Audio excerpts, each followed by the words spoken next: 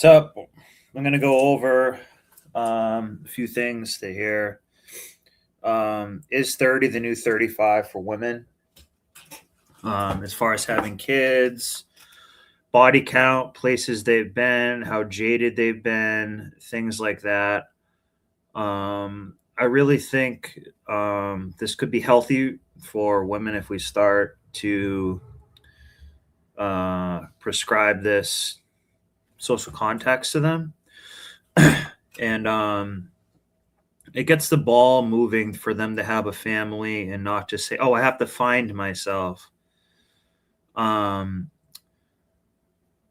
think a lot of the time they just need a little bit more of a stressor to maybe do it earlier in life. So this is a topic I don't really know a lot about the health part of it. I know people who have had kids over 35, but I more want them. I want, more what I'm talking about with this topic is 30, the new 35 for women. It's because they've already been with so many men in college and traveled and all that they might as well be. They've almost like lived too much life then. So by the time they're 35, it's like, well, I've already been to a lot of places, and they're already kind of, nothing's really new to them. You know what I mean? If they've already been to college, I think women start younger at having sex and whatnot. So then, therefore, that it kind of turns the odometer quicker, I guess is a better way to put it.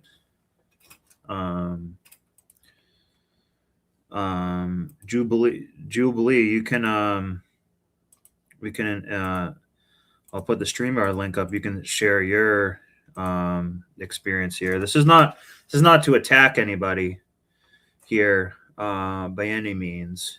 I need to learn more about it, but I think psychologically they are aged more, and not necessarily in the way of wisdom, but in the way of they've just been,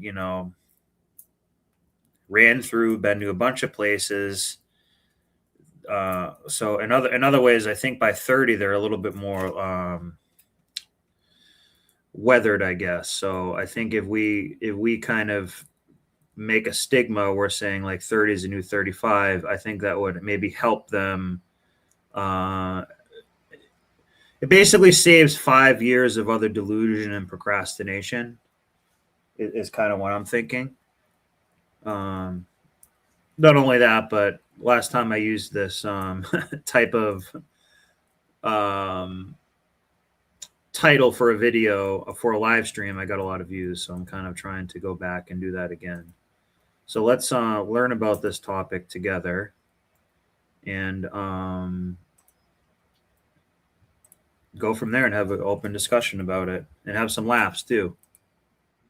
I'm not telling anyone how to live. I don't give a shit. Are now the new 20s. In 2016, for the first time ever, more American women had babies in their early 30s than in their 20s. And women are now 25% older when they give birth, compared to 50 years ago. But isn't having kids at an older age harder on your body? And couldn't that mean more risk to the baby? Come to Thanks, think of Clayton. it, what is the difference between giving birth in your 20s versus your 30s? Giving birth. Again, this is something I'm not a woman. I don't know much about this. I'm not a well-educated person. So we can learn about this together. At any age is a big change. For one, you'll have a child to support. They cost the average household around $230,000 to raise. But there are some major differences based on when you give birth. Take fertility. Between the ages of 20 and 24, Thank you, women Clayton. have an 86% chance of conceiving after trying for a year. But that chance falls to around 50% in your late 30s. And then there's your health. 20-somethings have a lower chance of miscarrying. and of conditions like gestational diabetes, preeclampsia, and high blood pressure. But when it comes to your health later in life, waiting until your 30s to give birth is better. Research shows Oh that wow. moms who first gave birth in their early So 30s they might be more mature, take better care of themselves. Remember, a lot of kids in the 20s are mistake kids out at the nightclubs and stuff like that. They're drinking, doing drugs, partying. Um, a lot of women have deleted a baby previously. Um, so I don't know how much that affects their equipment later in life. report higher energy, better fitness, and fewer aches and pains compared to moms who first gave birth in their early 20s. And that might help explain another scientific finding.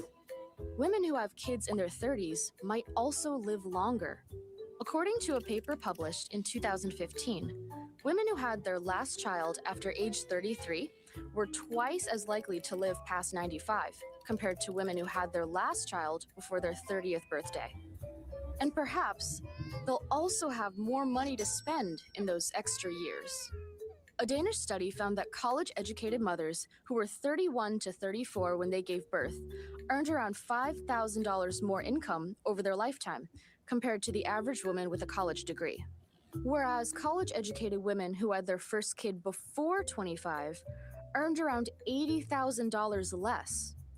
Of course, that's just moms. What about the kids? If their moms gave birth in their 30s instead of their 20s, those kids I will say that perhaps psychologically, when someone's a little bit older, they should have, quote, should have some more wisdom, be a little bit more calmer, well grounded, well developed, understand the world more, uh, have their beliefs down, hopefully be closer to God and whatnot. So there are some benefits like that. might be safer, Probably a more developed career as well. smarter, or even taller. On top of that, there might be No, more it's of them. Dick. That's right. Because if you wait until your 30s, you're more likely to have twins. Older women have higher levels of a hormone called FSH, which stimulates the ovaries. Normally, women release just enough FSH to ovulate, or release one egg. But near menopause, they produce a ton of it, which can cause two eggs to ovulate and ultimately result in twins. Now, whether having twins is a benefit, that's up to you. But one thing's for sure, whether you have kids at 21 or 35, Well, you if you're will trying to have kids, if you're having a kid and you get two kids, I would imagine that's a benefit to just get it done at once. never be the same again.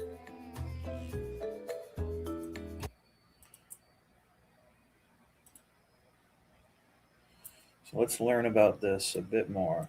Maternal age, what it is, what it means, what you should know if you're trying to get pregnant at age 35 or higher.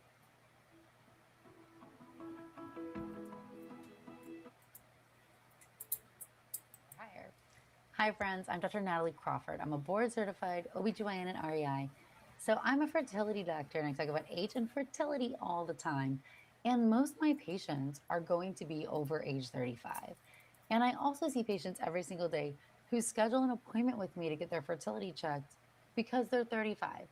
This number has been drilled into our brains, and a lot of times we don't even know why, it just is. And so I'm going to tell you why this number Well, so is 30.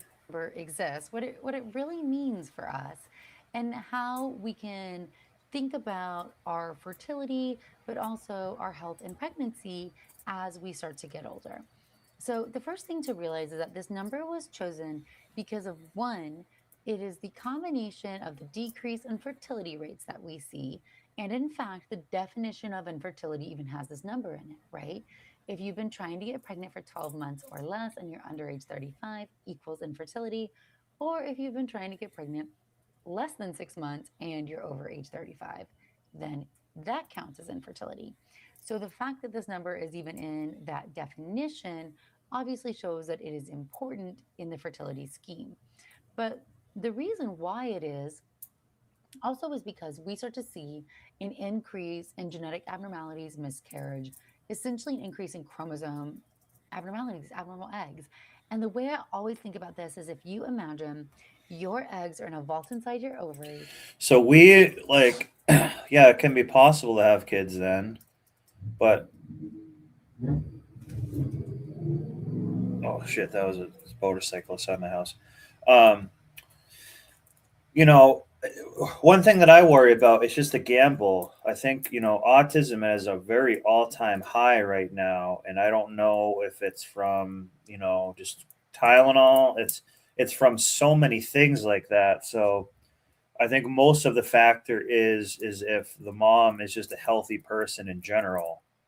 Are they overweight? Are they drinking? Do they smoke cigarettes? Do they just not take care of themselves, get out in the sunlight? Are they on a bunch of prescription pills and things like that? The first time they get a sniffle, do they just run to the Dayquil and shit like that? I think those things really change a lot of it. But the average American, in general, male or female, is not really that healthy. They're usually on a psychiatric medication, high blood pressure medication. We eat basically poisonous Cisco food, a lot of it, mass. All those things really affect a lot. So, can you have a kid? Yeah, but it can also end up becoming a mongoloid. And they're remember, it's these people's best interest to encourage you to do this. Those eggs are there from the moment you're born. And those chromosomes are held in this perfect stage of cell division, and they don't migrate into separation until you ovulate. So, we are expecting your body to have your proteins keep these chromosomes in perfect position all these years. And what really happens is that proteins break down in our body, and a lot of things can influence this, like inflammation and toxins, things like smoking cigarettes or chemotherapy, BPA, environmental toxins. BPA, what's that? Any plastic bottle you've like most any plastic bottle you ever had, environmental toxins. Oh, chemtrails, you know, just all the bullshit, pesticides, Roundup, herbicides, all the shit. Chronic inflammation, endometriosis, those things can actually impact our eggs and our chromosome stability. We see, though, just even naturally, if you're the healthiest person on earth, that the rate of chromosome normalcy is going to decrease as you get older because those chromosomes start to lose their normal position. And this is seen and reflected in an abnormal number of eggs. I tell my patients at age 35, it's about 50-50 for how many eggs are normal and how many are abnormal.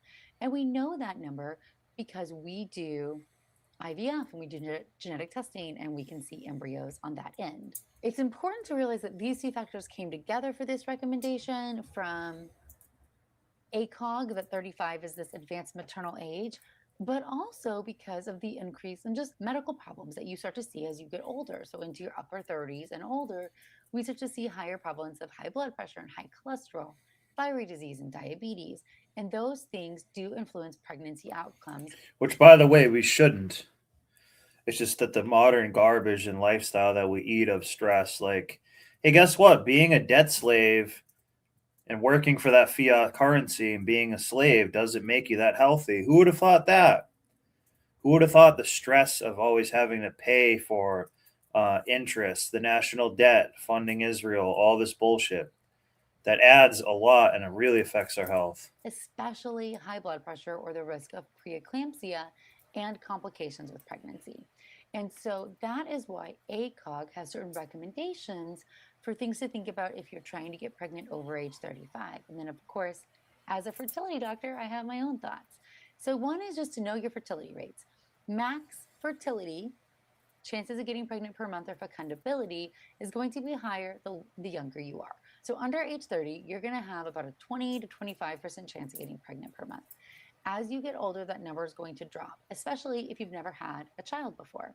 So your chance of getting pregnant at age 34 to 35 is now going to drop to 11 to 12% per month. So that's a significant drop from where you were at age 30.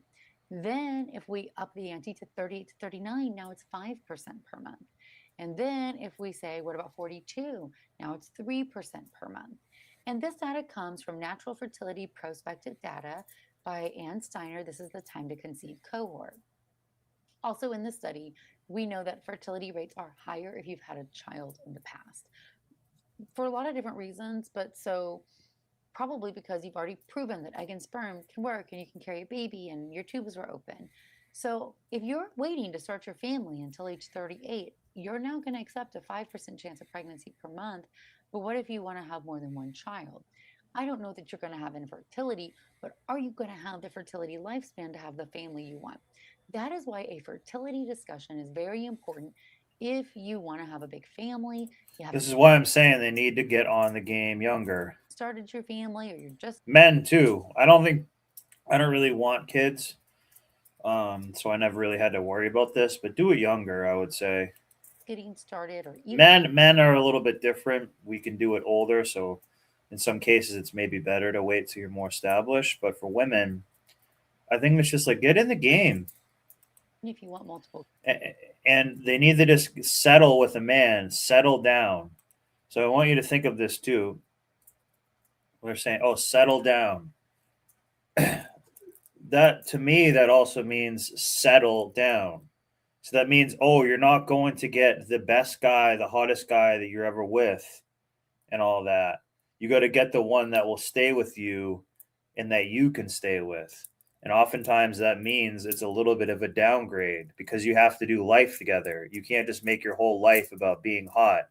You have to go, to the soccer games and to, all this bullshit that you need to do. So settle down.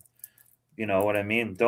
Not everybody needs a 10 out of 10 person in their life for every single thing.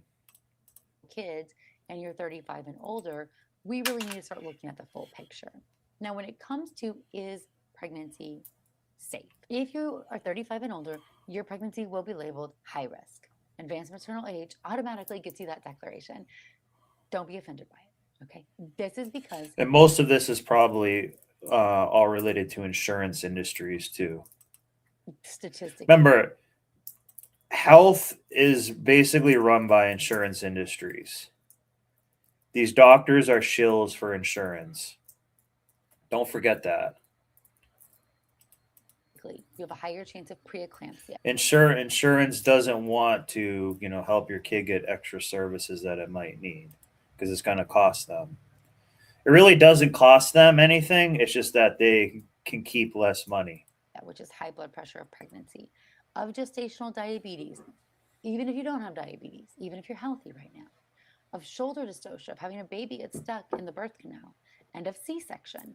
So they want people observing you differently, paying closer attention to your prenatal care to try to prevent some of those outcomes from happening. Also, your chance of having a baby who's born premature, has to go to the NICU, or is low birth weight is higher if you are 35 or older. So getting more observation is not a bad thing. All of these risks don't just start when you turn 35. It's a gradual scale. They always exist. Somebody who's young, the doctors are shill. Shame on most of these doctors as you today. get older and advance through age groups, these risks proportionately end. Most modern day doctors are sociopaths and narcissistic. They don't give a they care more about their Porsche. They don't give a damn about you. Look at C19. They were basically useless big pharma shills. They didn't give a damn. And they didn't speak up against big pharma, so shame on them. I don't trust modern day doctors. I trust more of like naturopathic doctors who actually did more schooling. So like an ND does 4 more years of school than an MD. And I believe that they're a superior doctor in many ways. Personally, I'm more like the Eastern medicine preventative type. I don't like Western medicine. There's a lot of stuff about the West in general I kind of don't like. Crease. All right. And let's get off that. Let's take a look at something else because that's a little bit too technical for what I need. But I like This broad's kind of a new creator and puts out some interesting stuff. Almost imperceptible shift happening in the way we engage with. This is called the stupidity pandemic, why modern society celebrates stupidity. So let's pivot for this The for world. now. And if you stop to listen, you can hear the silence where deep thought used to be. It is not that people have Yeah, they become less are. capable of intelligence, but rather that the environment in which we live has begun to actively penalize it. We are living in an era where the friction of thinking, the necessary, often uncomfortable process of analyzing complex information, is being smoothed away in favor of something much faster and much shallower. It feels as though we are witnessing a slow-moving erosion of the human intellect, not through a sudden catastrophe, but through 1,000 daily choices to choose the easy over the accurate. We see it in the way conversations are conducted, in the way information is consumed, Yeah. and in the growing hostility toward anyone who suggests that a problem might be more complicated than a 30-second video can explain. This is not about a lack of access to information. We have more of that than any generation in history. It is about a fundamental change in what we value. We have moved from a society that respects the pursuit of truth to one that celebrates the convenience of certainty. When you look around, And it's a false certainty. You are told to be certain. You are told to be certain unless we tell you to be uncertain about like Iran or something. Then you better be really scared. You better be scared for like 40 years. You better be really scared. They're gonna get you in your bed tonight. They're gonna nuke you while we go and nuke them. So we are living in a society. I've been pissed today because we're living in a society where everything is inverted, and they do have a lot of stupid people. Like the less hard you work, the more you are rewarded a lot of the time. The more you rip people off and exploit others, the more you are rewarded. I think a lot of this karma and stuff like that is all bullshit. I think it's bullshit. It's just like, well, what goes around comes around. Like hard work pays off. Yeah, kind of some of the time, but some of the time you just worked your ass off and then someone else capitalizes on you. We are in an exploiting economy. you might notice that the loudest voices are rarely the most informed, and yet they are the ones we have chosen to follow. There is a sense that something vital is being lost, a certain sharpness of mind that allows us to navigate the world with nuance and grace. We are trading our depth for speed, and in the process, we are losing the very thing that makes us most human, our ability to think for ourselves. This trend is not new, though its current velocity is unprecedented. Decades ago, the writer Isaac Asimov observed a specific strain of anti-intellectualism winding its way through our cultural life.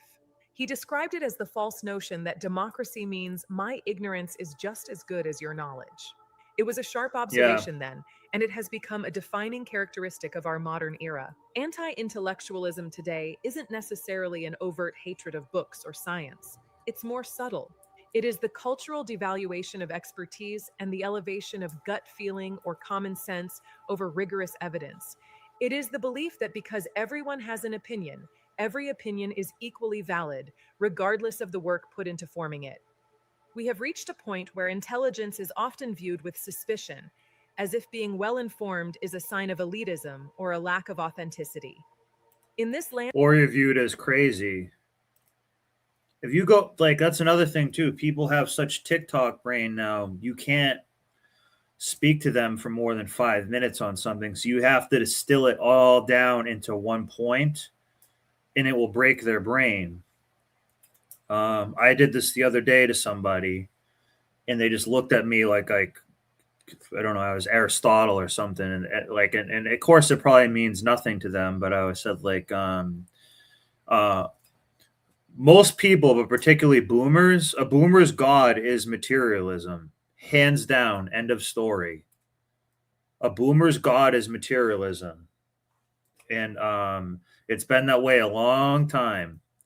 That's their god. They don't have a god. Their god is materialism. Their god is the money that helps them access that materialism.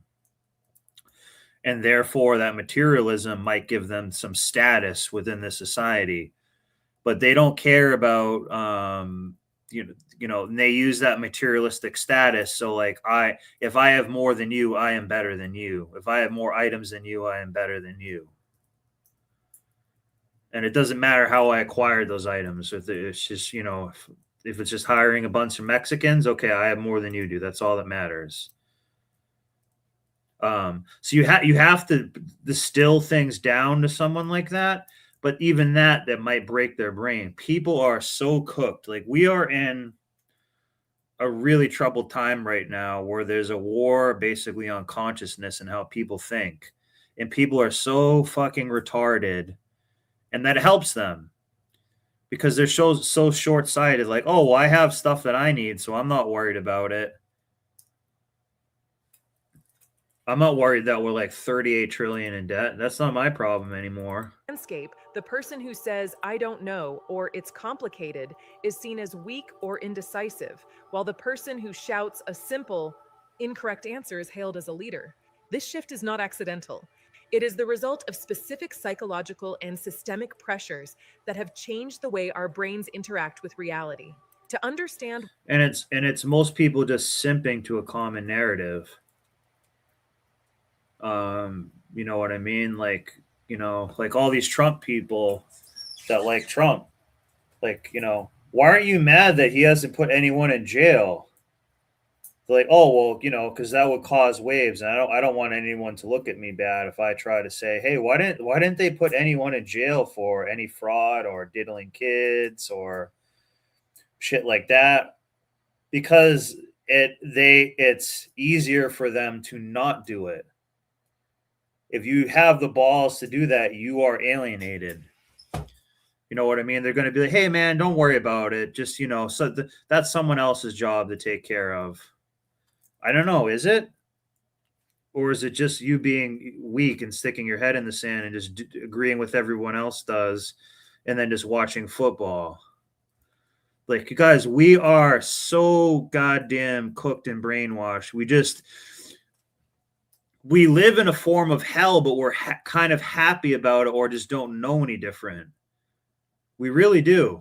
why modern society seems to celebrate stupidity, we have We to really look beneath do. the surface of our behavior and examine the mechanics of how we think and why we are increasingly choosing not to.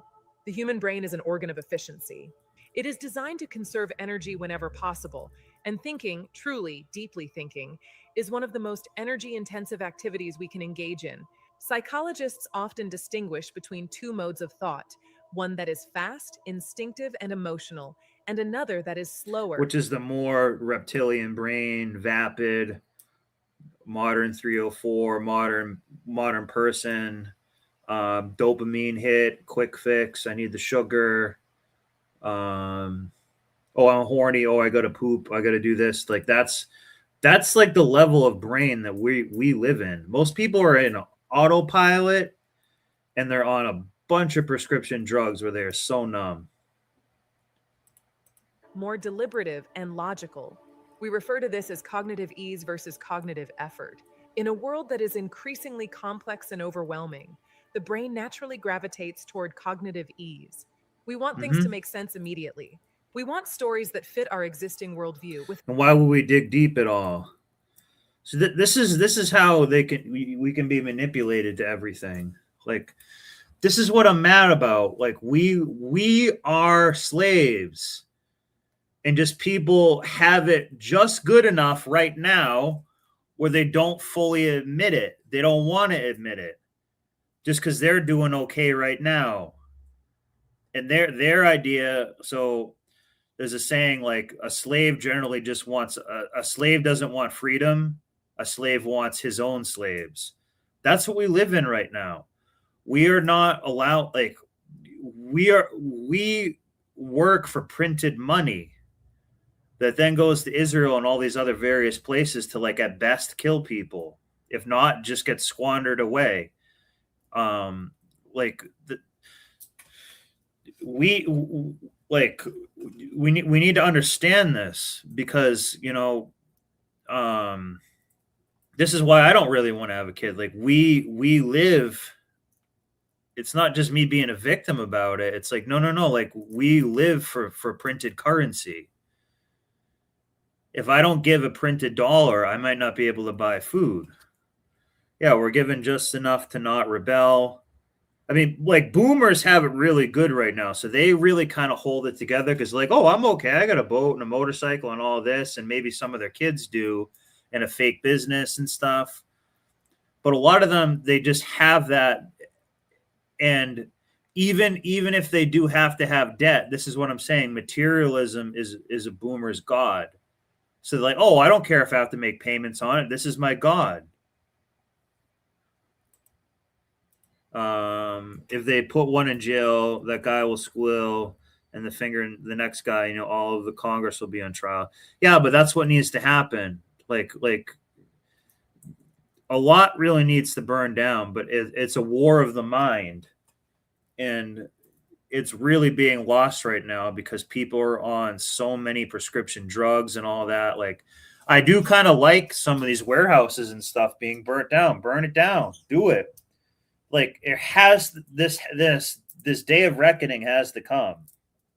You know, I'm ready for not the apocalypse to happen, but I'm ready for the rapture to happen and shit. We really need this. Like, we are ignorant about how much power is taken away from us all the time without requiring us to update our mental maps. Modern society has leaned into this biological preference. Everything around us is designed to reduce cognitive load. From the user interfaces of our smartphones to the way news is presented, the goal is to make sure you never have to stop and wonder. But there is a hidden cost to this convenience. When we stop exercising our ability to handle cognitive effort, that muscle atrophies. We become less patient with complexity.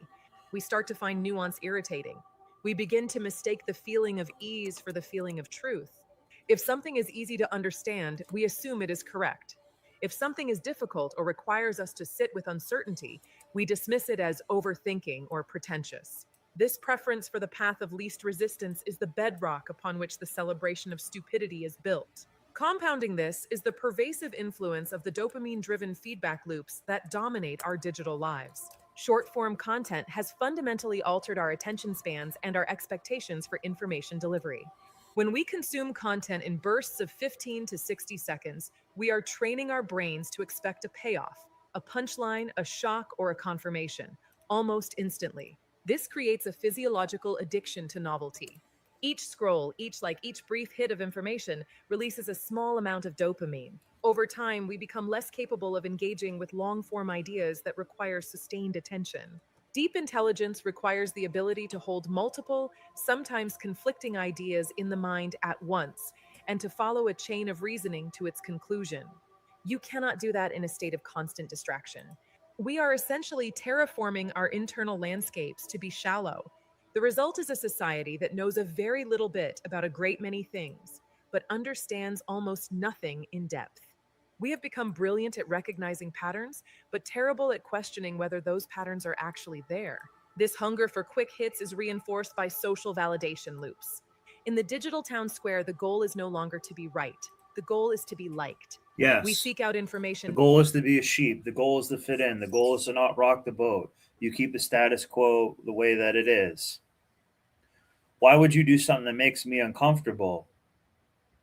You know what I mean? Like, why would I be complaining about all this? Because I've been able to see around it. Like, you know what I mean? You're in a prison. You're in a soul prison. It's just that you don't understand it yet. That's evil about it. This is in some ways Jesus is trying to tell you. Like, that's like in a lot of ways that's kind of part of it. Not because it is true, but because it signals our belonging to a particular group. When we share a simplified, perhaps even demonstrably false meme, we aren't necessarily trying to inform anyone. We are casting a vote for our identity. We are saying, I am part of this tribe.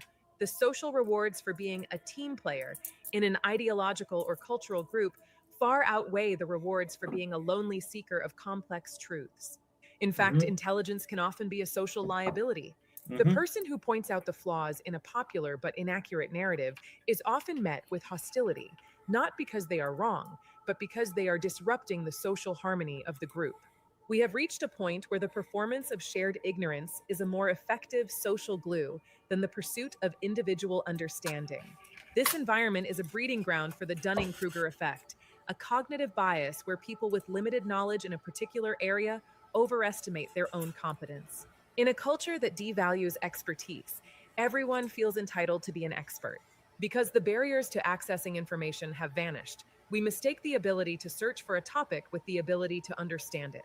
We see this in the confidence with which people dismiss decades of scientific research or historical analysis after reading a single blog post or watching a 3-minute video. This confidence is not backed by competence, it is backed by the absence of it. The less you know about a subject, Yeah. the simpler it appears Yep. to be. Therefore, the person who knows the Comfortably least is dumb. often the Yeah. most certain, while the person who knows the most is often the most cautious. In a society that rewards certainty and volume, the Dunning-Kruger effect ensures that the least informed voices rise to the top, creating a feedback loop where stupidity is mistaken for Who do we have at the top? Like Clavicular, Cardi B, or all these other people? Like, it's put in front of you. It's a big problem, and I'm trying to figure out how to live in the society knowing this, because it can get very frustrating. Knowing this, and it's not like you're quite. I don't know. I guess part of it is a victim mindset to a degree, because it's like, hey, I didn't ask to be here, and now I'm born into like all this system and all this bullshit. And it's not like I'm trying to ruin the system. I do work within it, but you can see that it's a corrupt system.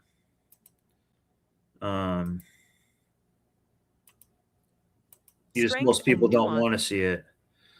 So I've changed the whole live stream to something else now. Talking about is materialism the god of the West? It's definitely the god of the boomers. This is one from Forbidden Gnosis. We're gonna change this one. I've been wanting to do a stream on this in a while, and it's not going to be a popular stream. Again, this is not going to be a popular stream for people.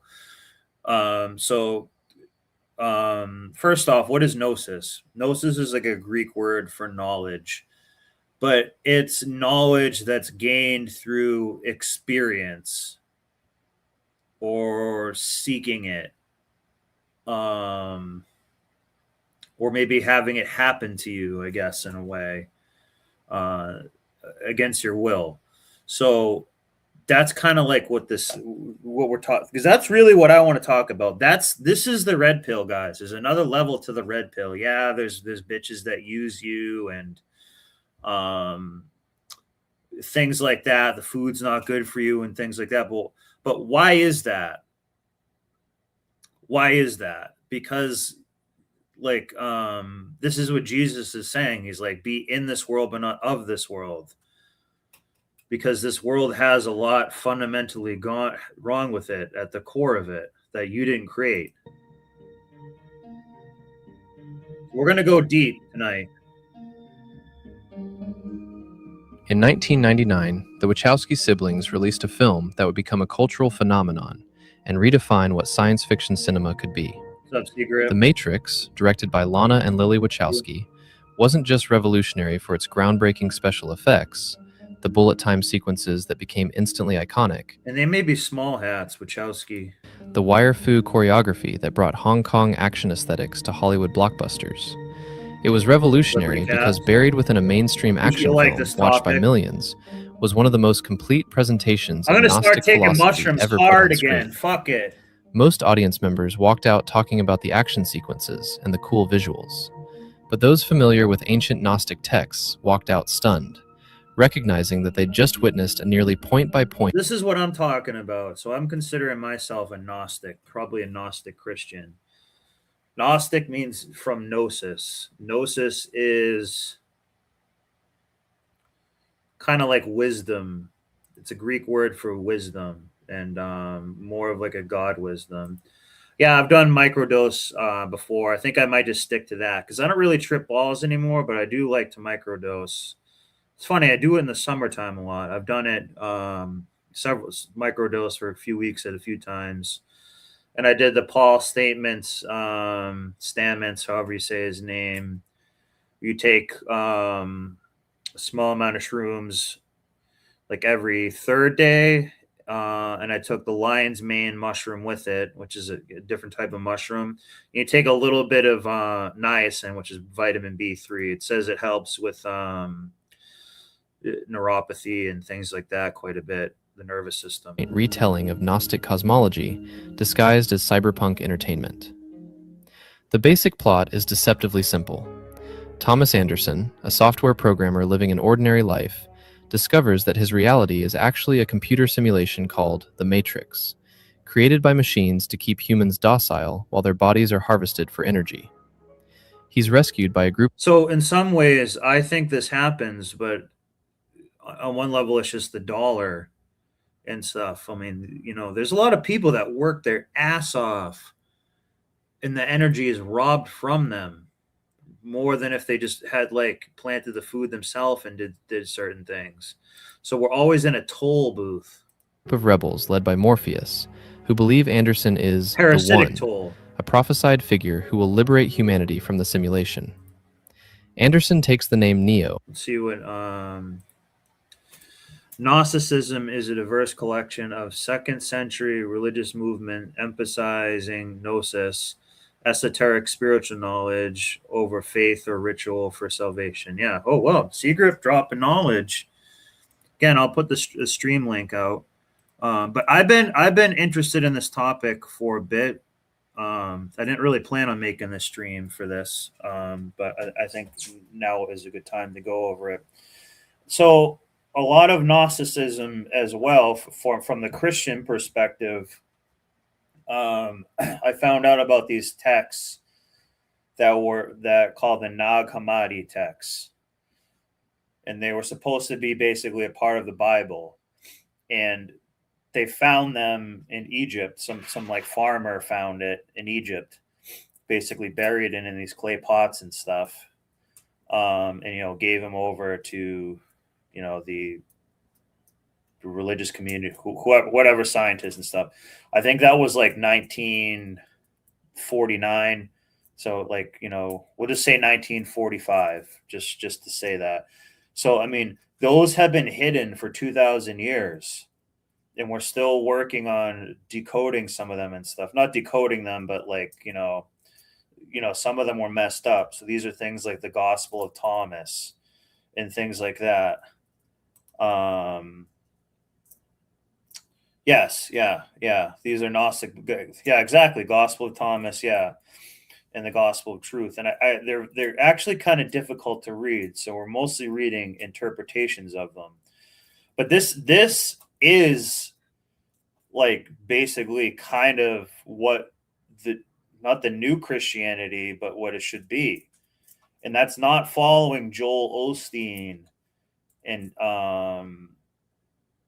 celebrating Easter with the Easter Bunny and all this bullshit. It's not even necessarily Orthodox Christianity. Basically, Jesus is more saying that be in this world, but not of this world. So he is saying that this material realm for most people is everything. That it's very difficult to explain it, but that's kind of what the Matrix is going to be. But that's what I'm saying. We are being depleted and beat down and kind of made to be monetary slaves in a cage, just saying, oh, well, the way you win is kind of basically exploit other people and not get beat. That's not like you'll see what I mean. And begins learning to manipulate the Matrix from within, eventually awakening to powers that allow him to bend or break the simulation's rules. But look at this through a Gnostic lens. And again, guys, that text is hidden for 2,000 years, basically. That's a big deal. We have things like AI and stuff coming out. Like, we are in a time where you got to get yourself right with God or figure out what's going on for you. This is the time. So in my mind, this is kind of getting right with God, or figuring out certain things. Every element becomes precise theological allegory. The matrix itself is the material world, the realm that the Gnostics called the kenoma, the realm of emptiness and deficiency, a false reality created. Yeah, Seagrip's right, but ask ourselves, is our modern culture, a modern society living with any divinity or any reverence or any respect for each other? No, it's, I got to get mine. I got to get, I need a Corvette. I need a bigger house. I actually need two houses. I need more. And you got to work, you got to consume, you got to produce, you got to do all that. Yeah, those things are important, but they're important in the game of, capitalism, slaves mindset 2.0. It's 2026, guys. Like we're using printed money and stuff here, guys. So there are people who are slaves to printed money. And this is what I'm talking about. You think this is what Jesus would want? This type of stuff? No. He doesn't want you to have interest on paying for things. That means that's a form of slavery. That's why Muslims don't like it. Because you're paying, if you get a loan, you have to pay it back. It's not asking for free, but interest is really a big problem. To imprison consciousness. The machines are the demiurge and the archons, the rulers of this false reality who maintain control by keeping souls. Rewind it a bit because I kind of ranted. Sorry about that. Reality is actually a computer simulation called the Matrix, created by machines to keep humans docile while their bodies are harvested for energy. He's rescued by a group of rebels led by Morpheus, who believe Anderson is the One, a prophesied figure who will liberate humanity from the simulation. Anderson takes the name Neo and begins learning to manipulate the Matrix from within, eventually awakening to powers that allow him to bend or break the simulation's rules. But look at this through a Gnostic lens, and every element becomes precise theological allegory. The Matrix itself is the material world, the realm that the Gnostics called the kenoma, the realm of emptiness and deficiency, a false reality created to imprison consciousness. And that's what's happening. This is what I'm saying for some people.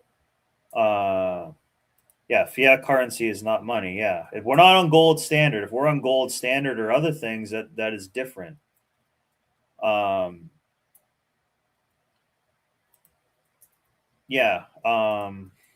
was I gonna say? But also this too. Like if I'm a scientist and I get a microscope and I zoom into this wooden table here, and I zoom in like crazy, you just get like electrons that are not even solid. So there's not much like solidity to this. Even the material world itself. So, there's different levels to this. There's different levels to this, but I think right now is the time. Like, I don't think Jesus is coming back as like a being on this earth. That would be good if he did. But like, guess what, guys? We got diddlers all over the place, in positions of power. You got World War III coming. Now is your time to find the Christ in you. You have to be Neo now. This is where, like, in my opinion, this is. I'm not telling you what to do. I'm just saying let's explore this. Machines are the demiurge and the archons, the rulers of this false reality who maintain control by keeping souls trapped in ignorance of their true nature. The real world, and that's going to be Boston Dynamics' new Spider Dog thing. That'll be from Boston Dynamics, available to you by Amazon 2028. Outside the Matrix, the world of Zion and the Resistance, represents the pleroma, the true spiritual reality beyond the material prison. And Neo himself is the Gnostic revealer, the figure who brings gnosis, direct knowledge of reality's true nature, that liberates consciousness from bondage. The film opens with Trinity telling Neo, "It's the question that drives us. It's the question that brought you here. You know the question, just as I did. The question, of course, is, what is the matrix? But on a deeper level, it's the fundamental Gnostic question. What is the nature of the reality I'm experiencing, and is there something beyond it? This question, this fundamental uncertainty about the nature of existence, is what begins the awakening process. As long as you accept the world as it appears, as long as you don't question the reality presented to your senses, you remain trapped. The question And itself... most people are not even doing that. They're watching Taylor Swift on pills, cooked. They're watching Taylor Swift on pills, eating garbage food, with kids distracting them, and all this stuff. They cannot begin to even think about this. Not that they could even think about this. This is the real red pill, is shit like this. Let's welcome Seagrip to the stage. Hey, man. Is the beginning of liberation. Morpheus's offer to Neo is explicit Gnostic initiation. I'm trying to free your mind, but I can only show you the door. You're the one that has to walk through it. He presents two pills, the blue pill that will let Neo return to comfortable illusion, and the red pill that will show him the truth of reality, no matter how disturbing. This is the choice that the Gnostic texts describe. Remain in the comfortable sleep of ignorance, or pursue awakening even though it brings suffering along with knowledge. Neo chooses knowledge, chooses consciousness, chooses truth over comfort. What follows is one of the most visceral depictions of Gnostic awakening ever filmed. Neo takes the red pill, and his perceived reality begins to break down. Mirrors become liquid. His reflection distorts. The solid world reveals itself as malleable, illusory. Then he wakes up in his pod, discovering that what he thought was his body was just a digital projection, that his actual physical form has been imprisoned all along in a pod filled with amniotic fluid, wired into a vast system where millions of other humans lie unconscious, their bioelectric energy harvested by machines. So I don't know if it's quite like that, but we do get our energy harvested all the time when we get emotional, when we, that feeling, like even like they say in the Matrix movie, that when I got to go to work, this sucks, that type of thing. Like that energy is not destroyed and it's going somewhere. Their minds are trapped in the simulation. This is the Gnostic vision of material existence made literal. Humanity trapped in the material realm, the pods, consciousness imprisoned in false reality, the matrix. And again, people are going to be literally sleeping in pods soon. We are like going to this direction. The true divine nature, the real world, Zion, existing beyond the prison but inaccessible to those who haven't awakened.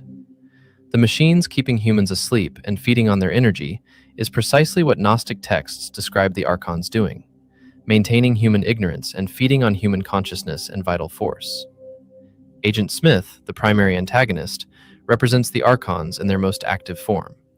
He's an intelligent program whose purpose is to maintain the matrix, to eliminate threats to the system, to prevent awakening. His speech to Morpheus reveals the demiurgic perspective perfectly. Human beings are a disease, a cancer of this planet. You are a plague. This is the archonic view of consciousness, something to be controlled, contained, made useful to the system rather than allowed to develop autonomously. Smith's ability to take over anyone still connected to the matrix, to possess their body and use them as agents of control, is exactly what Gnostic texts describe. Archonic forces operating through unconscious humans who don't realize they're being used to suppress awakening in themselves and others. So that's most people. Most people live an unconscious life, an autopilot life, an unaware life. A lot of times that's why they take the medication and stuff. They're like, oh, geez, I kind of like realized,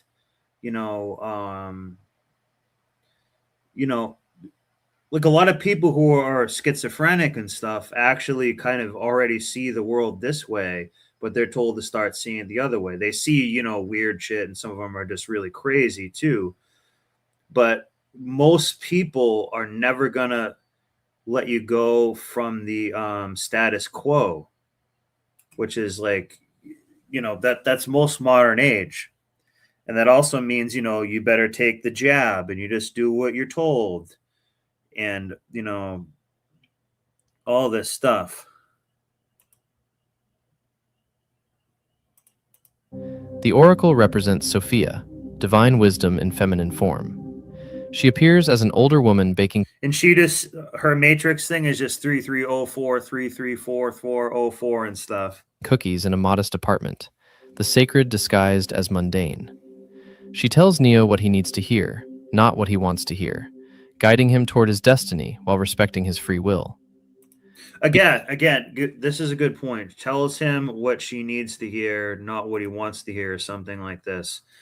As men, it's a very alpha male, high testosterone thing to say what is true and not be a sheep. Don't go along to get along all the time. So if you say something is true, even if you're embarrassed and ashamed of saying it, you should be saying it. Always do what's true. When in doubt, tell the truth. But a lot of times that takes giant balls. Look at how they were saying with Trump. Trump is saying, oh, he's going against the woke stuff. He's just saying what's true and all that. See, he's a man. He's standing up. We stand up to all this woke bullshit. Yeah, that's true, but you're only doing that to the point where you're kind of comfortable. When are we going to talk about the fiat currency? When are we going to talk about the needless killing over the fiat currency? And, other shit like that. Like they're not doing that. Any of these people saying, oh, don't tread on me, and 1770, they're not going after the people on the Epstein files are really demanding real accountability. People are getting too scared to make that step or go that way. Why? Because it takes huge balls. The guy that just burned down the toilet paper factory has huge balls. He's like, you know what, I'm just done with it. I'm just done with it. And look at Ted Kaczynski. That's another thing. I think I thought I will send it to myself. I've been meaning to do this. We can go over the Ted K, the Unibonger, the Unibong Ripper, we'll call him.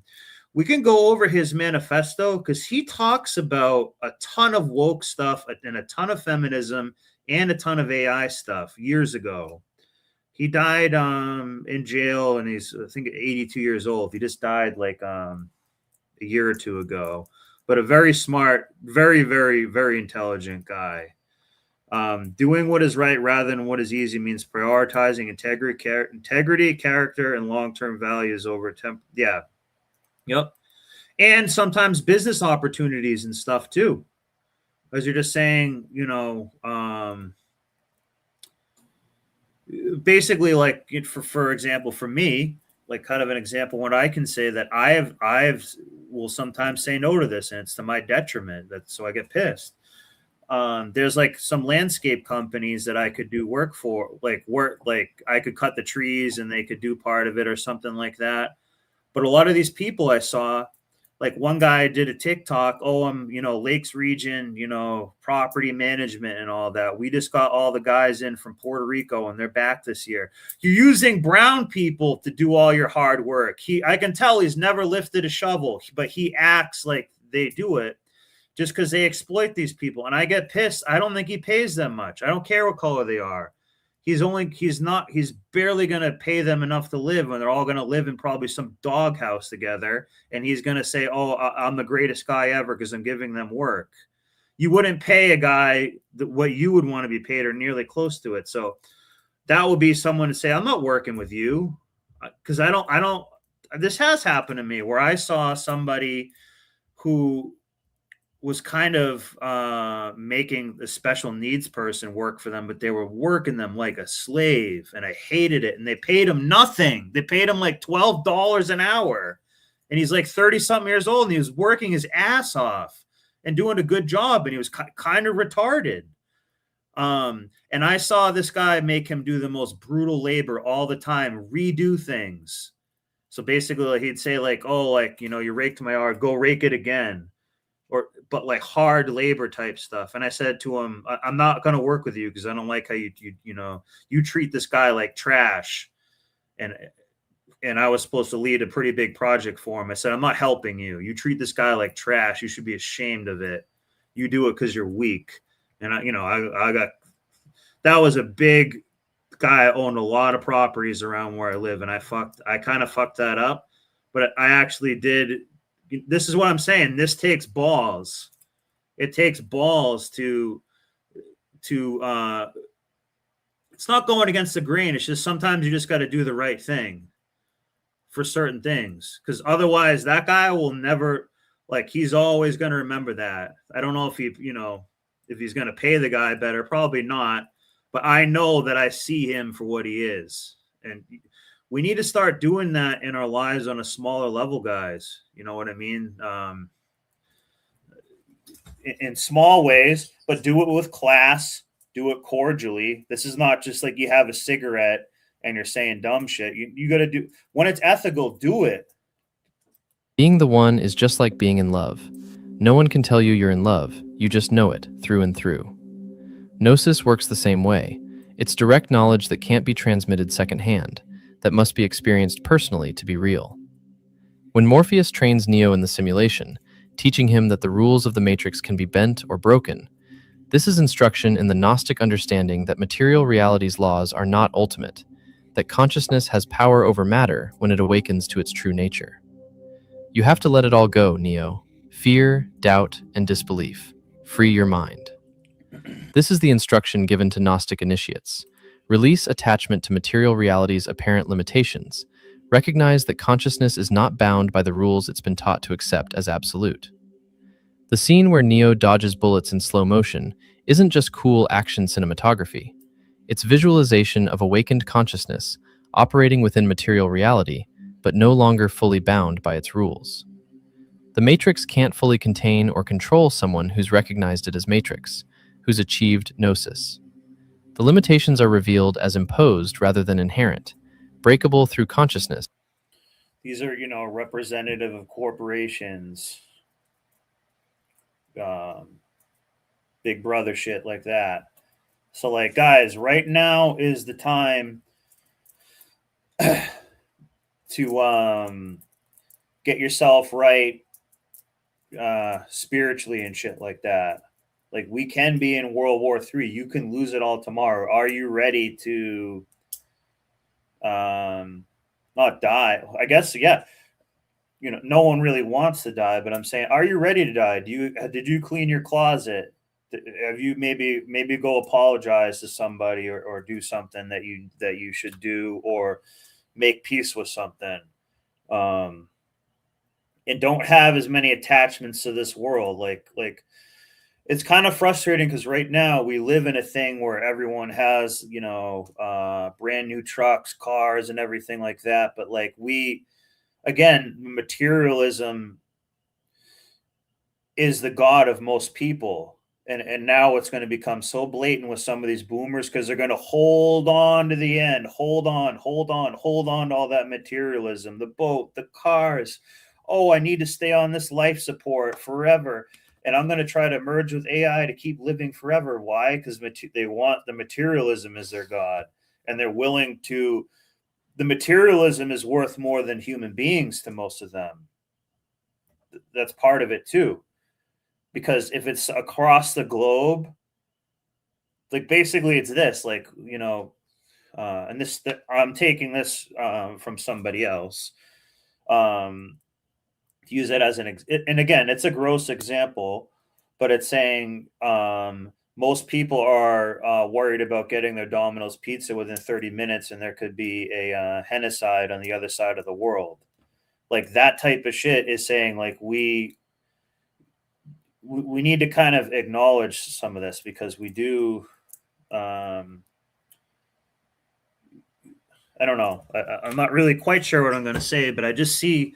I'm pissed off. I live in a rich town. I just see these people with all this like new stuff all the time and everything, and they're just doing like an act, I guess. But the materialism, is their God, and that's just kind of what they don't understand.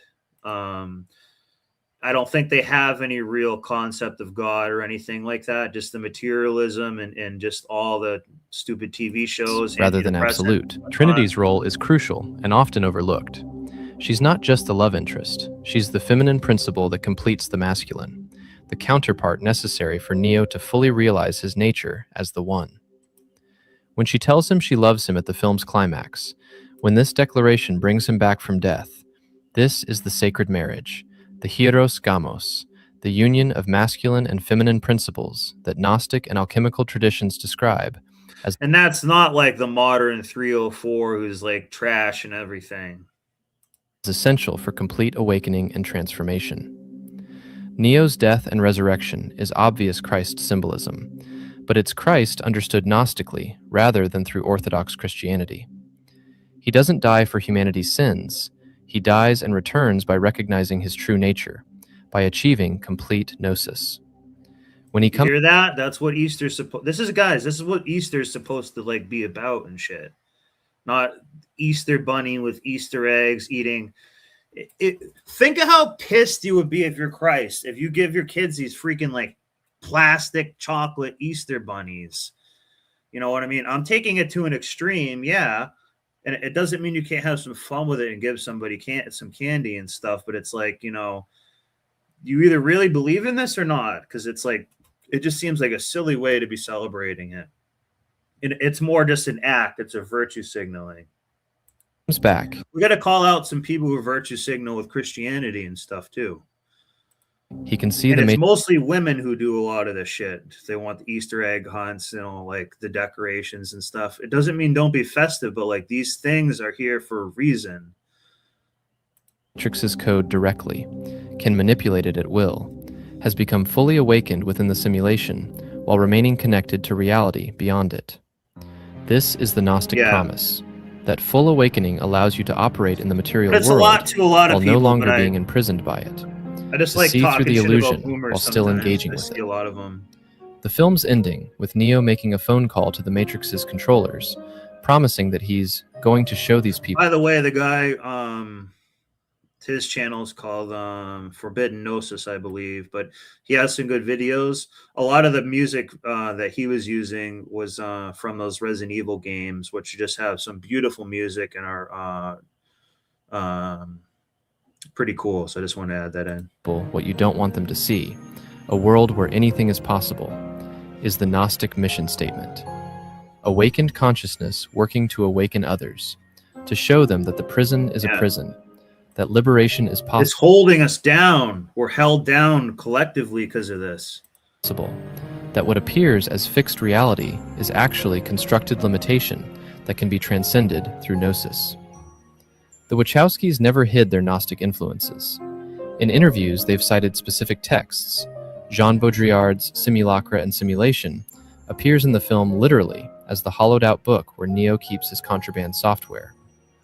But beyond the obvious philosophical references, the entire structure of the film follows Gnostic theology so precisely that it functions as initiatory teaching disguised as entertainment.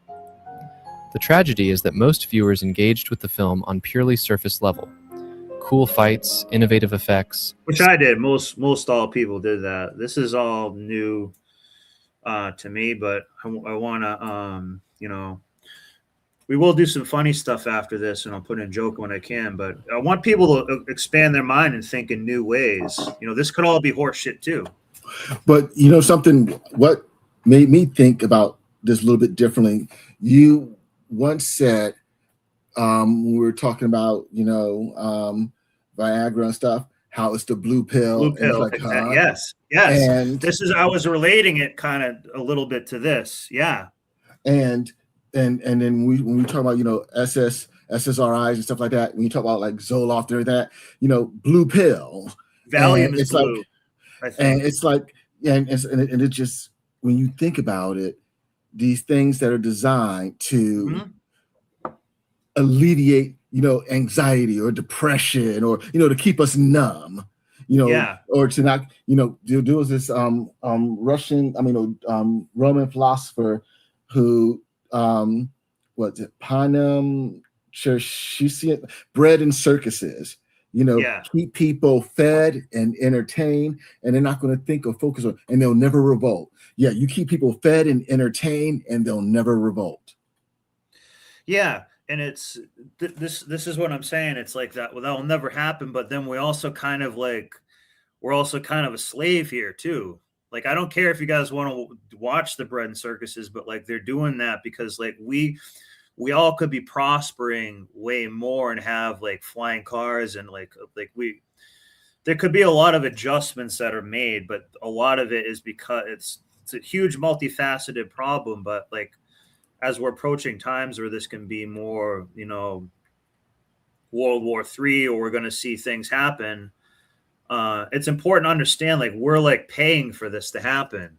Mm-hmm. You know what I mean? Like, it's like, I don't want to contribute to that. Like, we spend a lot of our energy from our paycheck, and the value we create is going to delete other people and stuff, and kind of like, you know what I mean? It doesn't all have to be a bad thing, but I'm saying it's parasitic in nature, and it's kind of evil. Like, I want to see some people go to jail that have done Eastine stuff. If not, then it's like, as far as I'm concerned, that's like, I'm a slave to paying for that. I don't want to pay for any of that.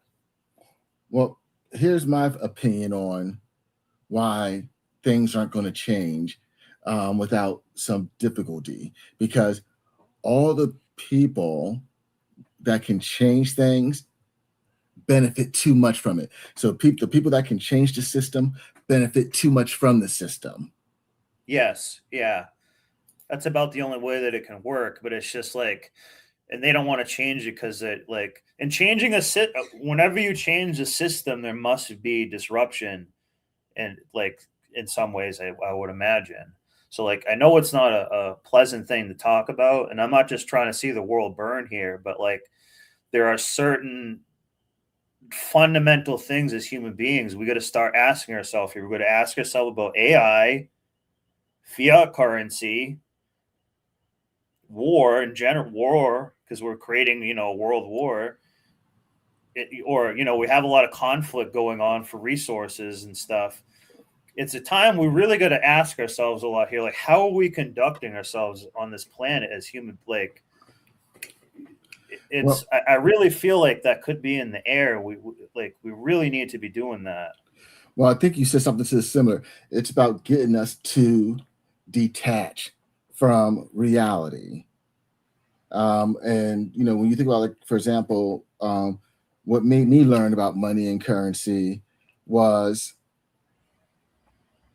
back in 2016, 2014, 15, I got a 19. Because you work in like the money world, like I'm not being like fully a hater on money and stuff. I'm just saying the DNA of the system comes from a unsustainable place, basically. Well, it's about making things easier for us to be controlled and corrupted. Yeah. Just my thoughts.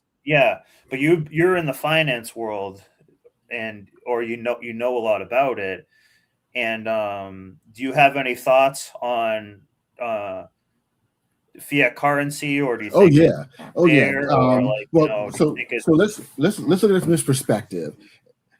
First of all, what household can you imagine if you ran your personal affairs like our government? You would be bankrupt a long time ago. And so what made me learn about this exactly.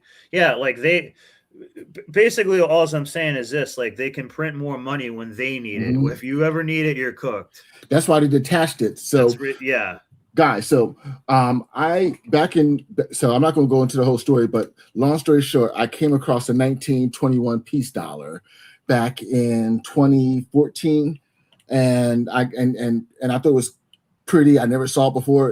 It felt different. It looked different. I just knew something was special about it. And so I took it, put it in my desk drawer along with a 1944 Ben Franklin half dollar. I used to work for a bank, and I was behind the teller line helping the tellers do something. And someone came in with their daughter's piggy bank to exchange it for dollars. And I saw them. I went into the back, grabbed $2, gave it to the teller. She gave it to me plus 50 cents, and I put it in my desk. And one day it was slow, and I pulled it up, looked it up, and I saw at that time, like a peace dollar was worth, like in bad condition, like $16. I'm like, whoa. And then I saw like that $50 in bad condition was worth like $8. And I'm like, huh. And so just out of curiosity, I just Googled what could a dollar buy in 1921. And it was like, like 5 pounds of bacon, 3 pounds of chicken, 10, 15 pounds of potatoes, all this stuff. And it just got me thinking, wait, hold on. I can't buy that today with a dollar. But with what but with what this is We're worth. a frog in a boiling water a little bit. It's part of why I'm saying like there has to become a point where we're saying, hey guys, like this is getting to the point where it is kind of like sort of a slavery. Like just for the average, just for someone to have like a regular, like that's why that guy lit the toilet paper thing on fire. He's working full time there. He should be able to have enough to live. He probably can't even afford his rent. You know what I mean? So like it does sort of need to be adjusted, especially when you realize it's all printed. Yeah. And that's what I'm saying. And it's all printed. So therefore it is a form of it's its own matrix. And what threw me crazy, what me crazy is that I can, and with what that, and just with just the intrinsic value of what those coins were worth, I could buy the same things in 2014 that this could have bought me back in 1921. And fast forward even today, just the melt value. I'm not talking about the extrinsic value of what that coin is worth, but just the melt value is worth over $60. Yeah. It has maintained its purchasing power 100 years later. And it's a medicine too, silver. Oh yeah. So you can put the silver coin in milk into water, and milk. Yeah, and look, that's what they used to do in the Wild West as they were transversing great distances. You can make you should do it one time, Seagrip, and try if you ever get sick or something. You can make what's called like colloidal silver. You could actually sell that. I give colloidal silver to myself. Not all the time, but my cat is almost 24 years old. Whoa. And I put it in the water. Yeah. Silver is like antimicrobial material. I said antibacterial. It's used in some water filtration. That's why it'd be like, oh, you're born with a silver spoon. It's not just because it's silver, it's because certain bacteria wouldn't gather itself on the spoon. Clay, that's why. Clay, and here's how crazy things were. Back in, was it 1931, where they got people to turn in, made it illegal to hold US dollars. I mean gold. And so they got everyone to give up their gold at $20 an ounce. And then they turned around like a year or two later and revalued it at $35 an ounce. Like they literally, it's just insane. Yeah, exactly. Yeah, and don't think that won't happen with crypto.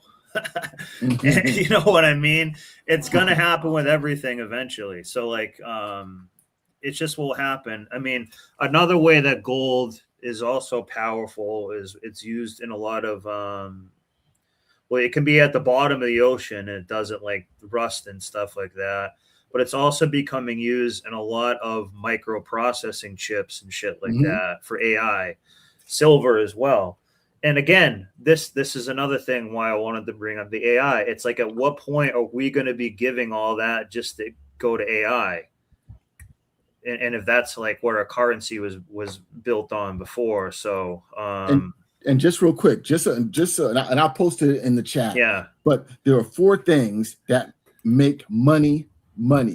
It has to be fungible, divisible, portable, and a store of value. Currency can never be a store of value because of inflation. Yeah. And so because when you think about it, this is why I tell people, we go out in the universe and we create value. We get compensated for that value. But instead of us being like some B-dubs and want to, blow it all, we save some of that and we try to invest it for later. Like, I'm not going to use 100% of the value that I create today. I'm going to take 10, 15, 20%, 30% of the value I create and save it for future C-grip or other opportunities. And that's what currency is not. Just from 2020 to 2025, we've had 25% inflation, that what you could have bought for $1,000, 5 years ago, 5, 6 years ago, you now need you now need $1,300. Yeah, and that sucks too, because when you're doing like the service-based business like I'm doing, they think it's always old prices of like 1982, and it's like, dude, come on, this is like this doesn't even cover the materials. If I need to build something, it's like you didn't even cover the cost of buying the materials yet. This is what I knew inflation was real. My younger sister, and when I say younger, I'm talking like a 20-year difference. I remember one day. Well.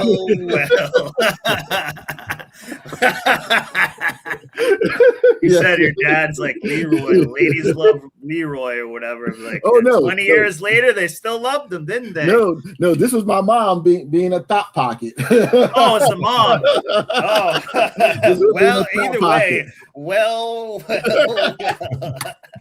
And I remember she asked me for some money, and I gave her.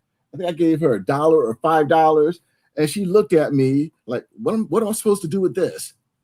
And I remember when I was her age, you gave me a quarter, and I thought I was rich. Yeah. Funny how times change. Yeah, well, it's part of this matrix thing too. It's another part of the program. That's why I'm saying, like, we got to start ringing the bell right now, guys, because like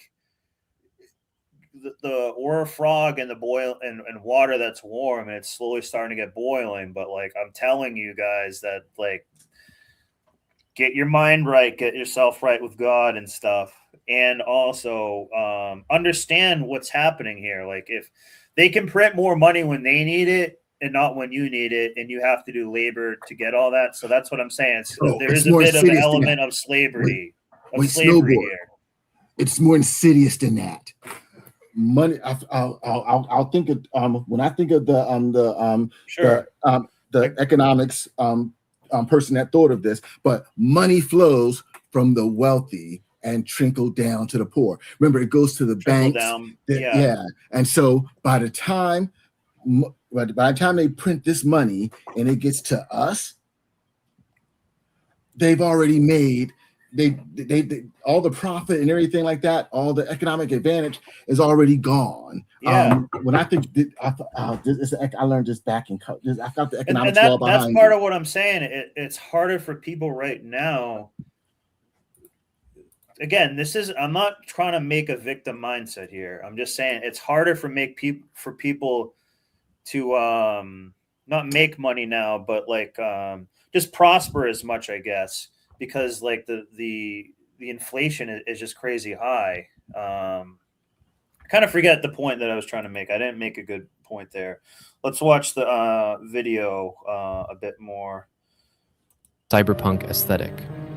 They missed that they were being told, explicitly, that the reality they inhabit might be constructed, that consciousness might be imprisoned, that awakening is possible, but requires the courage to question everything. That's what I'm talking about. The consciousness is imprisoned. That's what I'm saying. The labor that you do for the money and stuff you get, that's kind of like in a prison too. It's always being parasited off of, and it's getting to sort of a ridiculous amount.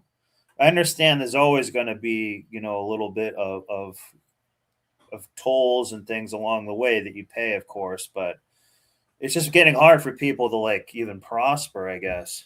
And the willingness to see truths that are disturbing and difficult. The film. I guess I'm saying this: it's harder to build wealth when a lot of people are just trying to get their basic needs met, and like a lot of people still like are working full time and stuff, but like the way that it used to be, you'd have your whole, like, if you worked 1 week, that's why they'd say just get a job, because if you worked like 1 week, you could afford like your rent for the month. Like right now, people are just basically working their tits off to like make rent, and we're not like producing anything either. We're not really like making that much of value a lot of the time. They want to keep us in survival mode. Yeah. Because when you start thinking about Maslow's hierarchy of needs, they don't want us to, self-actualize. Yeah, exactly. They want to keep us in survival and struggle. Yeah. And they want you to think that self-actualization just means acquiring material wealth and money a lot of the time, or which it is part of it. Like we need money and shit. Like, but I'm saying like they don't want you to. I guess go ahead, Secret. They're going to keep us in survival. One exactly. And one thing you got to see, and that's why I think they're afraid of movements like ours, communities like ours, and want to label us, crazy eccentrics or, 8 groups. I said the number 8 groups. Yeah. And they want to brand us as that because it becomes dangerous when men unplug from the system. And so when we start becoming self-sufficient, when we look for ways to reduce not only our carbon footprint, but our economic footprint, this is what the status quo is afraid of. Because without us, the system collapse. And we're already seeing those cracks. And please believe me, believe it or not, my personal belief is the system is not going to go down without a fight. Yeah. And this is also just about understanding. Like here's and I'll talk about kids too. I don't want kids. You know why? Animals don't want to have babies when they're in a zoo. They know they're in a zoo. It's not the real thing. It's not the wild. I don't want to have a kid and bring it into the direction that this is going. You know what I mean? Like, I think if I'm saying, part of this is cooked and everything, it's like, for me, I've had to think about that. Maybe later in life or something, but I'm just saying, like, I think there's a lot of things to think about that. And I think some people who have kids also need to, I can't imagine what it's like being a parent right now. I'm kind of glad I don't have to deal with it, to be honest.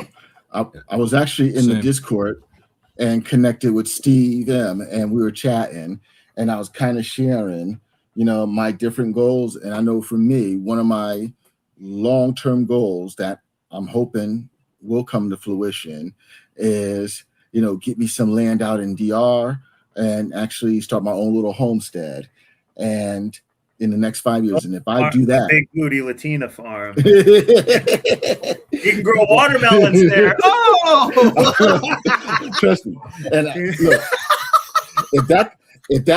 look, if that starts to come to fruition in the next 3 years, I might be growing a little, mini grips, because once you unplug and you're able to be self-sustainable, or at least sustain 80% of your needs, that just opens up a whole new world of possibility, but also potential and protection. Yeah. Itself became part of the Matrix, entertainment that could be consumed without triggering the very awakening it was designed to inspire. The sequels expanded on these themes, though less successfully. The second film revealed that even Zion, the supposed real world, might be another layer of control. I think I've seen the second Matrix, but I don't recall it being as profound and stuff. Liberation is more complex than simple escape from one level of simulation. The third film's resolution, with Neo sacrificing himself to bring temporary peace between humans and machines, suggests that's probably supposed to be Christ-like. That complete liberation. Yeah, so here's another thing too. It's like a thing that seems weird is so I like the Gnostic view more than he just like I've really been digging this Gnostic type of mindset recently. From material existence isn't the goal. Conscious engagement with material reality is. But the first Matrix remains the pure... again, run you threw it, Delado, is we're talking about. I changed it to saying like for a lot of people, but kind of boomers and stuff, because boomers have a lot of like they've really had a huge influence for a lot of us because they were our elders and showed us how to live and stuff. But materialism is their god. I think you and me were talking about this. Materialism is their god, and or getting the money to acquire those said material things or luxuries of ordering food and shit like that. Yeah, we were talking about how the goal for them was to work hard, to get money, to get nice things, to try to attract women, basically to simp. And then when they get in a lot of women, ways, yeah. Yeah, and then Yeah, a lot of ways we're all like simping to materialism, but that's But it that's what boils they were down doing before. to them wanting to get money to attract a woman, to get with a woman, and then possibly start a family. But it all starts with the thirst for money and women. Or even to have other people tell them they're cool because their truck is cool or something like that, which there is real stuff to it. I'm not saying like don't be like there is part of that that's cool, but like they think that like is the only way to be cool or that makes them cool. But for some sheep, it does help a lot, I guess. First presentation of Gnostic philosophy in mainstream cinema. It took so there's nothing wrong with materialism, but they're materialism, vanity, consumerism, and vapidness, and consuming content, consuming media, and those things, like that is their god. Ancient texts about the demiurge and archons, about material existence as prison, about consciousness trapped in illusion, about gnosis as the path to liberation, and translated all of it into a visual language that millions could access. Whether they understood what they were seeing, whether they recognized the Gnostic teaching embedded in the action sequences and special effects, that's another question. But the teaching was there. That guy is cooked. He's melted. Is still there, waiting in one of the most popular films of the late 20th century, for those with eyes to see and ears to hear. The Matrix as Gnostic allegory works because it doesn't just reference Gnostic ideas, it embodies them completely. The film itself functions as the red pill, offering viewers a choice: dismiss it as entertaining fiction and return to comfortable acceptance of consensus reality, or let it raise the question that drives everything. What if the world I'm experiencing isn't what it appears to be? What if I'm trapped in a system designed to keep me unconscious? What if awakening is possible, but requires seeing through comfortable illusions to disturbing truths? That question, once genuinely asked, can't be unasked. And asking it is the beginning of the journey. And again, this is what you want to be like. This will have this desert eagle and be like, I know the real shit. You know what I mean? Like the fact that someone will be saying like materialism is a boomer's like to a boomer materialism. I'm just picking boomer because it's just like an easy subject or way to go about it of just saying it. But like to a boomer, like materialism is their god. And like if you were to say that to one of them, it will break their brain. But like, because they don't understand that there's a lot of layers to it. But that kind of really does sum it up because they're like, oh, well, if I need a capitalist system to get me that consumerism, then I will. And like, it's also like they need more. Like I need a couple houses. I need a couple boats. I need like, more stuff. Like notice a ton of them don't like grow any of their own food or do anything like that. They just straight up consume their asses off. I would like say they have time. They could do canning and shit like that, and talk about how environmentally friendly they are. They're not doing it. They're just buying like garbage. They're just like, you know what I'm saying? Like they don't even do any of that stuff. I was going to say they're over reliant on the system that it definitely, mistreats you, and you just keep working for these paper bills that you just sell your soul for money at the end of the day. Well, yeah. Well, it's like a lot of your energy is going for it. And that's what I'm saying. But they can print more of it. And it's manipulation. Like, so they print it and make it work like for them and easy. Like some people are just naturally good with money. but they're not exactly people who are out there like creating a ton of value. That's what I always feel like. So sometimes I see people that have these company trucks and everything like that, and I think it's just all I don't know. I'm jealous some other people had like these new trucks and shit in my town, but sometimes they really don't do anything. They have like, remember how I was talking about fake jobs and fake business? Like there's like, I could just see a few of them in my downtown today. I'm like, dude, like you guys are just getting, I don't know, maybe it's all their uncle's money or something like that. So I just noticed they're very, unattached from reality. They're very disconnected, and the more money they get, the less in tune with reality they actually are. That's what I noticed. So and I found it was the Catalan effect. I knew this back in the Cantillon effect. Pretty much it just because you thought it was the cantaloupe. Oh, I should use that to remember it.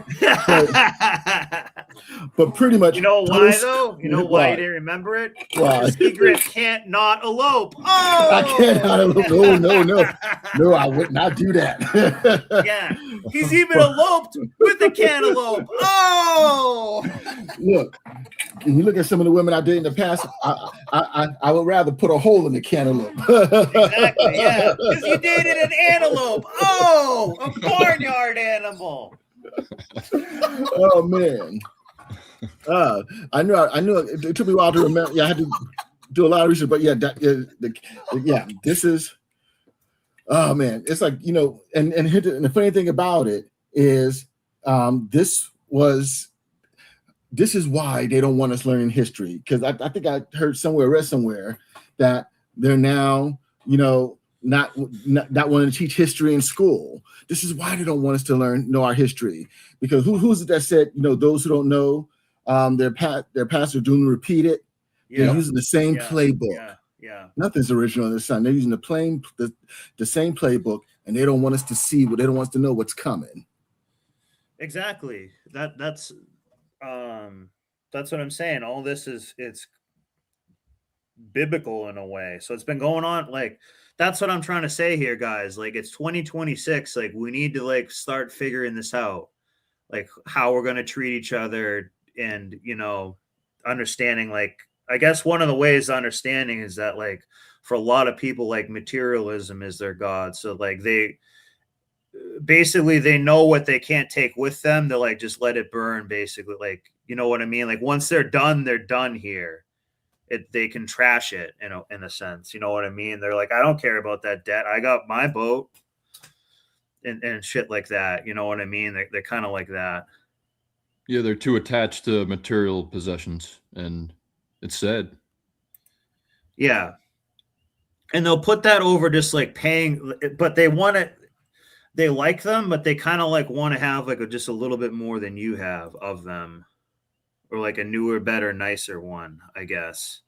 Oh, they'll like you as long as they think they're better than you. Yeah, if you have like kind of a shittier car. Yep, it's a competition. Yeah. And it all boils down to status, money, houses, cars, clothes, jewelry, and women. Exactly. So speaking of women, let's go to this broad right here. I really need someone to tell me if having kids is worth it. I'm 30 years old. Oh, because you're a dog. Woof, woof. I think my partner would be an amazing dad. And I've been waiting for this moment of clarity to hit me for the last 4 years. And I should have waited until a dog was there. When I think of myself with a kid today, I'm terrified. But when I think of myself in 20 years, I see myself with a family. How am I supposed to bridge those two people? So please, is the loss of sleep, is the loss of identity, giving up your body, is it worth it? There is no shortage of opinions when it comes to I think it's a bridge too far, Ho. Parenting online. But today I wanted to answer the question in the best way that I know how. And that question is, should you have kids? The reality of this question is that nobody can answer it for you because they aren't you. When you are in the online world, it is extremely frowned upon to say anything negative about being a parent. She looks like she's had a couple kids. because it almost shows as a reflection of your love or disdain for your child, as if that has anything to do with it. Really, online, I feel that people do sugarcoat a lot of what it looks like to be a parent. Of course they do, because they have to justify it too. Yeah, because you can't undo it. Exactly, yeah. we have seen, if I can pull up my TikTok, some Reddit threads, or this woman that reads like Reddit threads, and it's one that I subscribe to. I just got to remember what it's called, but she'll read them, and she keeps it anonymous and stuff, which is nice. But a lot of people, they're like, oh geez, I wish I didn't have a kid. I wish they're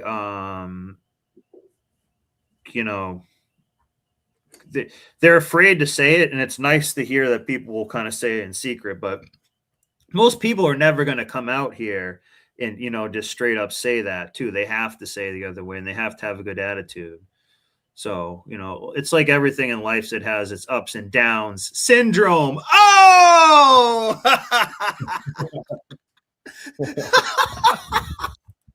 And you got to roll the dice. It might have tism or something too. You'll definitely see people complaining about it. You'll definitely see the memes. You see the jokes. And at first, before I had kids, I was like, dude, enough. Shut up. We get it. You're tired. And again, if a lot of these people have kids and they're still on the antidepressants, guess what? Then they felt they needed to have it, and they had a kid. But then the reality of parenting comes in, and you just realize this is not something that until you experience it, you can quite understand the gravity of what that feels like. And so I think a lot of people have the question of like, should I have kids? Do I do it or not? I feel like I can't get a straight answer. What is it like to be a parent? I had these questions myself. I always saw people say parenting is hard, parenting is hard. And I was like, what does that mean though? Like what about it is hard? I couldn't understand. You can only compare hard to— Guys, does it take a giant imagination to think that it would be not the easiest thing in the world?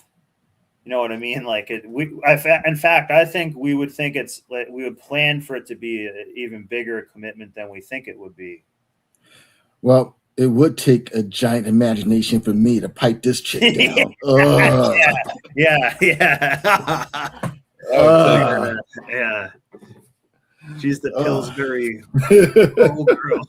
I call it Pillsbury. I call it busted biscuit. I bust that biscuit can. The hardest Alyssa Milano. ever experienced, and that differs for everyone. Maybe somebody has lived a life of extreme difficulty. Maybe somebody's had a relatively easy go. Maybe somebody grew up in a family with 15 brothers and sisters, and then maybe somebody grew up as an only child. You only have the frame— I think this is more through like a woman's perspective, this whole thing of reference to what you have. So I want to talk to you today as a mother. I dealt with infertility for years, was told that I was never going to be able to have children. So I gave up. And in that and I was thinking about having this be like, so I'll kind of reintroduce it. Is it going to be a healthy thing for us to say like, for women, like 35 is the new 30? So in other words, saying when they're 30, they're now like 35. And they should consider themselves like that, and so should we, because they're kind of like sort of past their prime. And by the time they do anything, decide to have a kid and all that, that takes like 2 years. Basically, it takes like 2.5 years. By the time they probably just decide and then make a realistic decision and stuff like that. So that's what I'm saying. If everybody scaled it back, I think everyone would kind of like reset some of the marketplace.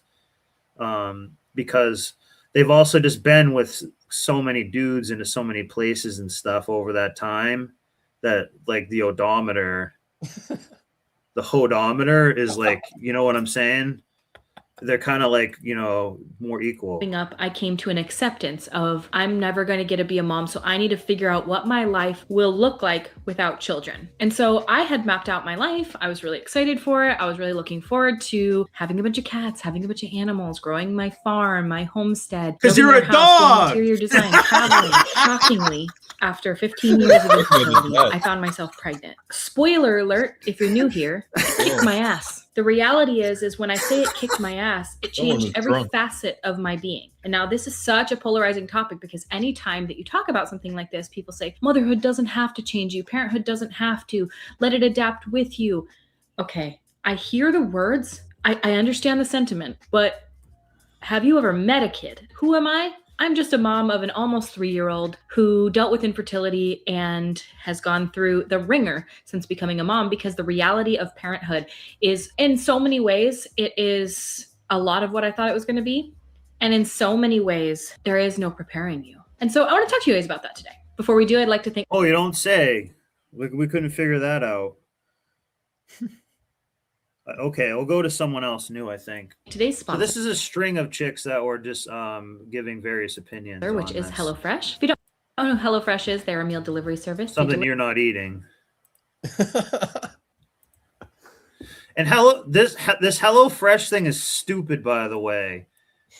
They make it so you have to like read. You don't just like put all the ingredients in here. You have to like cook them and saute them before. It actually takes like almost more time. I remember someone that at a place I lived at, he was doing that. And he was like, oh, I'm just going to make like a quick meal. But it was like 18 steps. It's like, why? You could have just like made like a regular meal at this point. I guess. Back in about 10 minutes if he does. If you guys are interested in checking out HelloFresh, you guys are so fucking proud. And other times when they embarrass the older and become more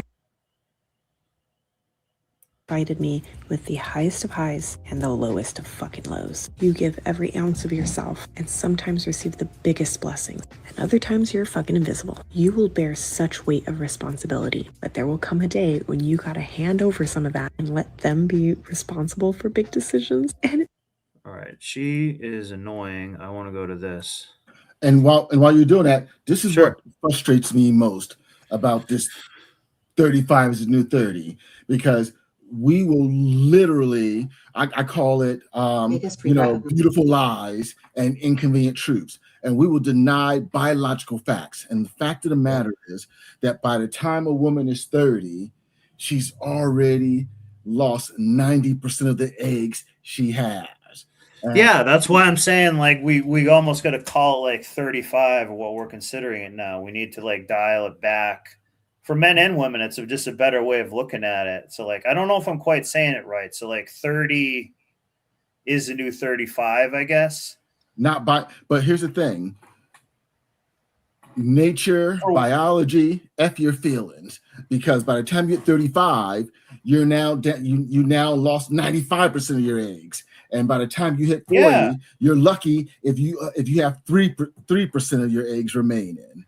Exactly. Yeah. And we're not talking the best quality eggs. I mean, think about it. Would you rather eat the eggs in the middle? If you buy Sam's Clubs, they have the big, box of eggs, like the 30 dozen or case may be. Do you want to eat do you really want to get down? If you live alone, do you really want to are you really excited to eat the last of the eggs at the bottom of that big box? No. Those are the worst ones. Yeah. Lowest quality. Yeah. I'm not a gambler like you, Snowboard. I can't do it. Yeah. I'm not going to roll the dice. I thought you were trying to answer the question, what came first, the chicken head or the egg? Oh! Oh, damn. That's a tough one. My life. I'm a 38-year-old. This is who I was talking about. She does a pretty good job, actually. Woman in a loving long-term marriage. My husband and I always thought we wanted kids. We were stable, building our home, both in full-time work. So when I accidentally fell pregnant with our son, and I think it's a woman writing in, I'm assuming, we told ourselves this was the right time. We had the house, the jobs, the commitment. This was the next box to tick, right? We decided to go ahead with the pregnancy. The birth was traumatic and those first months were rough. He was a difficult baby and I struggled to adjust to motherhood, but eventually things started to settle. I even managed to start freelancing, which gave me some flexibility. Congrats to anyone who does have kids in here too. Like I'm not trying to tell anyone how to live or anything like that. So if I touch on something that, you know, doesn't affect you, like, I appreciate you as a listener here. You know, not being children are a gift from God. Mm-hmm. They really are. When our son was 10 months old, but to women, they're a gift card. Oh, very, very true. And a pawn. Oh, yeah. Nah, it's really like that. They're doing it for the gram. Yep, they're doing it. They are, though. For the clout. They are. They're doing it for the gram. Half of them have a kid just to start an Instagram. Yeah, I know, exactly. And they just look like they're taking good pictures. Like you know, the world is a stage of bullshit a lot of the time. Under 2. I was hesitant because I knew how much I had struggled the first time, but my husband had always wanted 2 kids. I told myself, let's just get it over with. A few hard years and then we'll be through the worst of it.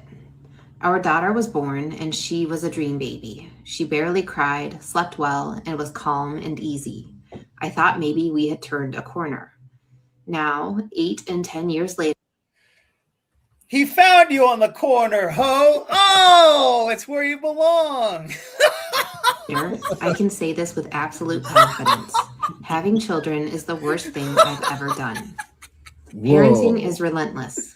I am emotionally and mentally drained. Yeah, whoever writes in, I like that she does make it anonymous, but this is a pretty good YouTube channel that I've seen before. Every single day. My husband is wonderful, truly hands-on. And she's kind of hot in a kind of a creepy way. But at the end of the day, naughty Liberian, that's the vibe I get. Yeah, exactly. Yeah. We're learning a little bit about snowboard. Yeah, and she usually dresses up better than this. Having children is the biggest regret of my life. I can say this with absolute confidence. Having children is the worst thing I've ever done. Parenting is relentless. I am emotionally and mentally drained every single day. My husband is wonderful, truly hands-on. But at the end of the day, moms are still the default parent. He returned to his full-time job on afternoon shifts, and I've been the one forced He's at work. to sacrifice everything. But yet she sacrificed everything. Men at work, women most affected. Yeah, so, I'm just saying, like, how can he be hands-on there? He is at because he's doing both. Because he's working and he's hands-on. Yeah. He's doing both. He's doing double duty. Double shifts. Yes. Because he is white. Constantly reinventing myself professionally and personally just to make it all work. Oh my God. I've done well for myself career-wise. I found a flexible hybrid role that pays well, more than my husband's job. But the logistics around school, activities, and everything else are overwhelming. The workload of parenting is crushing, and nothing prepared. What's that? And so not only does he work and he's hands-on, and her own words, wonderful, she's found a cozy job, a convenient job where she's making more than him. So he's doing more than her. She's making more than him, but oh my God. Doesn't appreciate anything. Nope. Yeah. See, this is a story of narcissism. She's like, oh, we'll just have a couple kids. Let's get it out of the way. Let's get it done with so I can get back on focusing on me. It's got to be about me. Oh, now I need to do this other thing, to take care of my kids. And it's harder than I thought it would be. So she just wants it still to all be about her. That's why she regrets it, because it took away stuff from being about her. Yeah, she wants to be overcompensated. And the guy is doing, like, she said that he's a good, right away, she said he's a good guy. He basically did everything he could, and he was a good dude. So that goes to show, if you knock up a chick sometimes these women, And that's the guy's fault for not noticing this too. But that's part of the guy's fault, because that guy was a simp probably and just let her do whatever she wanted all the time, and everything was her way. And he just kind of like always would live like that, I guess. And that's why being a good guy is not good enough. No. That's why the saying goes, privilege is invisible to those who have it. Yeah, she's privileged with a job that gives her the ability. And she probably got a fake job from her parents or somebody else, like some fake company. I'm telling you, she got a fake type job that paid well. Like at some candle shop bullshit, but she got paid like a lot of money. You know what I mean? I almost guarantee you she got a job kind of like that, which is good. That should be actually a good thing for some people, but that still wasn't good enough for her. Everything was falling into place for her, and that still wasn't good enough for her. Yeah. Because now the universe she's not like the nucleus of the cell. It's those little kids. You know how you see like a cell layout, and she views those kids as like little like eggs that she should have cooked. That's how she views it, like a egg seared in a pan, like, and it's like that.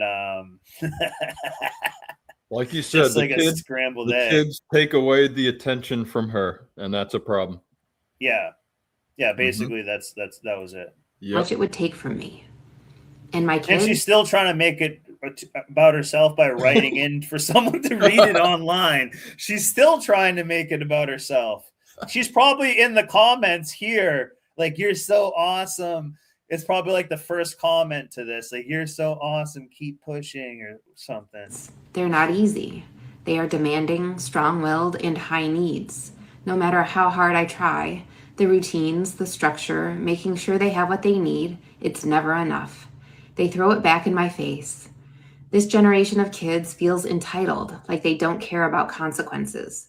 We've tried everything. They're your kids. Exactly. They're your you kids. Raised them. And but here's the thing. Listen to how this woman talks. You don't think, and okay, guys. Okay, so I want y'all to cook with me for a moment. This is a woman. Get the egg sizzling. And you know how these broads cook their eggs? They give it a little hot tua right in the pan. Oh my goodness. You're like them sunny side up. Sunny side up, and we ain't talking cast iron. No, this is going to be on like the shittiest Teflon pan you can imagine. It'll be microwaved on a Teflon pan. Yeah. Yeah. That's how you become a pansexual. Oh. Gentle parenting to strict boundaries. Nothing. Were you going to say something? No. So this chick, she Take said, the show. I'm going to pour an adult beverage. So this chick, we literally heard her say how much she regrets being a parent, that she regrets her children and everything along those lines. And that you don't think her kids know this, that they feel this in her lack of touch or her lack of communication or her distance or anything like that. You don't think they've had to kids pick up on all of this. They know so they know she don't love them. She may care about them, but they know that it's not, that no wonder they're acting up and acting out. And so instead of her accepting responsibility and accountability for, at the end of the day, too many people are looking for everyone else to be responsible for their joy, their happiness, or anything like that. Look, happiness is a feeling and it is fleeting. At the end of the day, this is about when you have a significant other, marriage, children, it's no longer about you. It's about them. It's about duty, commitment, sacrifice. F your feelings. You're doing this for the family, something that's bigger and greater than you. And when you are distant emotionally, physically from your children, they pick this up. Kids are very receptive. Oh my goodness. I'm sorry, guys. Yeah. When I hear stuff like this, it just drives me crazy because you chose to be a mother. These children didn't choose to be here. Yeah. And if they're out of pocket. She was responsible. She was complaining about raising them like they were your kids to raise. Literally brainwash your kid to do what you want. You know, she probably was trying to do that, but gave up because that wasn't about her. She probably was trying to be like, everything better be about me or else you're nothing. Well, she probably tried to instill that belief in them. I'm not kidding. Well, it's kind of like with marriage. You know, they love the wedding, but not the duty, commitment, obligation that comes with it. And so she probably loved, you know, the pregnancy and everyone, oh my God, oh my girl, oh, you're glowing. And and when you're going out with your kids and you're pushing your baby stroller, ooh, can I see the baby? Can I hold your baby? Oh, she's so gorgeous. He's so gorgeous. They love that part of it. Yeah. Yeah. And they get gifts. You know, they get the drama of saying like she's not coming to my baby shower. She's a bitch. I'm not letting her in. Or there's going to be like baby drama and all this and brunches. All the brunches involved with all the planning. Oh, don't forget the gender reveal party and get all this shit. Yeah, and you got to make it, and you have to like make it a surprise and put it on like social media and everything. Exactly. Yeah, it's all very very performative. Very scripted, very pre-planned, premeditated. It's all about her being the star of the show for as long as possible. And yeah, they want the wedding, but they don't want to be wives. They want the dress, but they don't want to be a mother. Yeah. And just real quick, Red Door Woman, I disagree with you. Oh, you feel lucky. I must say, yeah, but it's because you were there. You were a good mother. I've been following you, listening to your comments. No, you were a present mother. And so you put in the work. And now and you're beginning to reap the rewards of being a present mother, a loving mother, a caring mother. So and so you started and you put in the work to build a solid foundation. You started strong and you finished strong too. And for this chick in this letter, this is all performative. Yeah. I've been wanting to watch more of these videos because they do make a good conversation. So in this case, it was just mostly So right now, it's all been narcissism, and a ton of stuff has been going in her favor. However, we know she's going to make herself the victim somehow too. Like, I had 2 kids and a husband that did everything in an easy job, and it still wasn't enough. Brand new SUV, and I worked at the crayon hipster shop or whatever bullshit it is, and didn't have to really make any money. And so, you know what I mean? So she could have it pretty good. Works. I genuinely hate being a parent. I hate the thankless grind of it all. And yes, hate is a strong word. But she's using hate. Oh my God. After 10 years, I feel like parenting has been one long, soul-sucking mistake. Oh. Wow. Woe is me. Wow. Yo, Snowboard, don't you want to stick your dinghy? Don't you want to stick your diddler in that? Hell no. No, because diddling means that you made love to it a little bit. That's kind of what you got to be kind of a lover to be a diddler. If you're you can't hate diddle. I'm not a hate diddler. I'm a love diddler. This chick sounds like a love diddler. This chick sounds like a succubus. Yeah.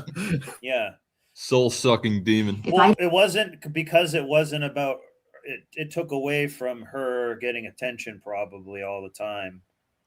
And it takes a lot of effort too.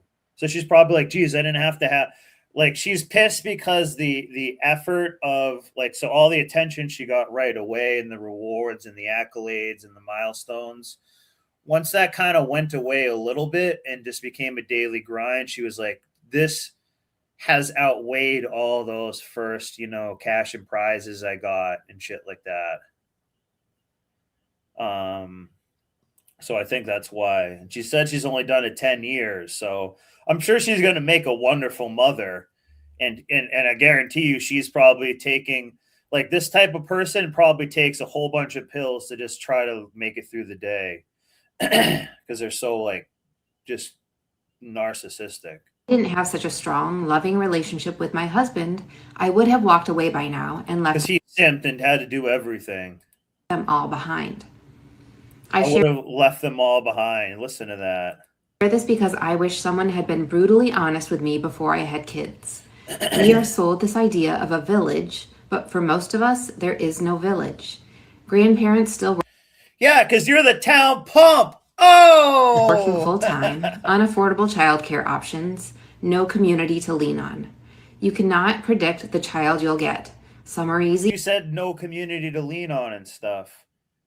It's because she wasn't pleasant. Everything had to be about her all the time. But some will test every last shred of your mental and emotional stability. All I can do now is endure. I'm counting down the years until they move out and I can reclaim myself. But for now, I live with huge regret. Yeah, I like some of these videos. You know something? I had a lot of friends before I became a mother. But see, she looks kind of hotter here like this. Oh yeah, just real quick. So I had a lot of friends with kids, and so I used to throw big parties, like 4th of July, Memorial, Labor Day. I'm a big barbecuer, and I'm telling you, I would literally, there would be like over 50, 60 people coming through my house, and with kids, like literally just a bunch of people, a bunch of food and everything like that. Plus I love to cook. And a lot of times people would come and not leave until Sunday, Monday. And so I would have some friends and they'll bring their kids and they're like spending the weekend at my place. And I remember, and I didn't play no games with kids. And so with that being said, I remember one of my friends was like, don't be mean to my, like, because I set boundaries for kids. And so they're at my house, they're enjoying, I got a lot of good stuff and everything like that. And their mother and one of her friend, they went to go run someplace. And so they're all at my house. And I put one of the kids in timeout or something like that. And she said, don't you be mean to my kids. I said, well, you can come get your kids. Oh, never mind. And she went about her business. But long story short, one day she said to me, I don't know why my kids always love coming to, like, always want to come, can I go to Mr. Seagrip's house? Can we go to Mr. Seagrip's house? I don't know why they love you so much. And I said, because kids love people. Kids know when people love them and care about them, but they also need structure and discipline. And never mind. That last letter got me riled up. Yeah. These, I like some of these videos are really powerful for a good discussion. I didn't think I wanted. I think that was maybe, and I think this is a dad one. This time, most of them are women who write in, but I wanted to balance it. But it's also the reason why I don't have any kids, because for me, one of the many important decisions as a man that you need to make is who you're going to give your seed to, who you're going to procreate with, because procreating or wiping up the wrong chick, that literally has to be one of the 7 circles of hell. Yeah, no, seriously, that's kind of why I'm talking about this. And it also holds you into this like matrix world more, because you're like, geez, now I really got to double down in here because I have kids here. You know what I mean? So that's a factor as well. It's probably like good for a lot of people. So this is just to make a discussion. This is not to tell anyone how to live. I was adventurous, social, and genuinely happy living for myself. The world felt wide open. Then I met someone and things because her gash was wide open. Not all at once, but slowly, the way most life-altering things usually do. He told me on our first date that he had a toddler daughter and a complicated custody situation. I didn't judge him for it. I was young and carefree and honestly didn't know enough to fully understand what I was stepping into. See, I'm not responsible. I didn't know what I was stepping into. Then why did you step into it? A few months later, we were serious, and eventually I met his daughter. I had always been awkward around children, unsure of myself, a little indifferent. But she was so easy to love, bright and darling, and from early on, more comfortable with me than with her own dad. Something opened up in me. I discovered I had patience I didn't know I possessed. I started to think maybe I could actually do this. For almost a year, I helped raise her on weekends, sometimes 3 nights in a row. Sometimes her dad worked and I was alone with her all day, and I loved it. I was tired at the end of those days, but it felt natural. I was proud of the safe, loving space I could give her, especially knowing her home life wasn't always stable. Parenting her felt like a privilege. So when I got pregnant accidentally, I had evidence, real, when I got pregnant and accidentally, lived evidence that I was capable of being a good mother.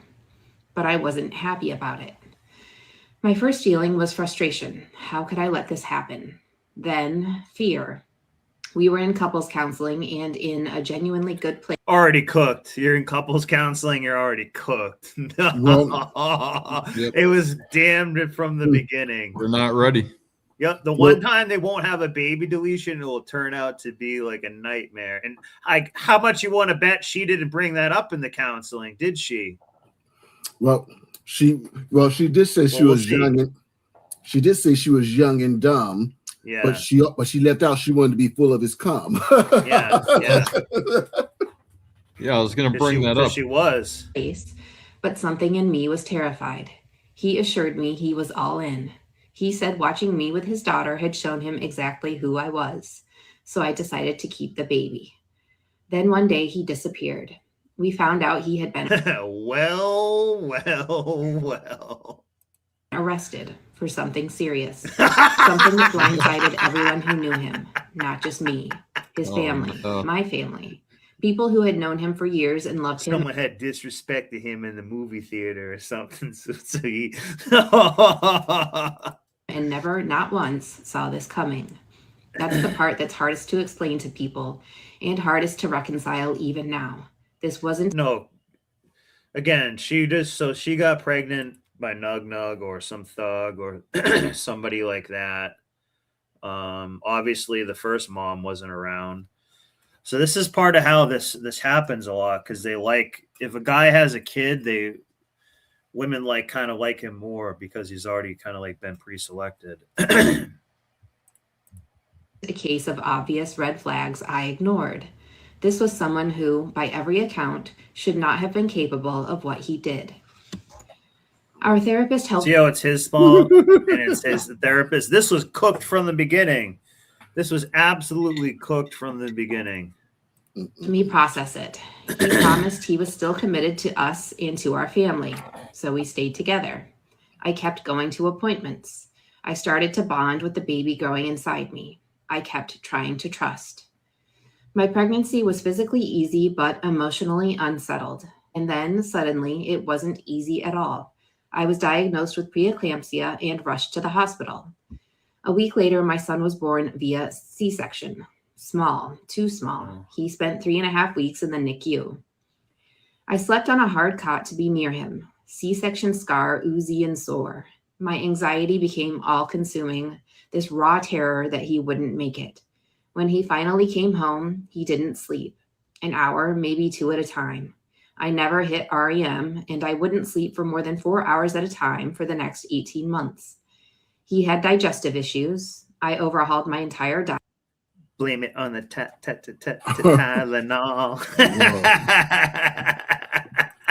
Trying to help him. More than one. Blame it on the Tylenol and the alcohol. Oh, maybe she was taking some Hodine too. Oh! I woke in the night to find unsafe sleeping situations. My son on the floor, no blanket, in the corner of the room, while his dad slept soundly in the middle of the bed. I know accidents happen, but those moments compounded everything. The lost sleep, the unprocessed trauma, the trust I'd never fully recovered. I became someone I didn't recognize, angry, on edge. I wasn't easy to be with, and I'll own that. But I also wasn't supported. I was invisible in my own home. Eventually, here's the victim mindset coming. I was invisible in my own home. Who's... You're the mom. You're the mom and you have a kid. How are you invisible in your own home? You're like the center of attention for everything. You took the cream pie, you signed up for that, and now you're complaining about it. Yeah. And now you creamed. The relationship. I was living far from my family with no way to afford rent, childcare, and work while caring for a 10-month-old alone. I made the decision to move. It was the right call. Even he came to understand that. But it meant that I truly became the only person my son could count on. His dad visited a few times. Financial support was inconsistent. Then, well. And he was arrested again for the same thing. Wow.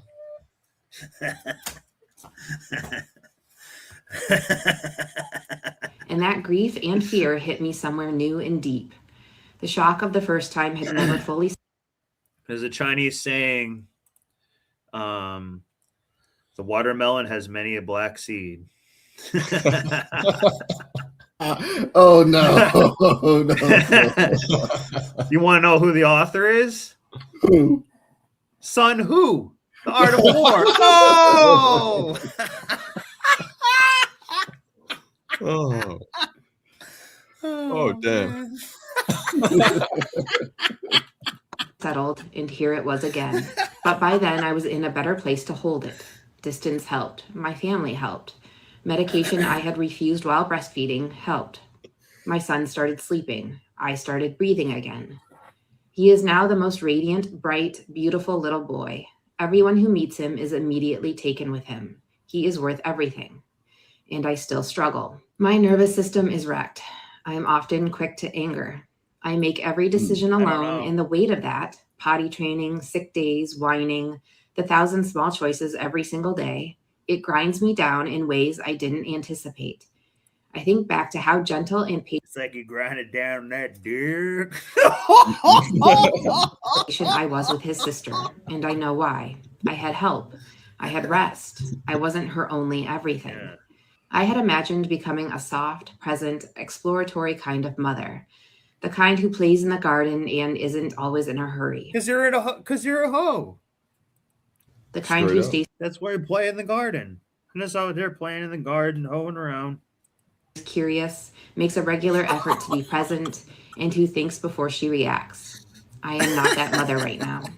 I am a mother who loves her son fiercely and imperfectly, who tells him every single day, who is trying to heal herself in the margins of an already stretched life. I don't regret choosing to have him, but I regret nearly every choice surrounding that one. Staying too long with someone who wasn't safe, not doing deeper healing before I became responsible. But those are all things that she did. It's not about the kid. Those are things that she messed up. Zero accountability. In this case, the kid was neutral. She was going to stay around that guy either way, and have those problems. So that was her. Like, she already had some other issues going on. Asking for help sooner, and I was really drowning. So remember, sometimes too, women can use this as a thing to be a disruptor. So to either make the man double down, or get married sooner, or they're in a corporate job and they want to get out of it. So now they get knocked up. They're like, well, I can't keep working this corporate job. I'm pregnant and stuff like that. That is a way that they can use to cash out, because they picked a career in college that didn't pay much. So like once they turn around 28 or so, that's when they start thinking about that. So that's what I'm saying. Like, that is almost the 35, 28. So like that 28 to 30 is almost kind of like 35 years old in a way that we're considering it now. I also miss myself. I miss the version of me who took off to Europe on a whim, who lost track of time with her friends, who could spend a whole weekend binging my favorite movies without guilt. I love my son, and I grieve the loss of that woman at the same time. And if I'm being completely honest, I regret the mother I've become. Not because I don't love him with everything I have, but I didn't become who I imagined I would be. She wanted it to be about her. And it's still trying to make it about her, writing in for someone to like read about her stuff. Like so this is in some ways probably related to like, is materialism their god? In some cases, in this case, kind of, yeah, because it's the vanity of all the attention of other people that she wanted. And probably she wanted the other cars, a bigger house, you know, things like that. She might have like also wanted to just be a consumer, but of more things for herself.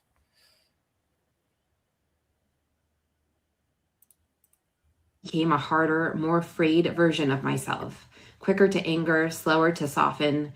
And I know that every choice along the way led me to where I am now. The ones I made knowingly and the ones I stumbled into.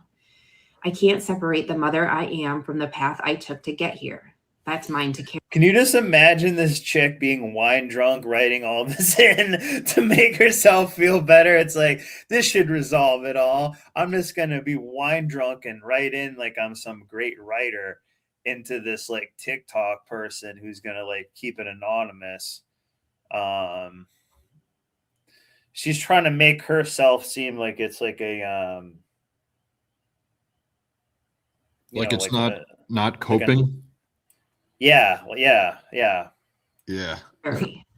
not a victim of my circumstances so much. Yeah, see, I'm not a victim of my circumstances and stuff. As someone who walked into them, sometimes with eyes open, sometimes not, and is still slowly. So what does that even mean?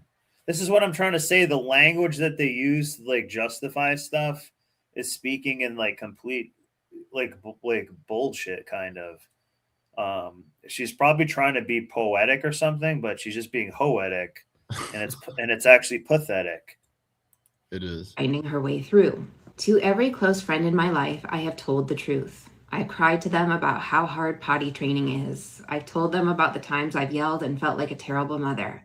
I've told them how alone it feels. I do this on purpose. I don't want any of them to go through the anxiety, the depression, the pain. I don't want any of them to carry the kind of regret. These kids are cooked. These kids are cooked. They're done. That I carry. So if you're on the fence, here are the questions I wish I had asked myself. And I want you to know that whatever your honest answers are, they are valid. How comfortable am I doing this alone? How willing am I to ask for help or to rely on family for the next several years? Am I prepared to be tied to this person forever in the most... Hear that? Am I prepared... Well, I don't know if she meant actually the nug took off, but even now she's like, do I still really need this other person? It's like, yeah, like you made them, you need them. But I was interpreting it as the guy she was with, but the guy she was with was like nug. And if she had a guy stick around, half of these problems would have went away. But she got with nug or finding way. That's probably who she got with. Imaginable. How ready am I to make every single decision, every one, based on what is best for me and my child? How prepared am I for a completely different life than the one I had been imagining? For every relationship in my life to change, many of them drastically. Remember to how like committed stream, am I truly to protecting my mental and physical that would really help me health out. through Thanks all for of it? tuning in, guys. Any of those answers are no or not yet. That's not failure. StreamYard That's link clarity. is in the chat too. That's information worth having I'll before, put it up again. not after. Making the decision to have a baby is probably the easiest part of the whole thing. I'm going to change this topic after this video. It's not said to frighten you. It's said with love from someone who wished someone had said it to her. I am one of the lucky ones. I had a loving and supportive family to fall back on. Not everyone does. There are so many people who never once pictured themselves as single parents, who never weighed it as part of the decision, and who ended. She noticed she wasn't married or anything. You know what I mean? Like, you know, the parents, you know. So a lot of these things are just acting like, no, this just happened. Like, this is part of their responsibility. They have so many types of birth control and other stuff like that. You know, I don't know if it just must be a thrill to them to not use it or something, and it probably messes you up. A lot of birth control probably kind of messes you up. I don't really know if it does mess them up, but they're already kind of cooked it on other drugs anyway. So like at least take the birth control and not add to it. Up there with no one and no net beneath them. I think about them often. This story is for them too. Before I became a mother, I didn't think I wanted to be one. I was adventurous, social, and genuinely happy. Okay, that was replaying it.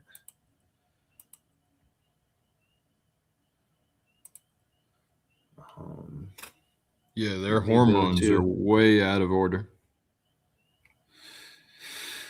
Yes, yeah.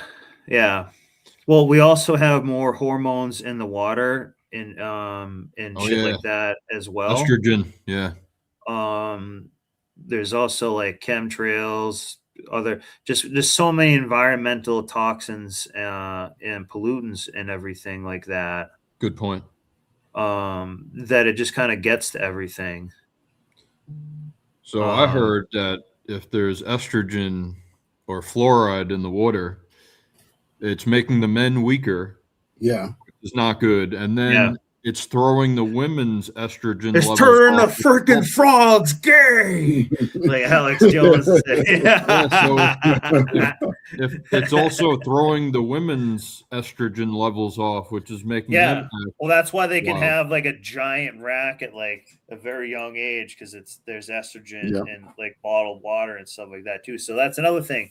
All that is like helping them be hoes easier. Younger. Oh wow. I never even thought of it like that.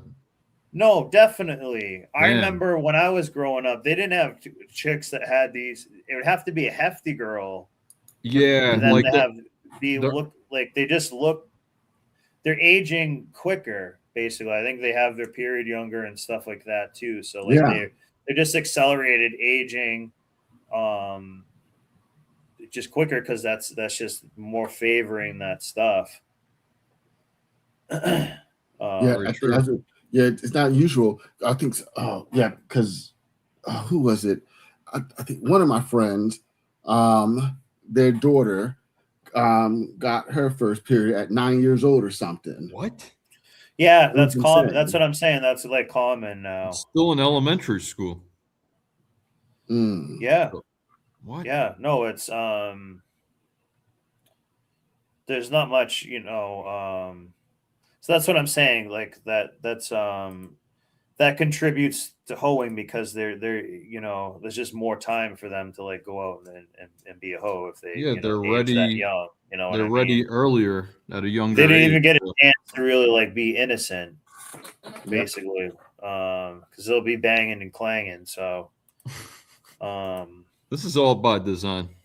It really is. Yeah. They set us up. Yeah. I want to go to this now because the beginning of the show, I wanted to look into this a little more. Oops.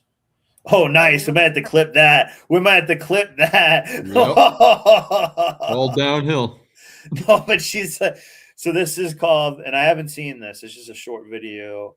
Are the medical risks of having babies? These are the medical risks of having babies later in life.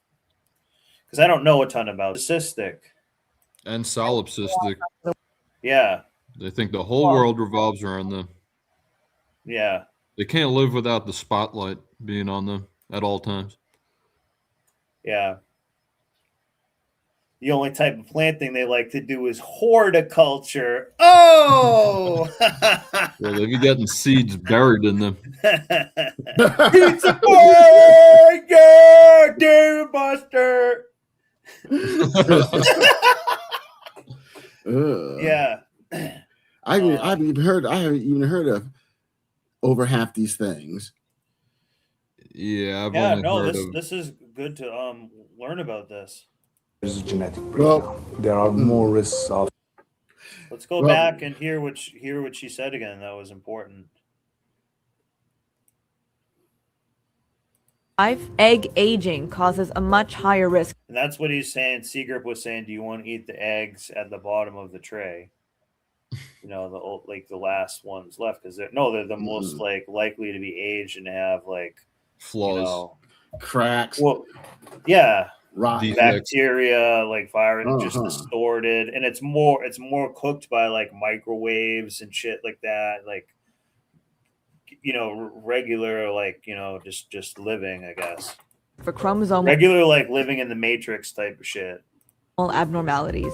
So as eggs get older, there's a genetic breakdown. Down syndrome. Down syndrome. Pineapple syndrome. Triple X syndrome. That means your dick is just retardedly big. There are more. That's what Triple X syndrome is. Your dick is just retardedly big. It's just a hammer. Yeah, it's called Triple X syndrome. Maybe X chromosome or something. I thought it's when the mom does porn. Well, yeah, no.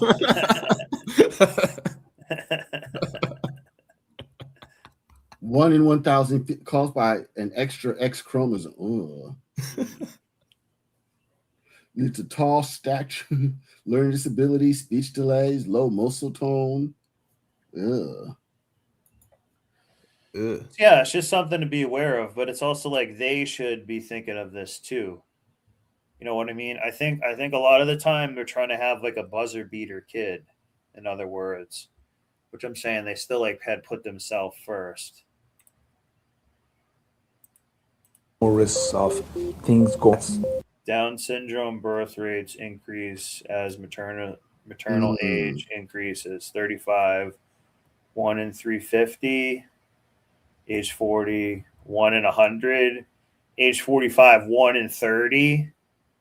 Don't do it. Wow, not worth it. And here's a good test for the chat. I want you to put a 1 in the chat if it's no way. If you knew that if you like skydiving and you knew 1 in 350 of these parachutes wouldn't open, would you still jump out the plane? I want you to put a 1 in the chat. The answer is hell no. I'm just curious. Yeah. Because if you wouldn't take that risk skydiving, or 1 in 30 parachutes wouldn't open, or 1 in 100 parachutes wouldn't open. If you wouldn't take that risk doing that, why would you take the risk with this? I'm just curious. For me, it's a hell no. Hell to the no. Absolutely not. Too risky. Notice when they were younger, there's less of a chance of it. So there's always kind of a chance there, but I'm saying, like, think of from the woman at that standpoint, like she she wanted to put herself first so much that it was actually a risk to another. They didn't want to sacrifice their fun at a younger age, so they waited till they kind of like weren't really that hot anymore, then had to like reinvent themselves as a mom that's now like hot. And you know how they're going to be if they have like probably a miscarriage. They're going to be like, we have to double down and do IVF treatments and like all this shit. It's like, oh no. And people think I'm crazy because I tend to date 22-year-olds. Oh, that's a good call, brother. That's the right decision. In your late 30s, early 40s, as far. That's why I'm saying call 30, 35. So women get their act together by 20 is like 25. Or not really quite like that, but that's where they should meet, is around then. Because if a woman has had, think of that, from 20 to 30, you had a decade of guys hitting on you and, opportunities, of being attractive, going on a ton of dates. You've had internet dating and stuff. So it's some ways it's even easier, but you know what I mean? So like, if they can't find a man by then and have a kid, like that's also kind of a problem. So the timing, they have a pretty good amount of time that they can do that. But that's what I'm saying. If we, trim the time back, it seems like it would help them.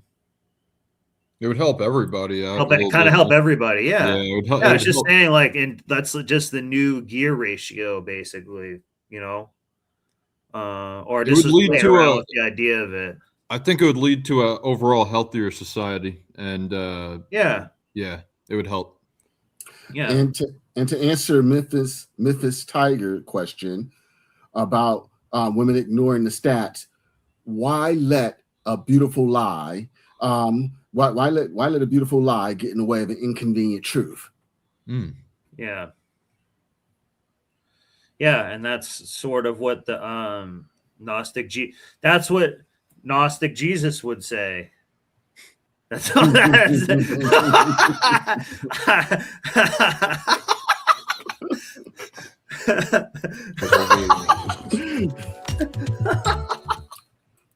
Look, at the end of the day, this is just further proof that you can make a fortune telling women what they want to hear. Oh, yeah. Yeah, definitely. You can have it all at once. Have your kids at 45. You can work full time and have your own business and have secret. Kids. Mom did it. Why not you? Same thing with the plus size thing. You look good at any size, any weight. Love any your shape. curves, girl. Yep. Big lie. Let's see, with Gnostic Jesus. When I was growing up, models were actually highly attractive. Now it seems like anyone can be a model. What can be a model? When I was growing up, you had to be an attractive woman to be considered a model. Nowadays, it's almost like any woman could be a model, and it's not right. Model means highly attractive, not just average. Oh no. Why do you think they? Why do you think they? And now that's why they got these only fools models. Everyone can call themselves a model. Yeah, before it was like a serious profession and stuff like that. Exactly. Like if you were these IG models, these only fools model, or calling only fools content creators. No, it's digital online prostitution. That's all it is. Yeah, exactly. So that's basically saying any woman with a cell phone is a model. Now, of course. It is. And by the way, some of them are getting paid too. Oh yeah. Just like a little bit of money here and there. You know what I mean? Or using it, to manipulate men. So that's a whole other thing. So this is really inflates their ego too. Well, it's another thing that men have never had to deal with before, or just human dynamics. We had as many pictures of each other as we do all the time, and other people competing to see those same pictures, or who can see them all the time. You know what I mean? It's a lot of like vanity. It's not like, you know what I mean? People are making themselves like a product, I guess. So like, in other words, like the pictures, like, let's say it's like 70 years, let's say it's 100 years ago. Like we weren't getting like hundreds of pictures of all these people to look at all the time and compare them and like overanalyze everything they do and stuff like that. It makes it so like they're kind of not as special anymore. Yeah, it's digital overload and information overload these days, so it makes it less special and less important. Yeah, it kind of like devalues everybody. Yeah, and it desensitizes your eyes to what actual beauty is. Yeah, and it's very lustful a lot of the time too, and just like has stupid stuff, AI bullshit, fake stuff, nonsense. So let's not forget the makeup and the filters too. That really throws a lot of people off. It's a lie. Yeah. It's cheating at the end of the day. Yeah. Let's check this one out. Oh wait, sorry, I picked the wrong one.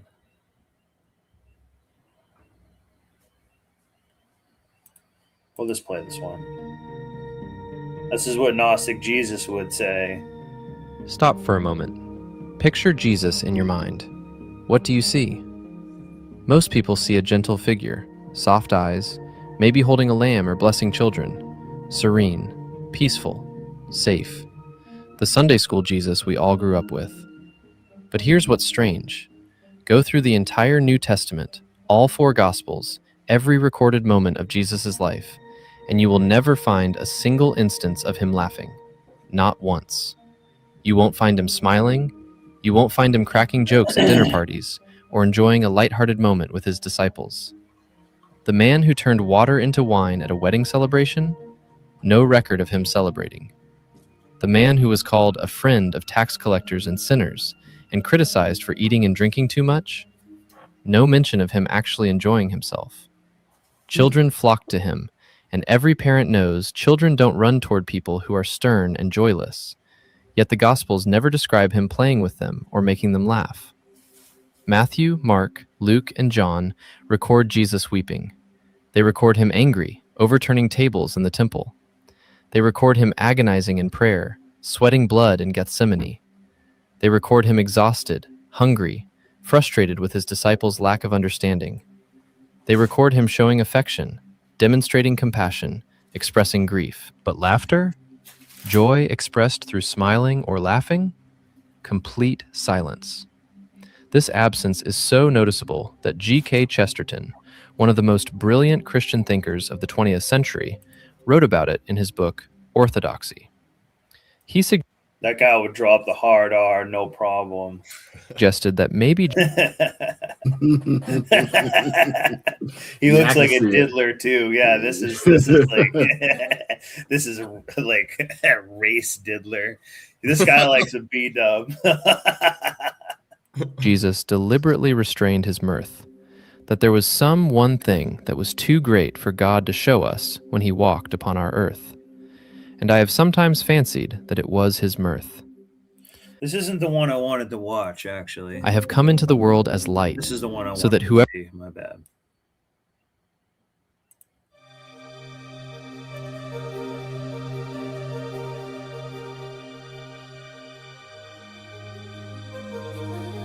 There's something in the gospel accounts that most sermons gloss over. Something uncomfortable that doesn't fit neatly into the narrative of Jesus as the perfect human example we're supposed to emulate.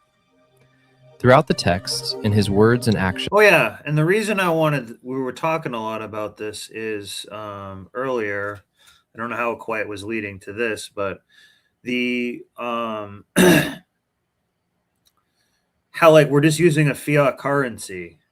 You know what I mean? It's not based on gold and stuff. Like, so a lot of people are just simply poor because we're not like printing them the money at this point. And like, we can have enough for people to have everything, but we're like, a lot of this is about, it's basically saying like, he's in the matrix. He's saying like, this is, I'm in this world, but I'm not really of this world, because a lot of it's not, functioning in like a righteous way. And we were saying before that sometimes it takes balls to like say something that's unpopular or difficult to say, but like that's like that's a good thing to do. It's good to have like courage in saying something, like always, really try to tell the truth when you can. But sometimes that takes courage, and you might look a little like crazy to somebody. But like sometimes that's like wicked important. It's being a man. You're gonna the truth say something secret. Truth It's isn't funny. popular. Go ahead. Sorry about that. Go ahead. I said it real quick. The truth isn't popular. Yeah. This reminds me of Alexander the Great's last 3 wishes. One of his, because guys, in case you don't know, Alexander the Great, one of his 3 wishes was to, on his funeral walk, as they were carrying his coffin, he wanted to have all of his gold, silver, and precious metals, stones, scattered along the road. And he did that to show that, the wealth that you build and acquire here on earth, none of it can be taken with you in the afterlife. He also wanted his hands to dangle out his coffin during his funeral procession, because he wanted to show that, look, I'm a man who conquered many empires, and I came in this world empty-handed, and I'm leaving this world empty-handed. And so you got me thinking a lot. This kind of resonates to this Alexander the Great and his 3 wishes, that maybe this just has a lot of those same tenets that you're talking about when I think about that. Yeah. Can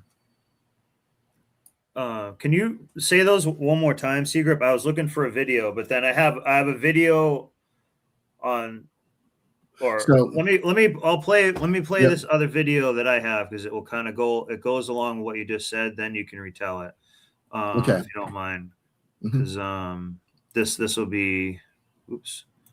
And that's what I can find a video about this. Yeah. This is a video that I already made but it's like a 5-minute video. So in other words, just don't respond or anything for like 5 minutes. Because it'll sound like me talking, like for Seagrip and stuff.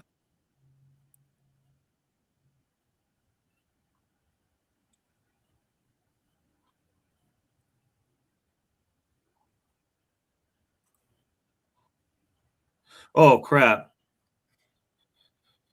Sorry, hang on a second. I messed something up.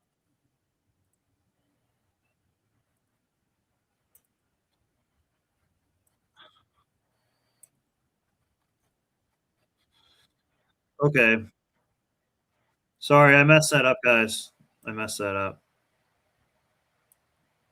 Now it should be good. He can't take the stuff with him to the afterworld, but it doesn't matter. All you're doing is you're acknowledging his contribution to your community. And that's why when you think of graves in ancient times, you'll see. Well, they think it's their legacy, This is Nug. This is ancient Nug. This is you know what I mean? Like, that's basically what this is representing. Look, this is his like joint, and this is his like. This is his, big gold chain and stuff. Like this is scattered around. His dab pen, right? Yeah. Bracelet. That's funny. I didn't even think of that though, dude. That's a fucking clever way of thinking. That's what this is. That's what this is. Yeah. That's.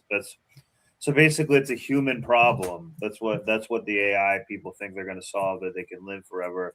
So therefore, all the things that they accumulate here, they really more accumulate it. Whereas you have the other view, it's like, well, once our soul leaves our body, or however you think that works, like you're not taking your 401k and like all this stuff. Did they ever hear the Stairway to Heaven song from fucking Led Zeppelin? Like, what the hell?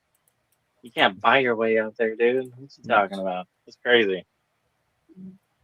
People buried with gold, because the community is acknowledging this person was great. We will forever remember him. And so the money is a way to acknowledge this fact. Okay. By the way, there is some truth. So yeah. Let me go back to what this was. It says more first-time moms are starting in their 40s. Let's see how cooked they are. Say hello to Calla Lily Rose, only 5 months old. Her mom is our own Robin Rose McFadden, one of our Sunday morning producers. Deciding when in life to have a baby is a very personal decision. And for more women these days, it appears to be a case of never say never. Our cover story is reported now by Serena Altschul. Dude, that guy is like creepy. He reminds me of Lucky Larry. Yeah, he's a creepy rat, like weird guy. I don't know why I played this. This just came up in one of my things, but let's roll with this one. So we got a few orders in for Mother's Day over the weekend. When Isla Donchin launched her baking business in 2009, she was hungry for success. What kind of schedule were you working? It sounds like you're like 24 hours, 24 hours a day, 7 days a week. Nonstop. Nonstop. Thank you, ladies. Thanks for stopping in. Good seeing you. All right. And it paid off. In just 4 years, she says Evelyn's Kitchen grew to be a 7-figure business. Then, in her early 40s, Donchin wanted to expand again in a different way. So why wait till your 40s to really try to have a baby? We just had other priorities. Work came first. Work came first. She made the cannoli but didn't get the filling. Oh! It looks like she got some of that chocolate filling now. Here comes Snug Nug. I didn't know what this was going to be about, but 1 minute, 13 seconds in, here comes Snug Nug. Yeah.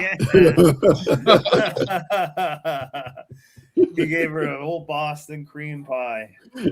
But after several years and 1 miscarriage, Donchin gave up trying, convinced she had... Oh, he was only strudling it on her tits. Oh, the icing on her titties. Oh. Waited too... She's kind of cute looking, though. ...long. Then, in July of 2000... But she wants to definitely be a mom. 14. Look at that bottle of vodka. See that bottle of a Stoli right there?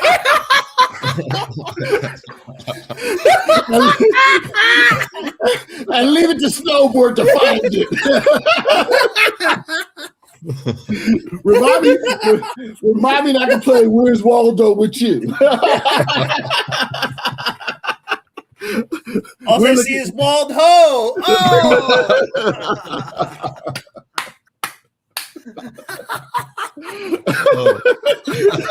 I just felt lethargic and I didn't feel well. And I was sure that this was the first signs of menopause. I said, this must be early onset menopause at this point. So now let's have a kid. Okay. And I Googled menopause and I didn't fit any. There was like none of the checklists that fit. And the next morning I took a pregnancy test. And another. I can just smell, when I see this woman actually smell like hairspray. Yeah. What this chick smells like is like chemical hairspray. And another. And another. I think I probably took like 13 or 14. I mean, literally, I was buying the 5-packs. They all came back positive. Oops, and on March 2nd, 2015, Brooklyn Emmanuel was born.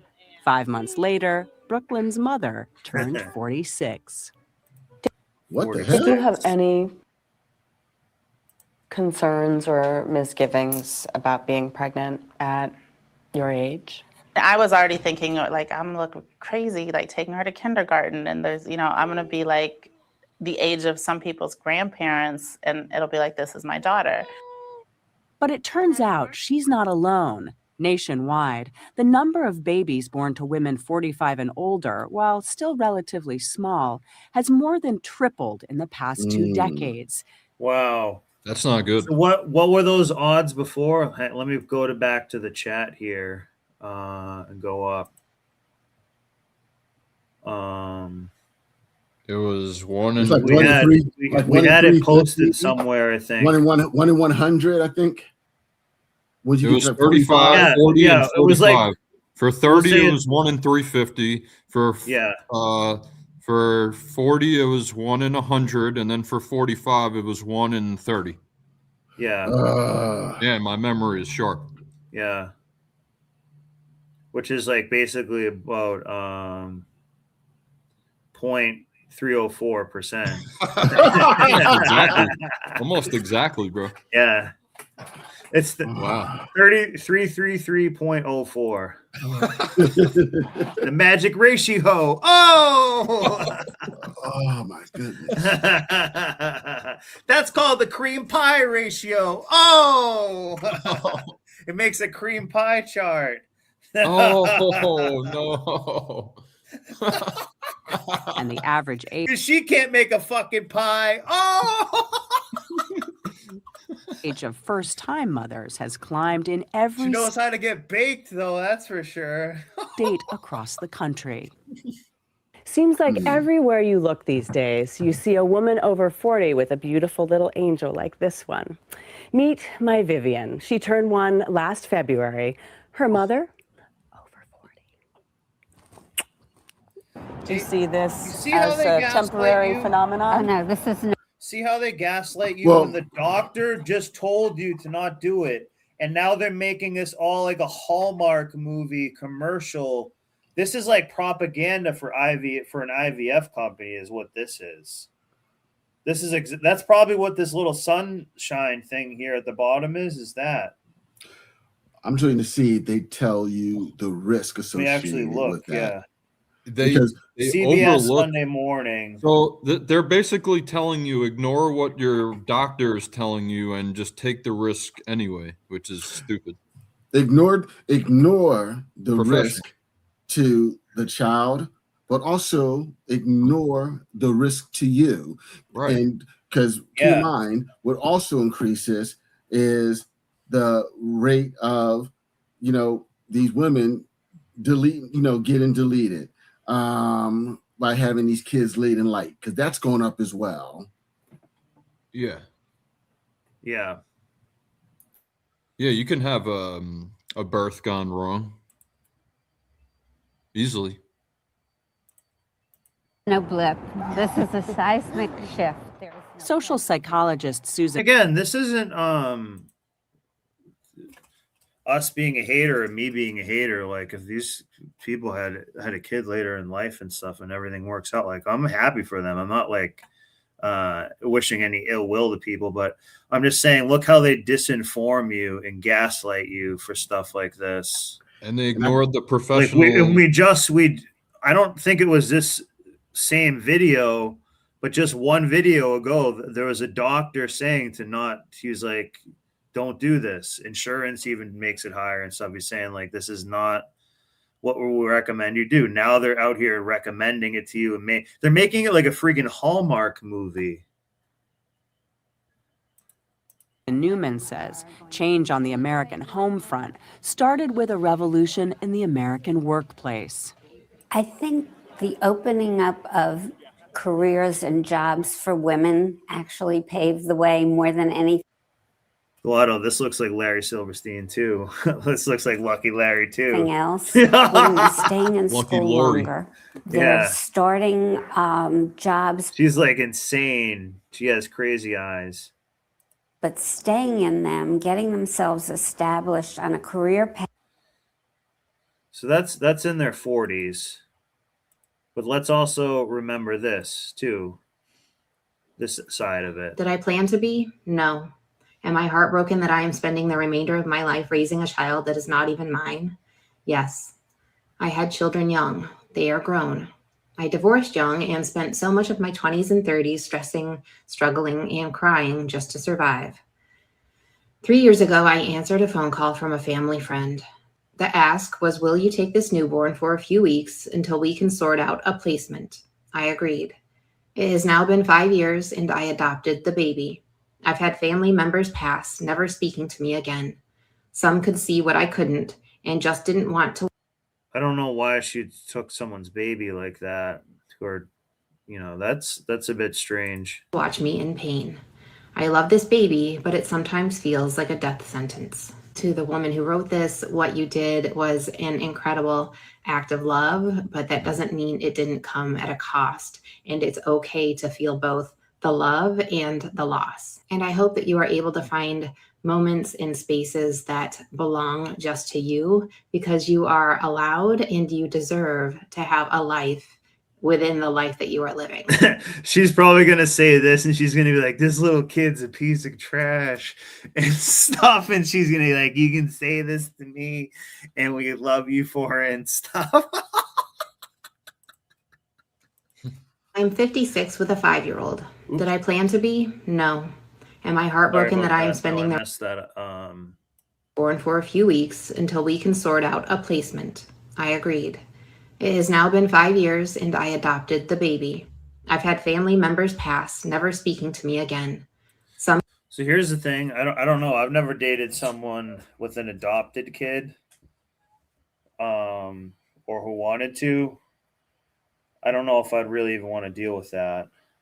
Technically, she's not a single mom, but she kind of is. So I think I don't want to be involved in other people's kids, really.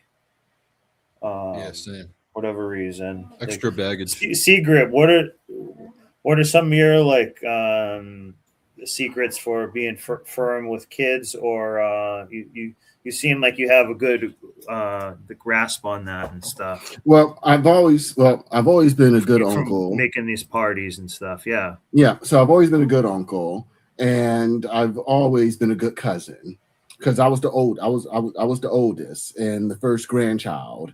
So and plus, how can you not love kids? And so for me, but with that being said, 8 years military. And so, I believe that when it comes to children, you provide them with unlimited love. I believe that when it comes to children, you provide them with everything they need and reward them with some of their wants. And so in regards to children need structure. They need rules. They need boundaries, because this is how we educate them. This is how we acclimate them and get them to be productive citizens. But also you need to lead by examples. And so with kids, at my home, my home is filled with love. Good, I cook with love, I play with love, and I let children be children. And so, but I also believe in education. And so that's why a lot of my friends, a lot of them would leave their kids with me, and the kids come over to play because, and plus I was single. I had, at that time, I had a 4-bedroom, 2.5-bath house. And so I had plenty of room. And plus, I'm a big believer in just being with, that people need people. So for me, the kids, they come, they have fun, they play with each other. But when they step out of line, they get too rambunctious. No, you snap them back. And I'm not above picking up a kid, by their shirt and pull it to my face and saying, "Little girl, don't make me have to wreck you. Now calm down." Boom. Or, "Little boy, do I have to smash you? Now sit down and chill." And I guess, when you can, when you picking kids up with one hand, they're getting like pretty crazy and rambunctious. Oh yeah. When they get out of pocket and stuff like that. When they start doing like, take your shirt off, spin around like a helicopter and shit like that. you pick them up and you get nose to nose with them. So like I said, firm, discipline. But they also, but like I said, I'm a big believer that kids are very intuitive, and they know when someone loves them and cares about them. And they also, I think they also pick up when you don't give, it's like nug nug. A kid knows if the dude's just there to pipe down mom and don't give two craps about them.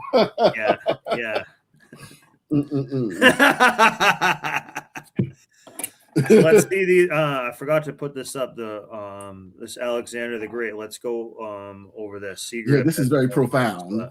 Okay, let's go over this. Thanks for the video. Alexander the Great, number 3, is the most valuable. Alexander the Great was a king of the ancient Greek kingdom of Macedon. At age 20, he succeeded his father Philip II to the throne in 336 BC. And spent most of his ruling years conducting military campaigns throughout Central and West Asia, as well as parts of South Asia and Egypt. He created one of the largest empires in history, stretching from Greece to as far as northwestern India, until his death at age 32. Before he died, he gave one of his greatest inspirational speeches. On his deathbed, Alexander the Great summoned his generals and told them his last 3 wishes. 1, the very best doctors should carry my coffin. 2, the wealth I have accumulated should be scattered along the procession to the graveyard. And 3, my hand. What does that mean, the procession of the graveyard? As they're walking him to his burial, where he's going to be buried. As they're walking him to where he's going to be buried, or so like the footpath in and stuff like that, like into the graveyard or the road in and shit. Okay. Should be let loose, hanging outside the coffin for all to see. One of his generals, surprised by these unusual requests, asked Alexander to explain. He responded, 1. I want the best doctors to carry my coffin to demonstrate that in the face of death, even the best doctors in the world have no power to heal. 2. I want the road to be covered with my wealth, so that everybody sees that riches acquired on earth stay on earth. And 3, oh, okay. I want my hand to swing in the wind so that people understand that we come to this world empty-handed, and we leave this world empty-handed after the most precious treasure of all is exhausted, and that is time. You see, time is our most precious treasure because it is limited. We can produce more wealth, but we cannot produce more time. When we give someone our time, we actually give a portion of our life that we will never take back. Our time. And guess what? That's what a 304 would take from you, is that. And they just take it like a breeze because they're a sale whore. Oh, it is our life. So may God grant you plenty of time, and may you have the wisdom to give it to those who deserve it, so that you can live, love, and die in peace. Give it to those, and so Coach CGA says it best. He calls it meat. I say, when it comes to women, your money, your energy, your attention, your time, your resources, they are finite. We don't have unlimited any of it. Yeah. And so, and when you and women, the problem with a lot of women, they feel like they're entitled to it.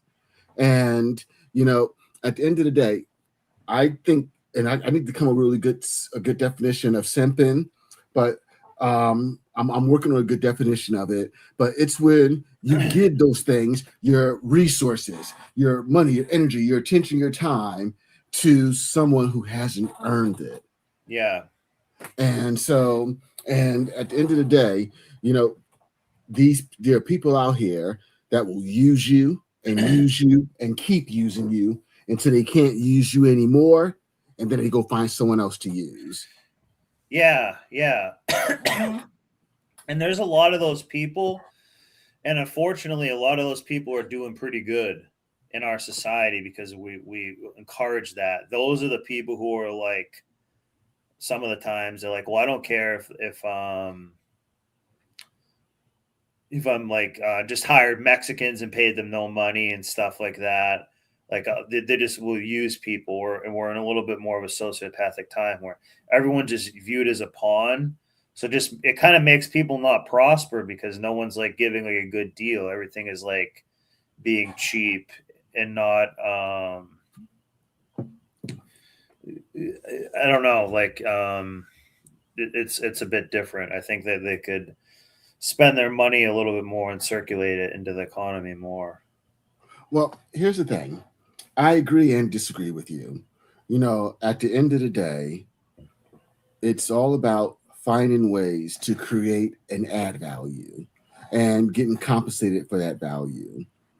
Unfortunately, there's a saying that, complacency is the enemy of progress. That we spend so much of us live quiet lives of desperation. We get up, go to work, come home. So we get up, eat, go to work, put in our day, have lunch, drive home, eat, watch the boob tube, some social media, go to bed, wake up, and do it over and over and over again. Very few of us live lives of meaning and purpose. And so, and here's the thing. One of my mentors, I can't remember what they said. No, but if you don't have a plan for your life, someone will will make you part of their plan. Yeah, exactly. And that just kind of when you're thinking about all this Gnostic Jesus stuff, it's like kind of like, well, that's showing how like part of this world just fundamentally functions in like a messed up way, like it's just part of the DNA of it, I guess. I remember telling one of my clients, This was a while ago. What did I say? It was very profound too. I talked about secret. Life. Was it this? Was it this?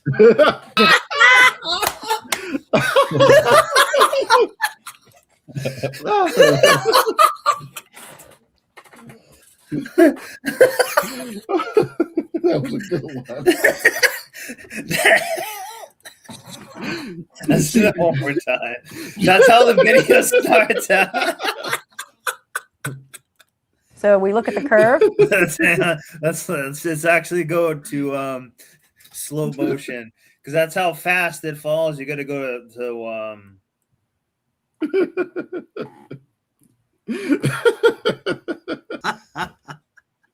Oh man, just when I'm about to go high, you go low. Oh man, I was laughing at my train of thought. I was telling this one client, life is not life. I don't think life is not meant to be a contest of longevity, but a contest of a contest of longevity, but a contest of quality. How many people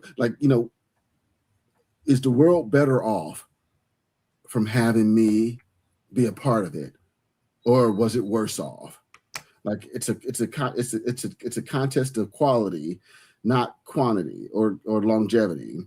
I can't remember what my exact words were, and I just made the decision. I made the decision a long time ago that I wanted to live a life of exploration, but also being able to positively impact other people's lives. And when I think about, the course of my career, I've helped thousands, probably tens of thousands of people, and probably out of all of them, there's easily about maybe 1,000 people whose lives and their families are better off from having met me or having a conversation with me, and that's believe it or not, and I do get pleasure out of that when I get a notification, or we call it an IWOW or a recognition, or a client writes a letter and talk about how much better their life is having me work with them. And to me, and that means a lot to me, because I know it's impacting them, but it's also going to impact their children and maybe even their grandchildren. Yeah. But what will happen if they don't get on the game quick enough? So we look at the curve, and then your mid-30s, and it takes a I split it up to 304. The average.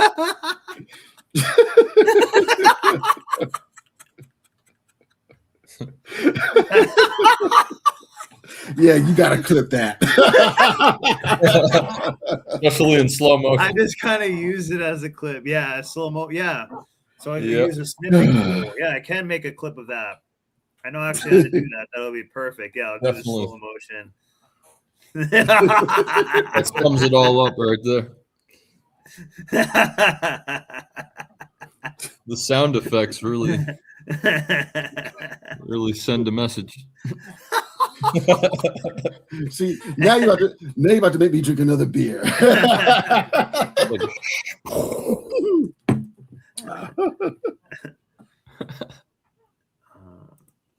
Let's see one more from this chick here. I am 20. I am a 48-year-old. I am a 43-year-old woman. Oh yeah, woman. you dress hotter now. Yeah, I want to hear this one.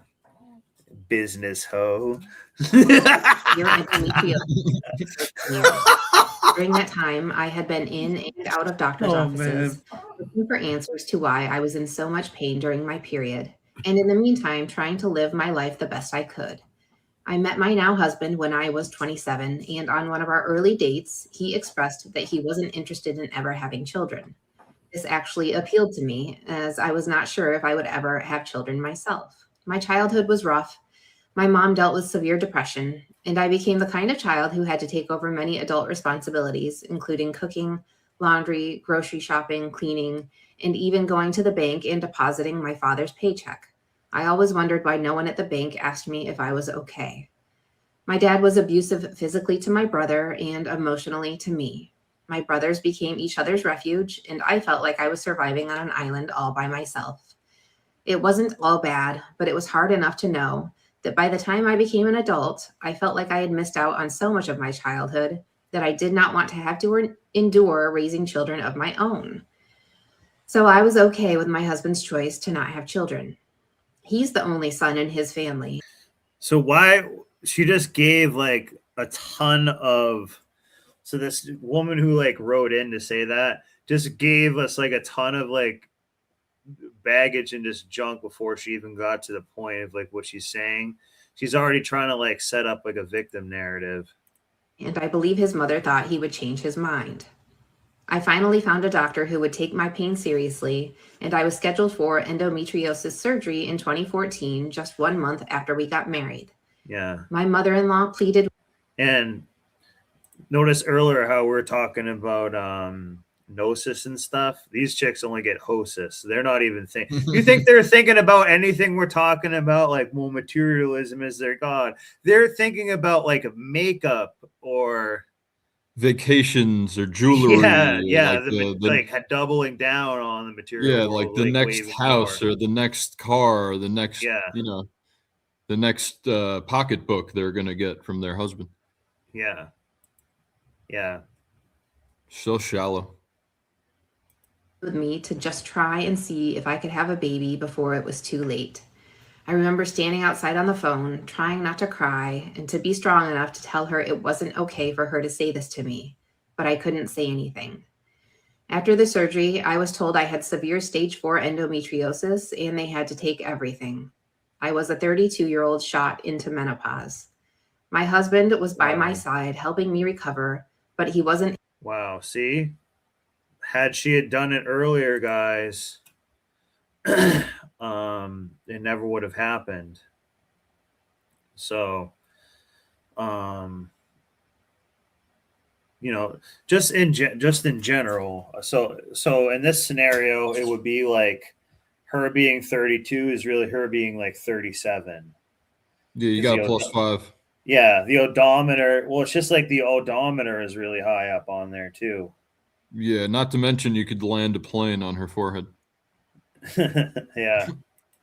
Able to talk back to his mother to tell her my health was more important, that this would mean the family name would stop with us, with me, a product of dysfunctional parents. She never tried to get to know me. I'm okay with it now. My brothers also remain child-free from our childhood experiences and learning more about mental illness in our family history. What I've noticed as a woman in her 40s is that it's really hard to make friends. We live in a small town. Most of these women have mom friends because they are moms. I get questions like, why didn't you adopt or foster? When I answer honestly, I don't think I was ever meant to be a mother. It's like I unplugged the power and they shut me out. It's not that I don't love children. My nieces. There are some women who are like that. But very few, but there are some who are like that. And nephews all adore me and I adore them. I think it's because that when I'm with them, I can play, act silly, and see what I missed out on in my own childhood. I truly don't. No, she's just trying to make it. Wow. Feel like I'm missing out on anything in life by not having children. I am a 43-year-old woman. So yeah, it's just there. But I'm saying there's a ton of stories of this. Of different things that people are writing in all the time now, and I like how she actually will keep it anonymous. Like here's one saying they make them feel so much better.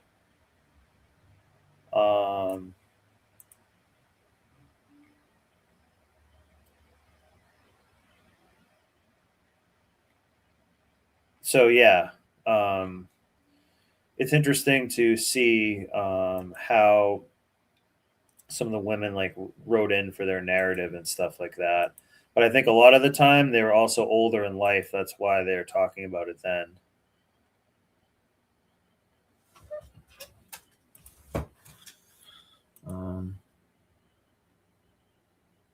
let's go to.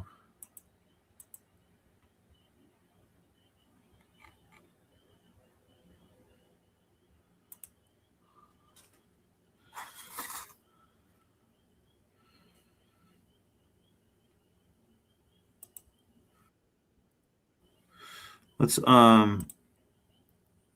lighten it up to a classic type of vibe.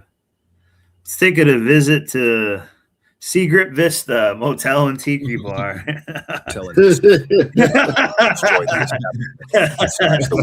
Or fleeing the scene in her truck. They'll be shot. Oh, this ain't good for Secret Vista.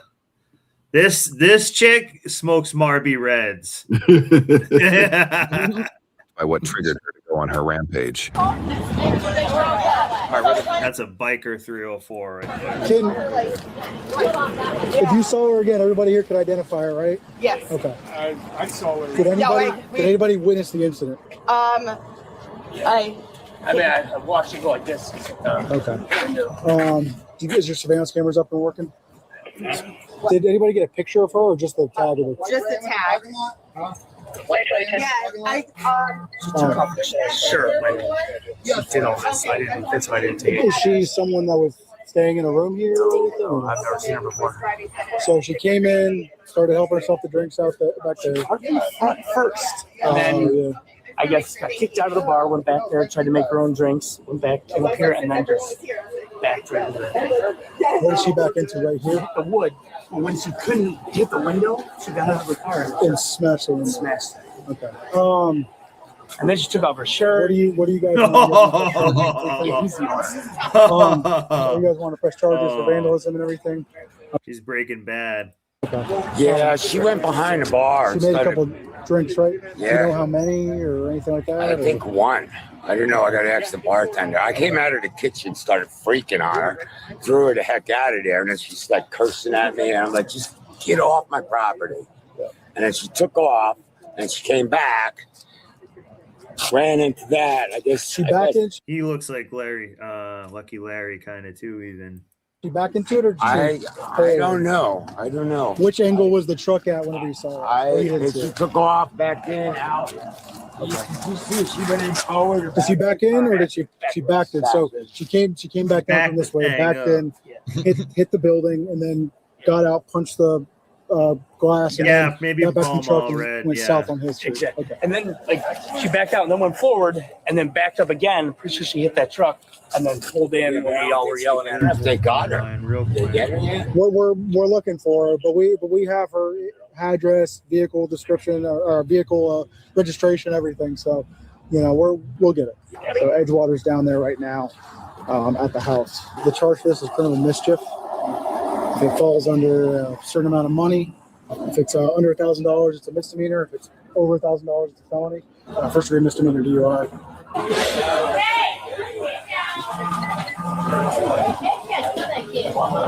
Ma'am, you know the owner went? Is he back here, or did he go back up there?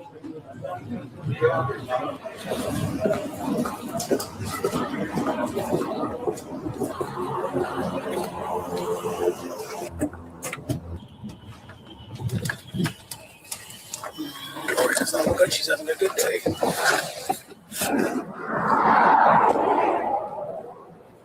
What's up? All right. What did I miss? She decided to resist the house. That's about it. No, we went in with his permission. It's his house or whatever. You know what this guy reminds me of right here? A beta simp. Yeah, but also kind of like the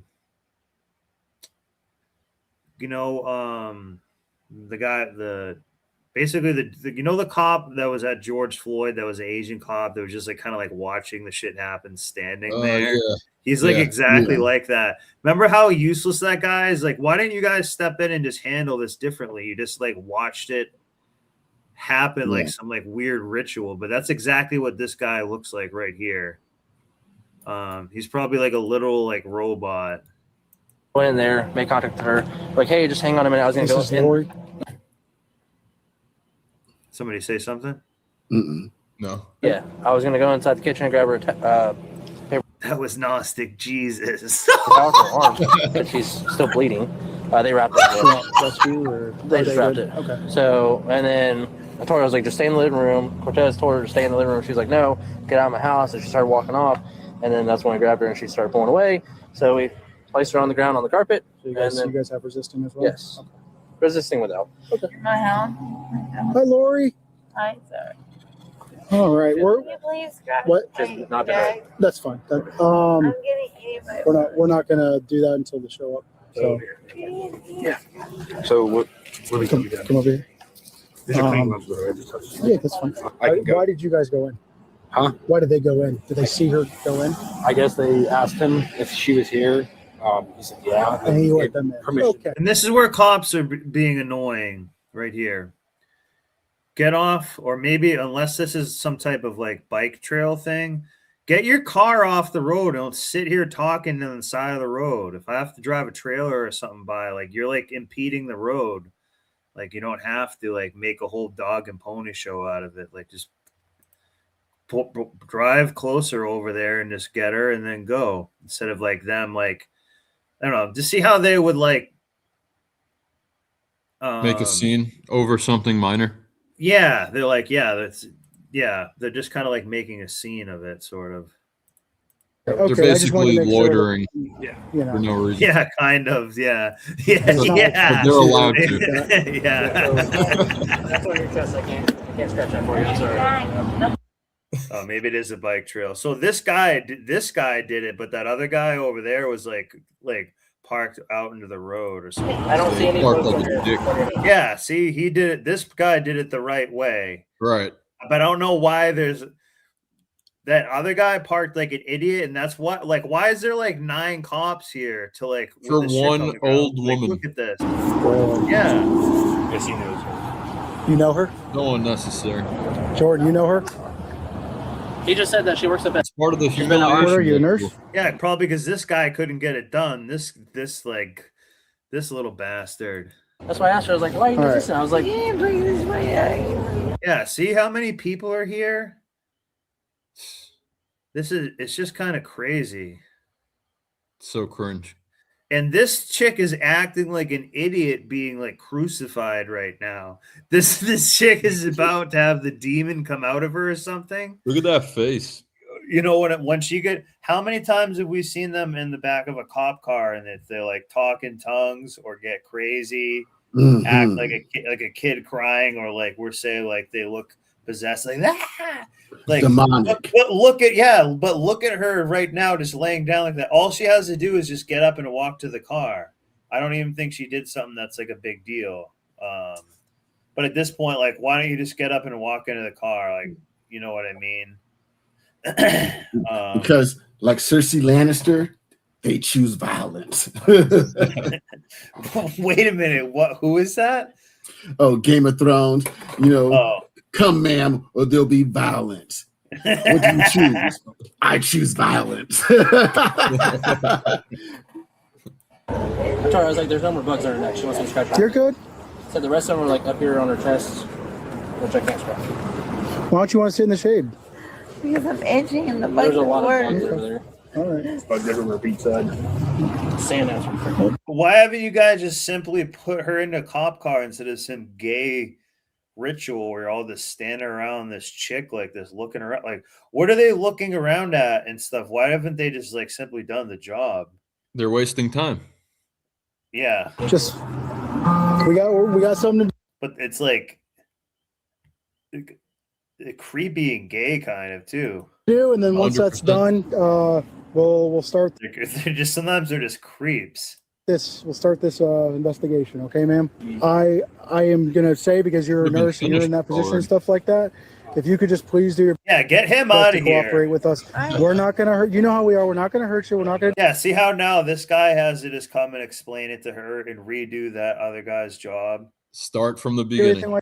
Yeah. So basically, that was a complete waste of time. Them being here, they made like a freaking like, they just wasted more time. Because that's what these people do sometimes. So simply sometimes at these jobs, people's job is to just like correspond with you. Yep. But it's not like you directly need them all the time. They're just like having a correspondence with you about like bullshit. They didn't Like- call for backup. They called to just talk about it. That's all they do. They just talk about it. Like that, we'll take care Yeah. of you. Huh? I think I'm always doing something wrong. You think you're always doing something wrong? I'm like saying So. And now they're just there. Look at this. They're still just hanging out over there. Not even paying attention to what they're doing too. They're just like Useless. talking. Yeah. We're gonna work through this together. But Lori, This is what your taxpayer dollars go I towards. can't. I'm not gonna hit you. Okay, that's not what we do. Okay, but we'll work through this. Okay, just if you wouldn't mind, just please cooperate. I know you're upset and stuff like that. What? No, I'm not saying you aren't. I'm just saying. But she's also being crazy, just sitting there baking on the ground. She's down on the ground like a dog. Do we need to bring out a dog catcher for this? Canine unit. You know, it'd be a lot better, especially for a person in your position. You know, I'm not telling you, you know, to consent to anything. I'm just saying, can you just please just be calm and relax with us? I'm not going to hit your head. He's just comfortable blocking the whole trailway and everything. Same with these idiots too.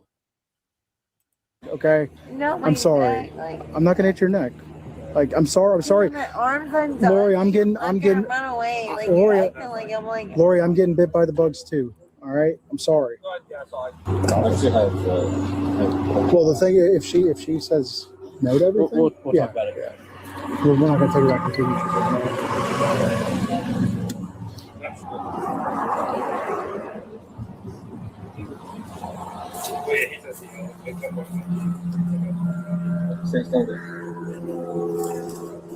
Could I just would you mind just hanging on to her since she's unsteady on her feet?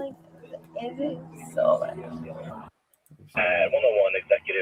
Huh?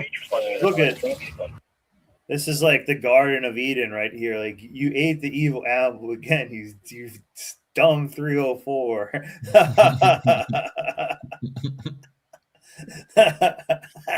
I can't hear you. Are they 5 minutes off? They're coming from Sea Vista, so from Secret Vista. I would imagine he's coming from this way. Yep, we got her out. There you go. Yep.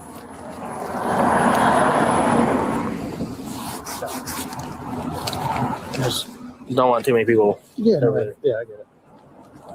Can't really take her out interest because then she's gonna just. Yeah, Well, that's fine. Copy, thank you. All right. Cortez, bring her over here. Lori, can you come over here? Thank you. With this help. All right. All right, Lori.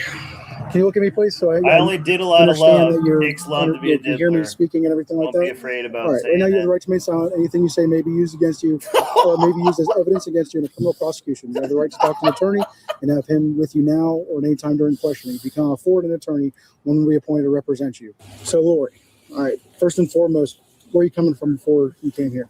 Work. Where's work? No, it's fine. What time did you get off work? In the morning. What time this morning? 9. Would you work night shift last night? Pretty rough night. I'm sorry to hear about that. So what time No, did you he's get off not. work today? He doesn't give a shit. So 9 o'clock this morning, right? Okay. Where did you go? See how they'll just lie to you too? Like, I'm very sorry to hear that and stuff. They will lie to you. In that monotone voice, too. Yeah. Yeah, but this is a lot lizard. Florida Oh, yeah. type 304 right here. She's a lot lizard. Horrida. Yeah, yeah. She's an alligator whore. Oh, a crocodile. Oh, Honestly, I came here. What'd you do there?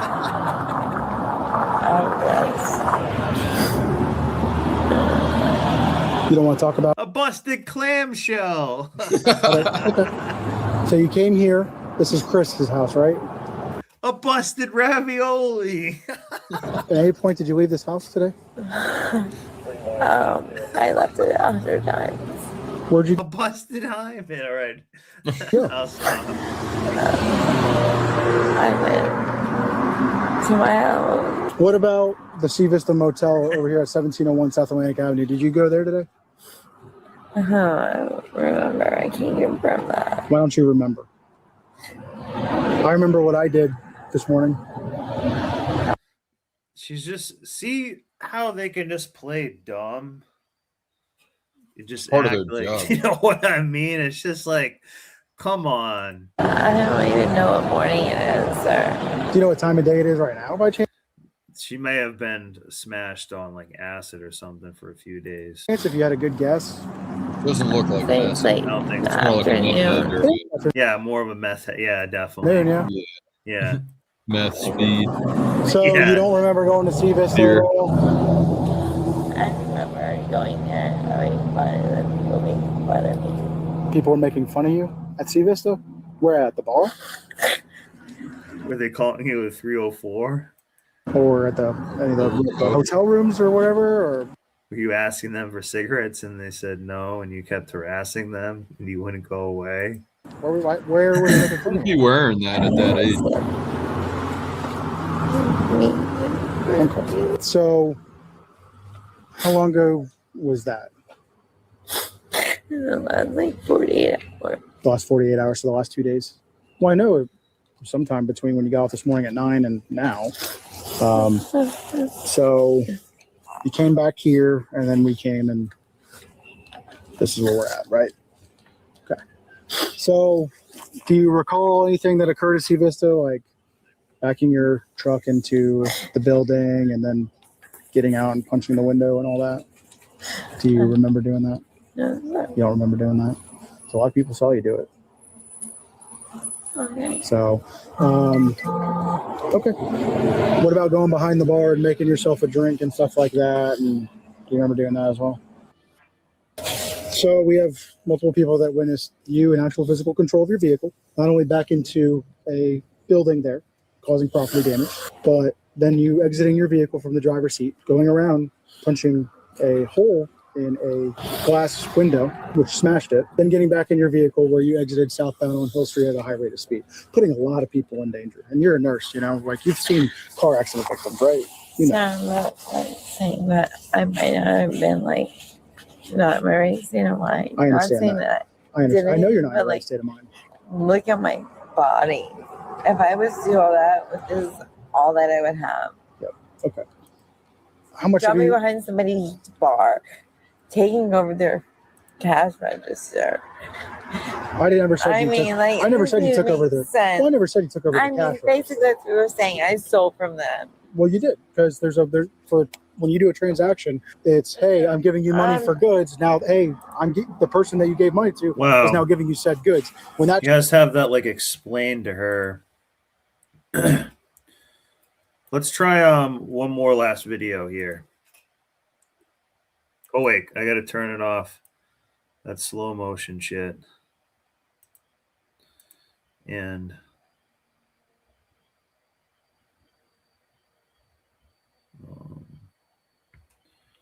hang on 1 second.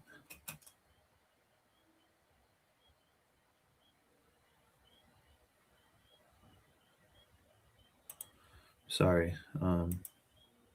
This one here. Is mistaken for ignorance. This shift is further exacerbated by the rise of emotional reasoning over logical reasoning.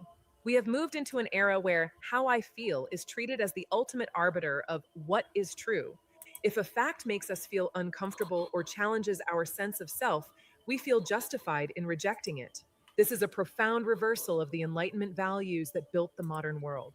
Absolutely. Logic requires us to set aside our immediate emotional reactions and look at evidence objectively.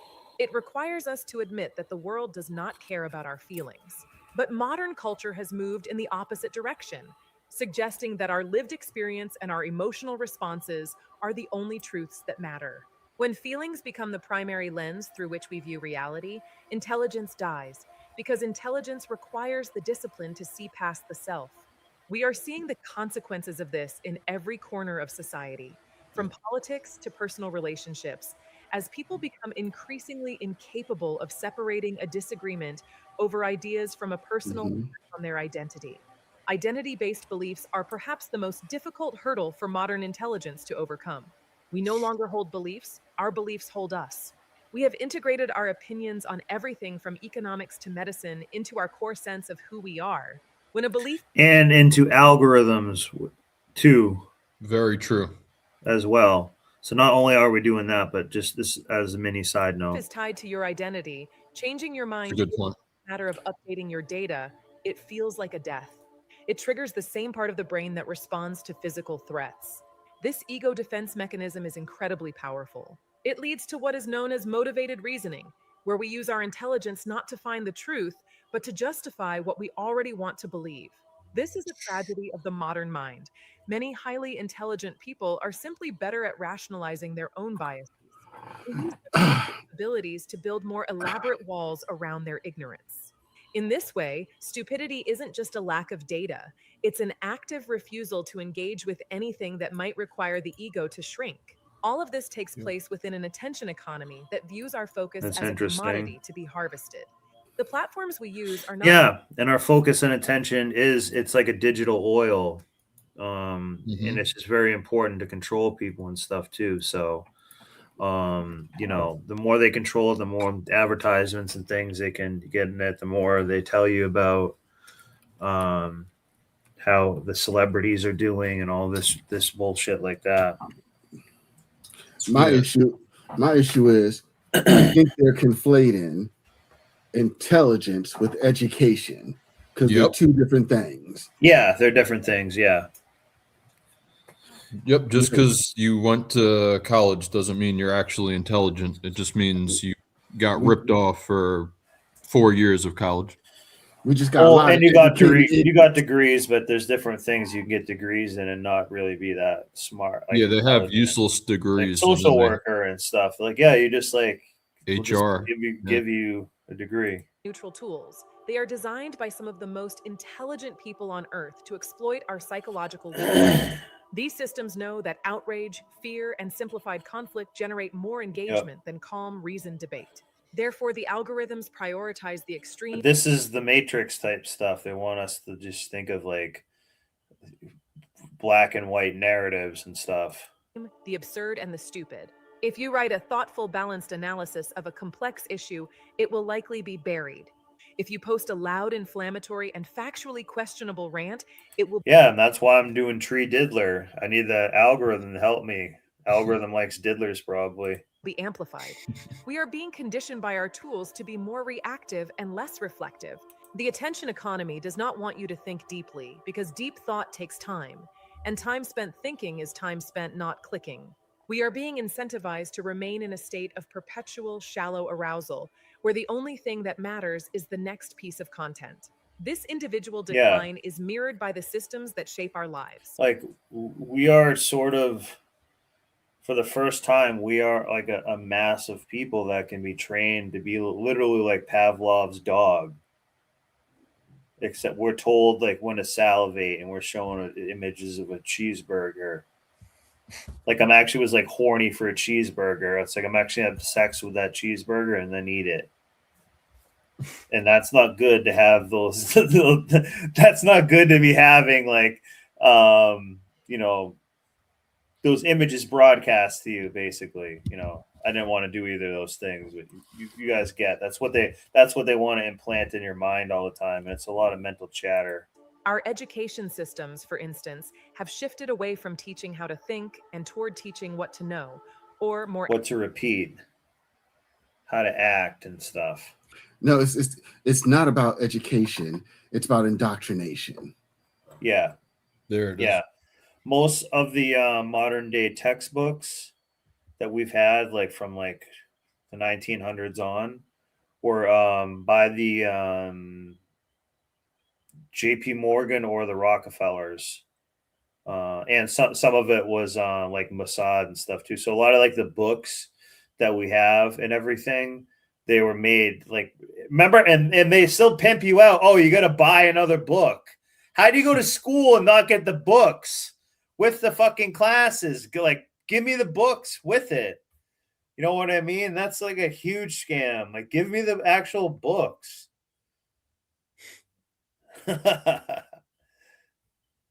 Yeah, and I remember when they had the books, they would like also to like make you like wrap it in paper and stuff. Like Oh yeah, that was stupid.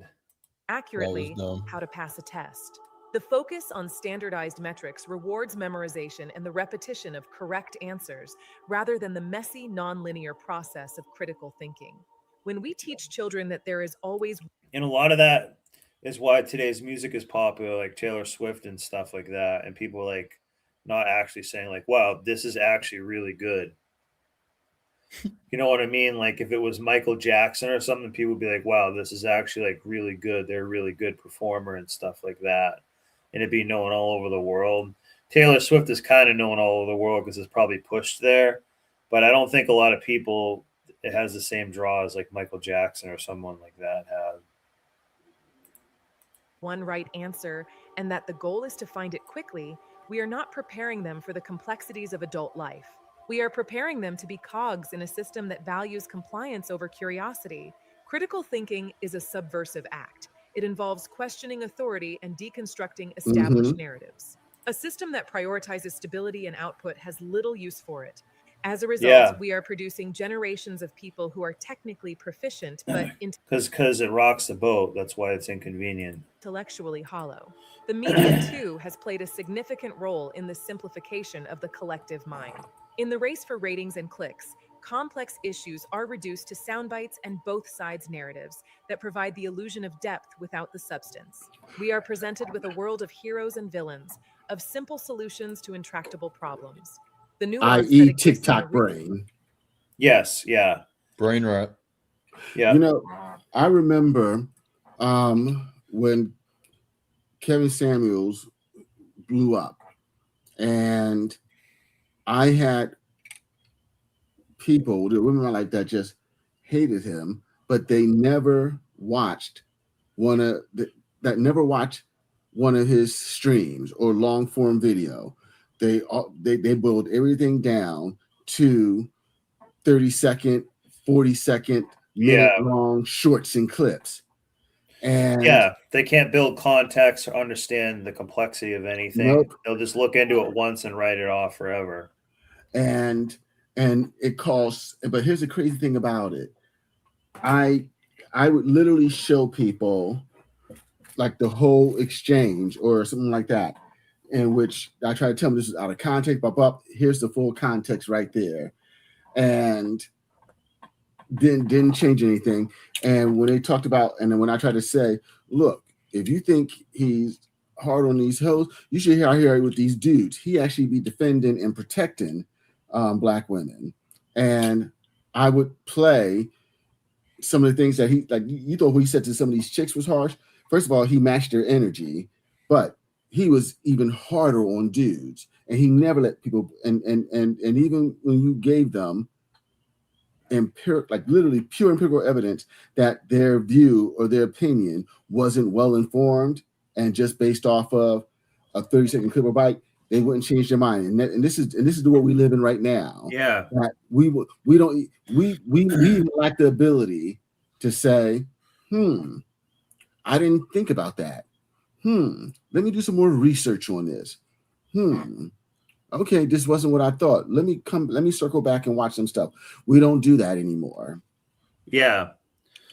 I think, and it's good that kind of, I don't know, expand what we could believe. Like, you know, see other ways of looking at things is always important too. Real world is edited out because it is seen as boring or unmarketable. When we are fed a diet of intellectual fast food for years, we lose the taste for anything more substantial. We become accustomed to the idea that every problem has a simple cause and a simple solution, usually involving the defeat of an enemy group. This simplification is a form of societal regression. It takes us back to a more tribal, less sophisticated way of existing in the world. Social media algorithms are the final piece of this systemic puzzle. They create echo chambers where we are only exposed to information that confirms what we already believe. This creates a false sense of consensus. We begin to think that our specific narrow view of the world is the only one that exists, or at least the only one held by sane people. When we encounter a different perspective, we don't. AI is like We don't crazy. see it as a chance to learn. We see it as an anomaly or an attack. The algorithm doesn't care about accuracy, it cares about retention. And nothing retains a user's attention quite like a steady stream of content that makes them feel right and makes them feel angry at those who are wrong. This is how intelligence is replaced by tribalism.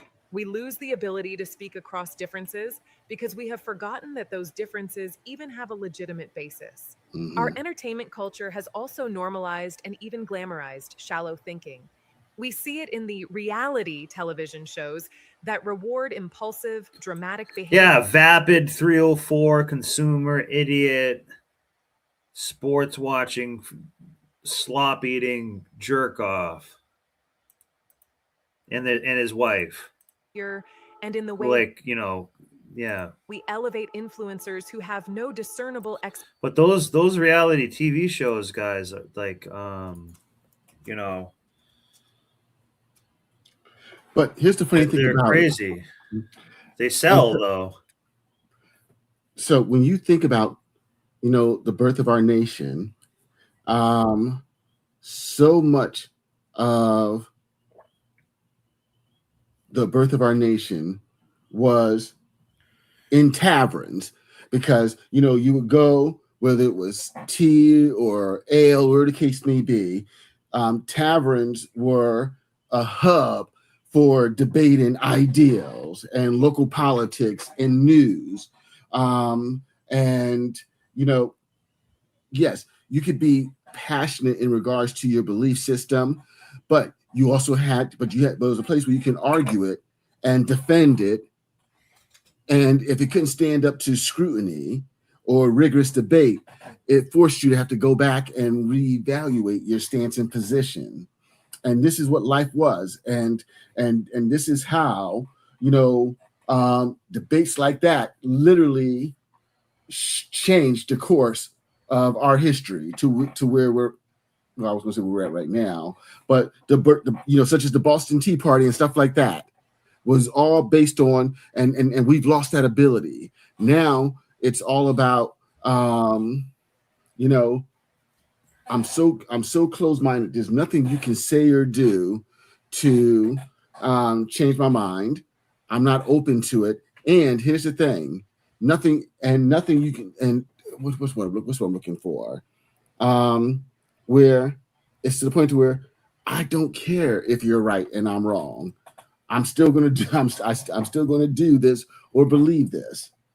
It's insane. We literally live in a clown world with a bunch of village idiots that are now the emperor or running the show. Yeah, I never looked at it that way. Yeah, we lost the ability for critical thinking and debate. You know, like when you think about the Constitution, it really is ahead of its time in the sense that we had a bunch of farmers and craftsmen coming together and putting together the framework of our republic, but they also knew they didn't know everything, and they left ways in that framework so it could be changed as well. Just think the forethought of that to say that, look, we don't know everything. And even though we're building this Constitution for this republic, we also don't want it edged in stone. We want to give it, because we know things will change as time changes. And we want to leave a framework in there for ways to change. And that's because they knew that, hey, this sounds like a good idea right now.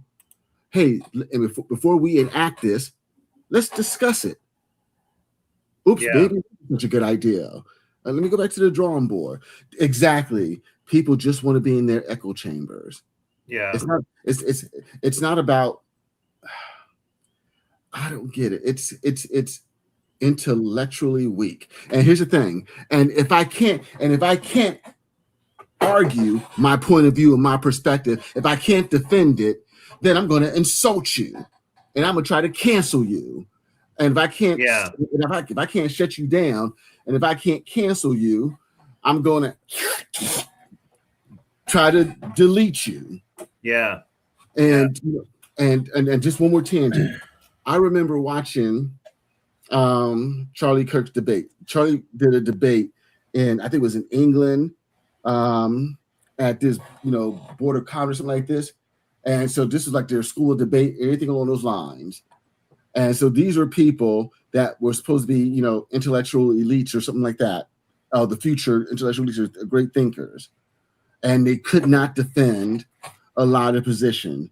And this one dude, black dude, of course, who Charlie Kirk demolished, actually celebrated what happened to him. And of course, it came out because your thought process couldn't stand up to rigorous debate. Yep. And instead of what happened? What happened to it? What's happened to it? And then your mid-30s.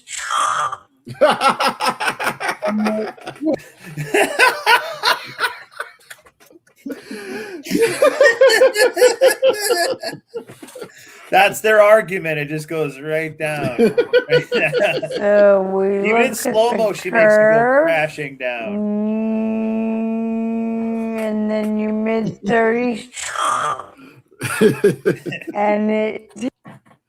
Insane. Guys, don't forget to smash the like button. Let's try to get a couple more likes. Yeah. So let's watch one more of these this Forbidden Gnosis channel. I didn't want it to get too Jesus-y before, but I think this we've seen what this guy has to say in other videos, so let's look at this.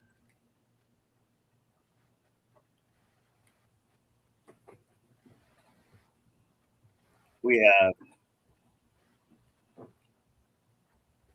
He's the guy I went to Yale. We've watched some of his takes on things and stuff.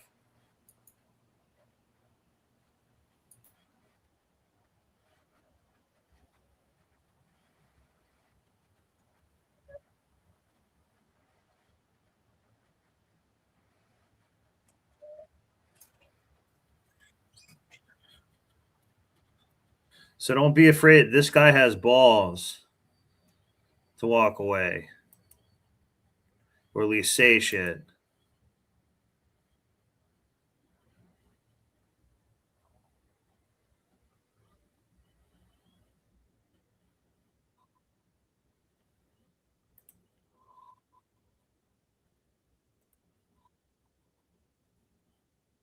Followers who police Was I sharing this the whole time? themselves and hang on a second.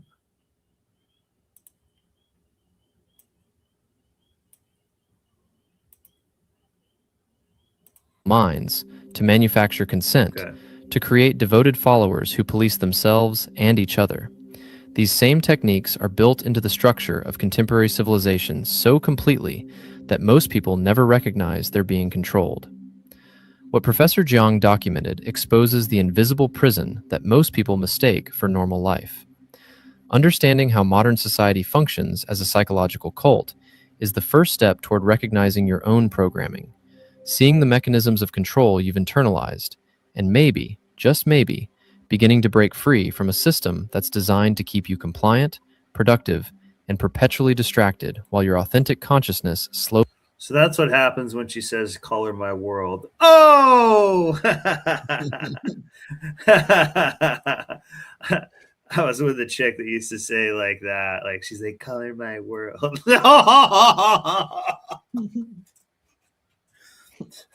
Which meant like bust, basically. But it was like, come back on, it was actually kind of cool. Slowly suffocates beneath layers of manufactured But it also shows that they were like dead inside.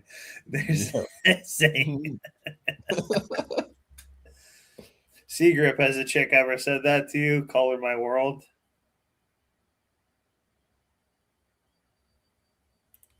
Beliefs and engineered desires. No, because you're black. Professor Jiang's core insight came from comparing religious cults, political cults, and modern consumer society.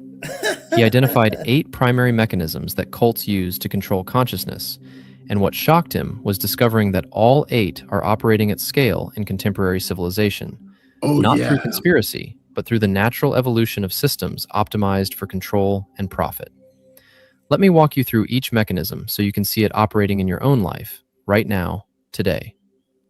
The first mechanism is isolation from alternative perspectives. Cults physically isolate members from outside information, from family and friends who might question the group's beliefs, from any voice that contradicts the cult's narrative. Modern society doesn't Ooh, I can give you some special glue on for that to patch that up, ho.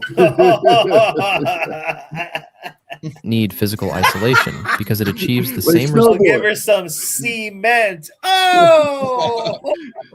Wait, snowboard. Not the eyes, not the eyes. It's in my eye, it's in my eye. That's why they're all wearing masks. Oh! Result through information bubbles, algorithmic echo chambers, and the sheer overwhelming volume of manufactured content. Research from MIT's Media Lab shows that the average person encounters over 5,000 marketing messages per day, creating a constant noise that drowns out any voice that isn't commercially or ideologically aligned with the dominant system. You think you have access to diverse Guys, perspectives. We're advertised to like literally all the time. Like I'm glad on this that there's no ads that cut in or anything like that, which is cool. So like we are doing longer form content that's deeper. Longer, deeper, uncut. That's what we give you at here. And it's raw.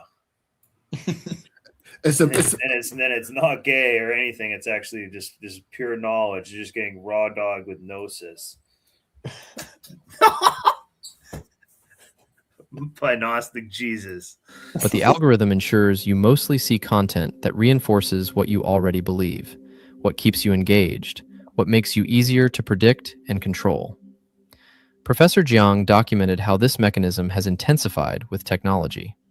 It's not just that alternative viewpoints are censored, though that happens. It's that they're made invisible through algorithmic suppression, shadow banning, deplatforming. The system doesn't need to tell you what not to think if it can ensure you never encounter the thoughts in the first place. Yeah. You're isolated in a bubble of manufactured consensus while believing you have unlimited access to information. And what does this also represent, too, in other ways that we can come to our own determination? This is Disney brain. This is people who just are completely obsessed with some sports or gambling or something like that. Like or materialism is their god to a lot of these people too, as part of it. That's what colors their world. Like, they see the car is red, and that makes me like feel way better about shit. Just as examples. The second mechanism is the creation of a special language. Cults develop their own terminology, their own way of speaking that marks insiders versus outsiders. 6-7. And that makes it difficult for members to even think thoughts that contradict the cult's worldview. Modern society has done this through corporate speak, through political correctness that constantly shifts what's acceptable to say, through the colonization of language by marketing and ideology. Words change meanings. Concepts that challenge the system become unspeakable, not through direct censorship, but through social pressure and career consequences. Studies in sociolinguistics show that language shapes thought more than most people realize. When certain ideas can't be easily expressed in the available language, those ideas become difficult to think. And I want you to think of this really quickly. If I was to ask someone from Gen Z or Gen A or somebody right now, what is the word thought? When I say the word thought, what does that come up into your mind? Thought is just going to mean a 304 or whatever. It's not actually going to be like, what is a thought? Like that's like the type of shit that's going to be going on. I mean, it's two different spellings, but if you say the word thought, like THOT. Oh, they're a different spelling? Yeah, thought is THOT. Thought is THOUGHT. Isn't it supposed to mean like that hoe over there or something? Oh, I never even thought. I don't actually know what it means. I never really knew what that meant. I mean, I think it just means the 304, though. Professor Jung pointed to how no, that acronym works really well, and I never heard of that before, and that's really clever if you just made that up, because I never heard that. Yeah, I'm not terms sure like what it is. conspiracy theorist or problematic That's brilliant. function as Because I never gave it a second twat. Oh! thought-terminating cliches, ways to dismiss ideas without examining them, verbal weapons that mark anyone questioning the dominant narrative as socially unacceptable. You self-censor not because someone's forcing you, but because you've internalized the linguistic boundaries of acceptable thought. The third mechanism is the doctrine over person principle. In cults, the group's beliefs always override individual experience. If your direct experience contradicts the doctrine is right, and your experience must be reinterpreted or dismissed. Modern society does this constantly. You experience economic hardship, but the news tells you the economy is great, so you assume your struggle is personal failure. You feel disconnected and exhausted, but everyone on social media looks happy, so you assume something's wrong with you. You sense that the system is broken, but experts and authorities assure you it's working exactly as intended. You want to know how it's intended? This is how it's intended for you. So we look at the curve, and then your mid-30s, and it takes a dive. The average age of a... I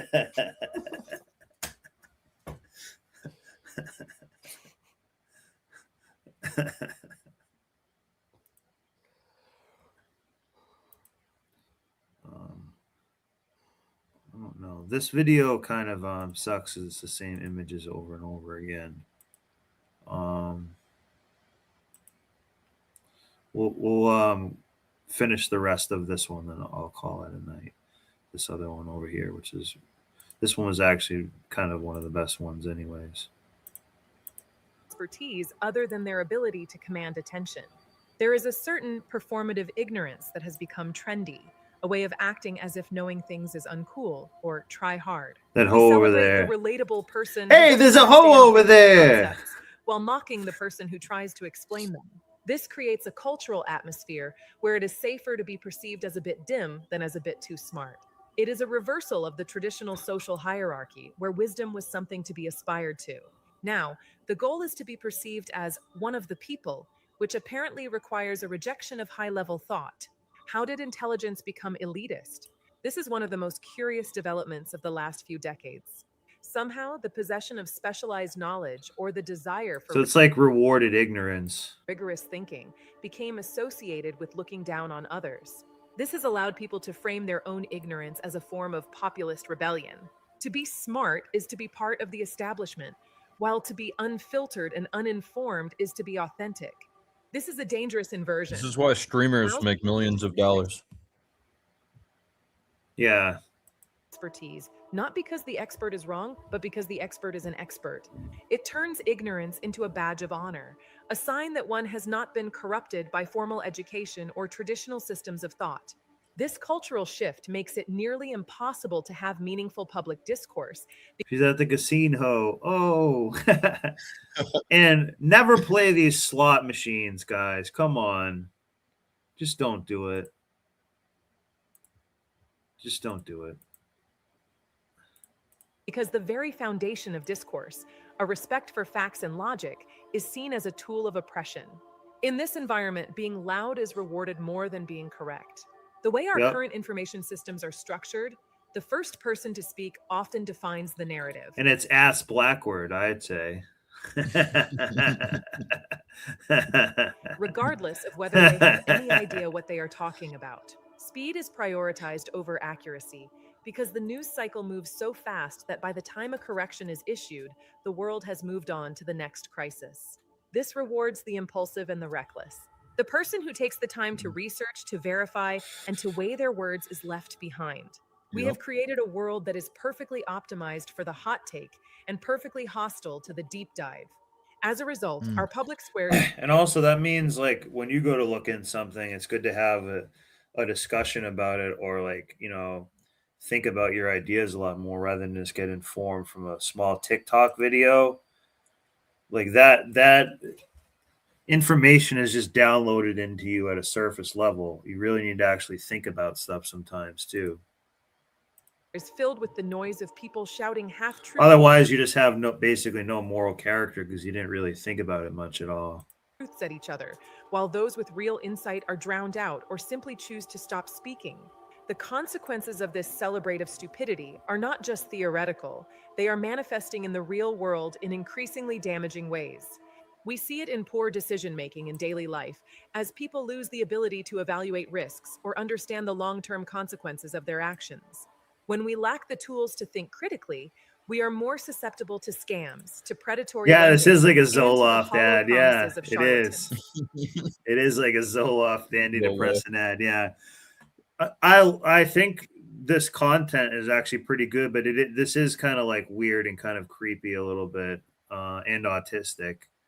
Like the content's good. I don't know why she's like doing it like this. We become easier to manipulate because we have no internal. But I think these videos are actually pretty good, you know, for making a discussion about something. Defense against emotional appeals. This leads to a profound sense of powerlessness as people find themselves buffeted by forces. And they're kind of like trippy sometimes too. They don't understand and can't control. Increased polarization is another direct result of the decline of intelligence. When we lose the ability to engage with complexity, we fall back on binary thinking. Us versus them, good versus evil, right versus wrong. There is no room for the middle ground, no room for the gray areas where most of human life actually takes place. This polarization makes it impossible to solve collective problems. Whether it's climate change, economic inequality, or public health, these issues require a high degree of cooperation and a shared understanding of reality. When reality itself becomes a matter of tribal identity, cooperation becomes impossible. We are left in a state of permanent gridlock, where the only goal is to prevent the other side from winning, even if it means we all lose.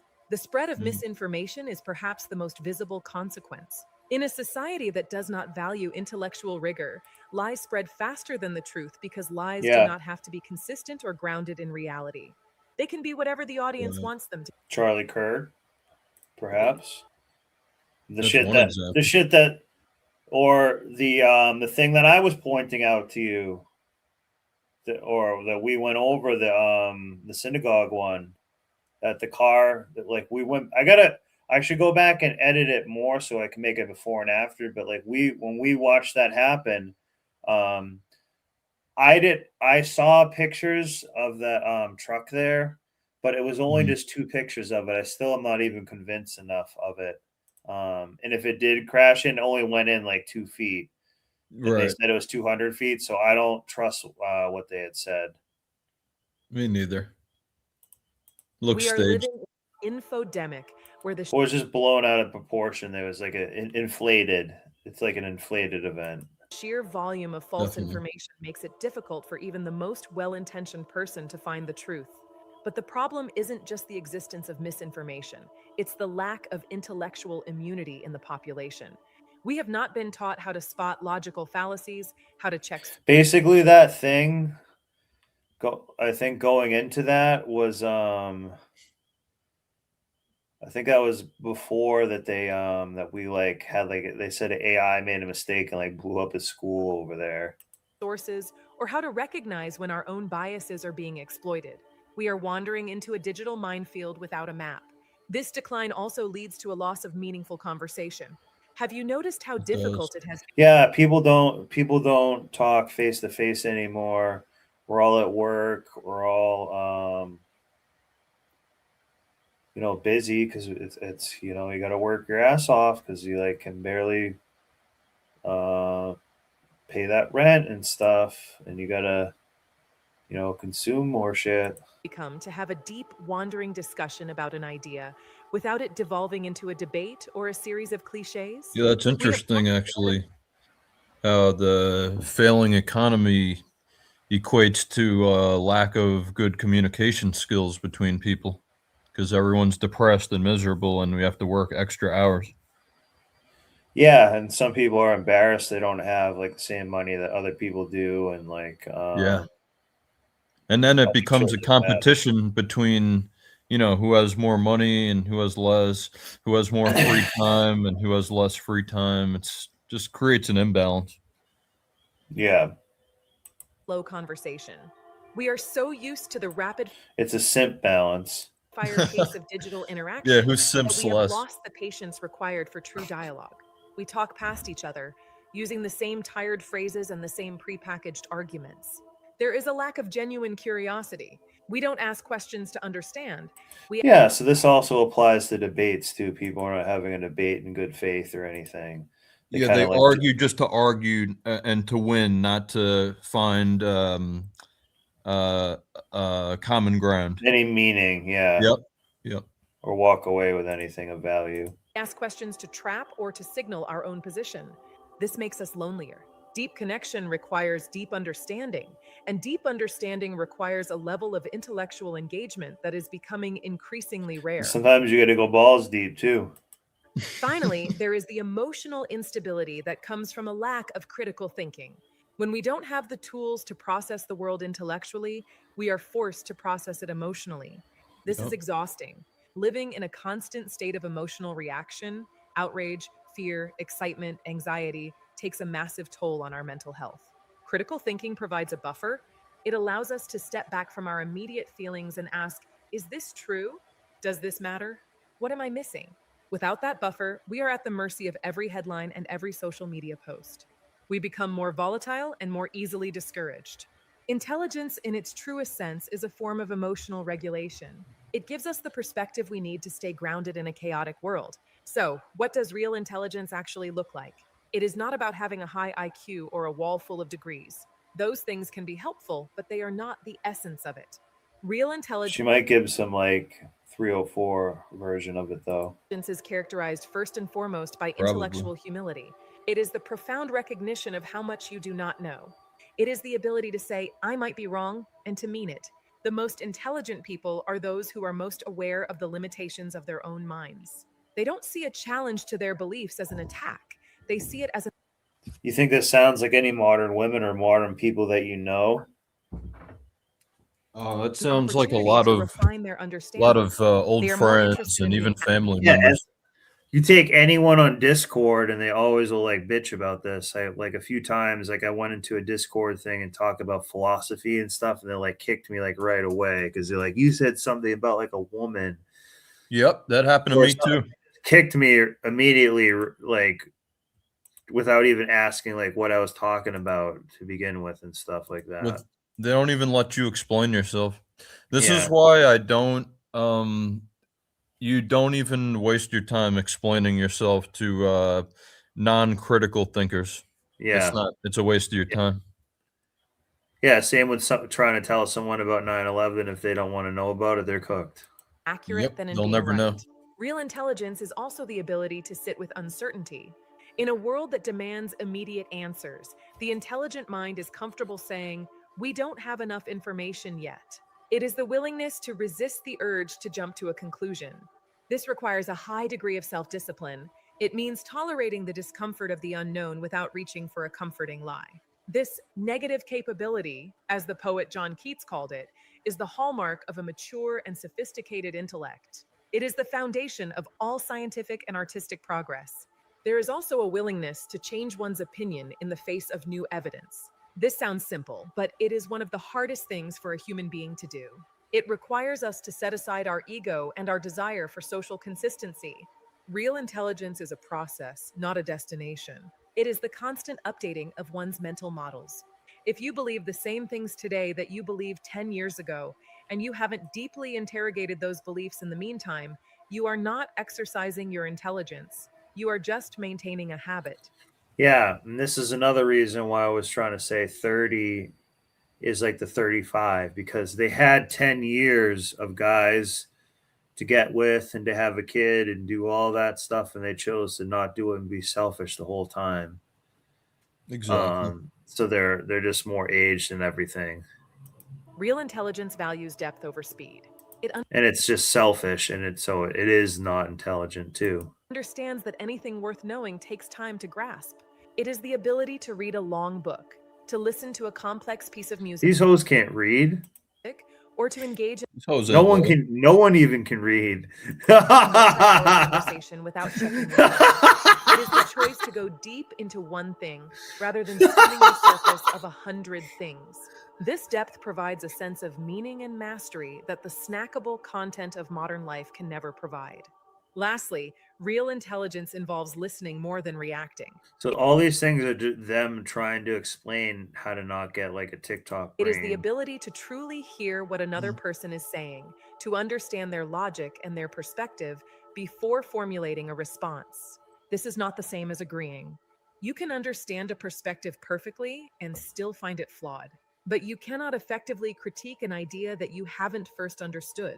Most people are just waiting for their turn to speak. The intelligent Yeah. And that's huge. And that's what I'm saying. A lot of it is just theater, and they're just like saying shit. person is trying to learn something from every interaction. Despite the bleakness of the current landscape, there is reason for hope. Intelligence is not gone, it has just been pushed underground. Humans have a natural, irrepressible urge to understand the world. Even in a culture that celebrates I doubt stupidity, it. there are Yeah, please. You think Yeah, these not chicks anymore. are- Yeah, no, this is no, they Maybe back in the day, but not now. yeah, not now. Those days are over. Oh no, yeah. You know how that went? Yeah, that went like that went like this. That's pretty much how this went. The curve, and then your mid-30s, and it takes a dive. The That's average. how much interest in our history and stuff like that, reading books, which is why I'm glad that you guys are here and we can talk about a lot of different topics. I'm definitely going to do more of those Gnostic Jesus ones. I don't know. One time I kind of like pussied out. I was getting scared. Jesus was scaring me. I was scared. So Scary Jesus. No, so I kind of like pussied out on playing the video. Not that anything was wrong with it. Plus, here's the reason why I doubt it. You know, there was a time when, you know, we would spend our days in the library. We had to, how many of us had to do research and use, was it microfiche? Had to go to the library and pull out books, or, you know, had encyclopedias in our home. And so we had to read, research, write things out. And with the advent of the internet, Wikipedia, AI, ChatGPT, all that stuff, you know, cell phone, there was a time we had to remember our phone numbers. You know, I think, you know, there was a time where I easily knew like 10, 15, 20 telephone numbers by heart. Yep, in the 90s. Yeah. And so right now, there's approximately close to 7 million people living with dementia now. And because of all this stuff that's going on, they're expecting dementia cases to double in the next 30 years. Really? Yeah, in the next 3 to 4 decades, we're going to be looking at 14 million Americans living with dementia. It's so cooked, they almost have dementia anyways. Exactly, because now I get what you're saying. Yeah, because we're growing all this plaque on our brains. We're not learning. You know, we're not reading. We're not learning. And guess what? We can't even you know, debate anymore, or question stuff, or think about things. So no, I am so, you know, so one of the good things about, I guess, being my age is I have more years behind me than ahead of me, and I can say that realistically. I have more years behind me than ahead of me. And I don't think there's anything that would make me say, Secret, would you do it again? I mean, in regards to like if I can snap my finger and take you back to 20 or be born again. No, I'm good. I'm good. Nice. Because I'm really afraid for the direction we're headed in. And I know that we're in this, the fourth turning and maybe things will turn around in the next 20 to 40 years. But we'll see. I'll at least I knock on wood. Hopefully I'll be around long enough to see it begin, the beginnings of a turnaround. I'm hoping to be around long enough to at least see the beginning of a turnaround. I do want to be around long enough to see these B-dubs and these welfare queens and these EBT princesses crash. I do want to be around long enough for that. Okay, that's his because it's coming. Final wish, yeah. It's coming. Yeah. And so I do want to be around long enough to see it crash. I mean and it's not about wishing ill will or anything along. 50 is a new 30. I wish. There's things where I'm like, I jokingly, still talk about, being Negro Domus, but it's like you see this stuff over and over and over again. Yeah. And so, like I said before, these 3 or 4s don't change, only their circumstances do. And when I see all the help, and it's so amazing because when you look at dates, can I get deep for a quick moment? Snowboard. Sure, yeah. So every civilization has turnings and cycles, birth, rise, expansion, decline, and they all go through these cycles. And when you think and generally on average, world powers are usually around 250 years. How old is America? How old is the United States? I think last time I checked, 249 years. And then, so we're at that 250 year mark. And where are we at? Corruption, debasement, moral decay, debasement of our currency, trillions and upon trillions of dollars in debts, hundreds of trillion in unfunded pensions and liability, all these entitlements. And we've seen how this pattern is played out through time immemorial. And so when you start looking at how these things are going in cycles, you got the Social Security about to go into principle between 2032, 2035. We got what's happening in 2036? Something was anticipated to happen around 2036. They're popping in my head. But when you look at all of these things, they're all happening around the same timeline, this convergence. And, the U.S. debt, right now, this is the first time we are literally paying more in debt service than to our defense. And what we're paying in debt service, when you look at the 9 top economies behind us, don't even pay in debt service what we did to their military. and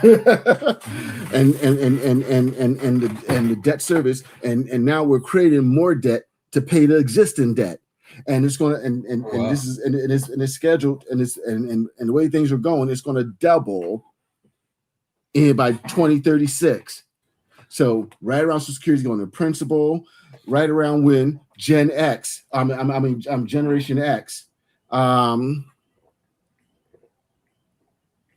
is Social Security age. Like I turned 65, I think in 2033 or I turned 62 in 2033 or something like that. So right when I'm eligible to collect Social Security, I might be looking at a 20% pay cut. And so and here's the thing, I've paid into it. And so but can you imagine the chicks that I grew up with? And I grew up in the hood, And I think about all the welfare queens when I was growing up who have never You've really worked a day in their seen life. it. Yeah, Yeah. you've seen. This is not just Schadenfreude to have it happen. Like you've seen you grew up in it, so it's more satisfying to you because you've like experienced it.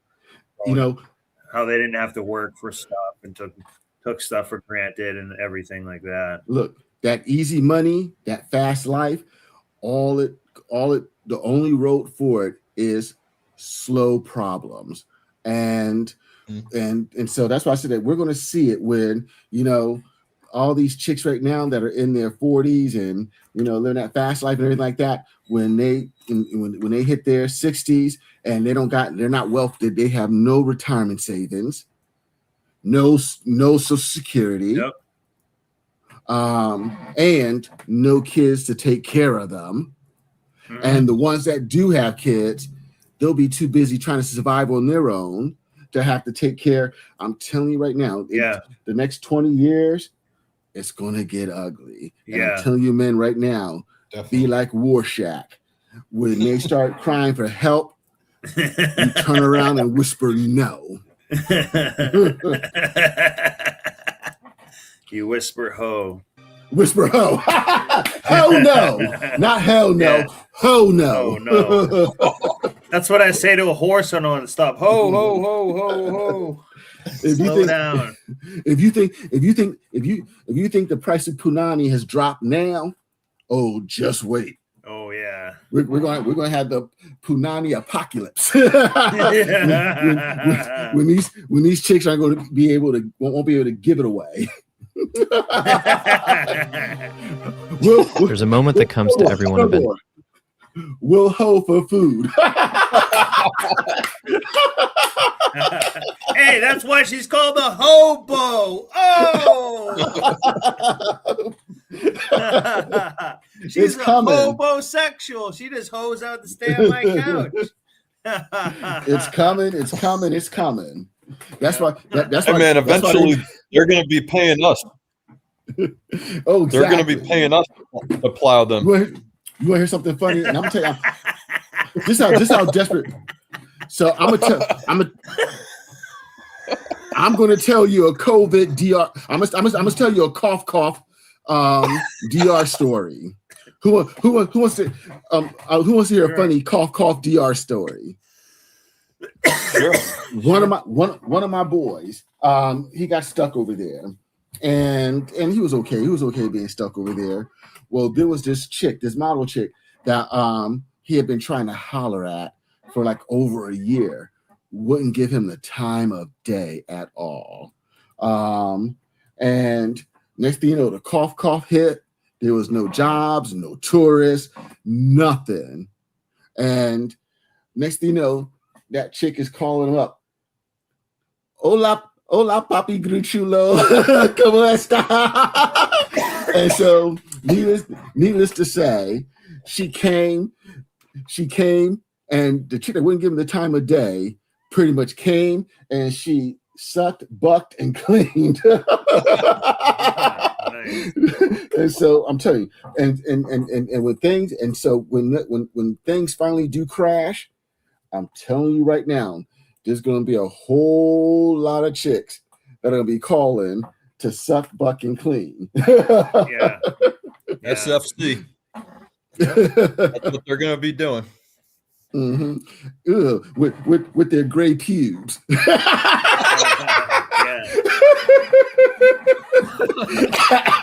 You'll be like, Snowboard's going to call me. Yo, C-Grip, come get your mom. Well, I've always said this, C-Grip. Salt always looks good when it goes on top of pepper.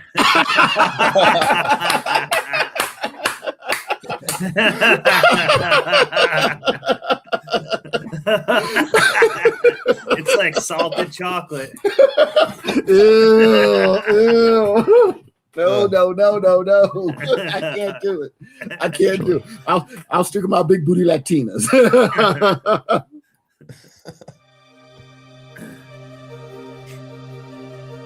There's a moment that comes to everyone eventually. Oops. You're sitting somewhere ordinary, maybe your living room, maybe stuck in traffic, maybe at your desk at work, and suddenly you're struck by the awareness of time passing.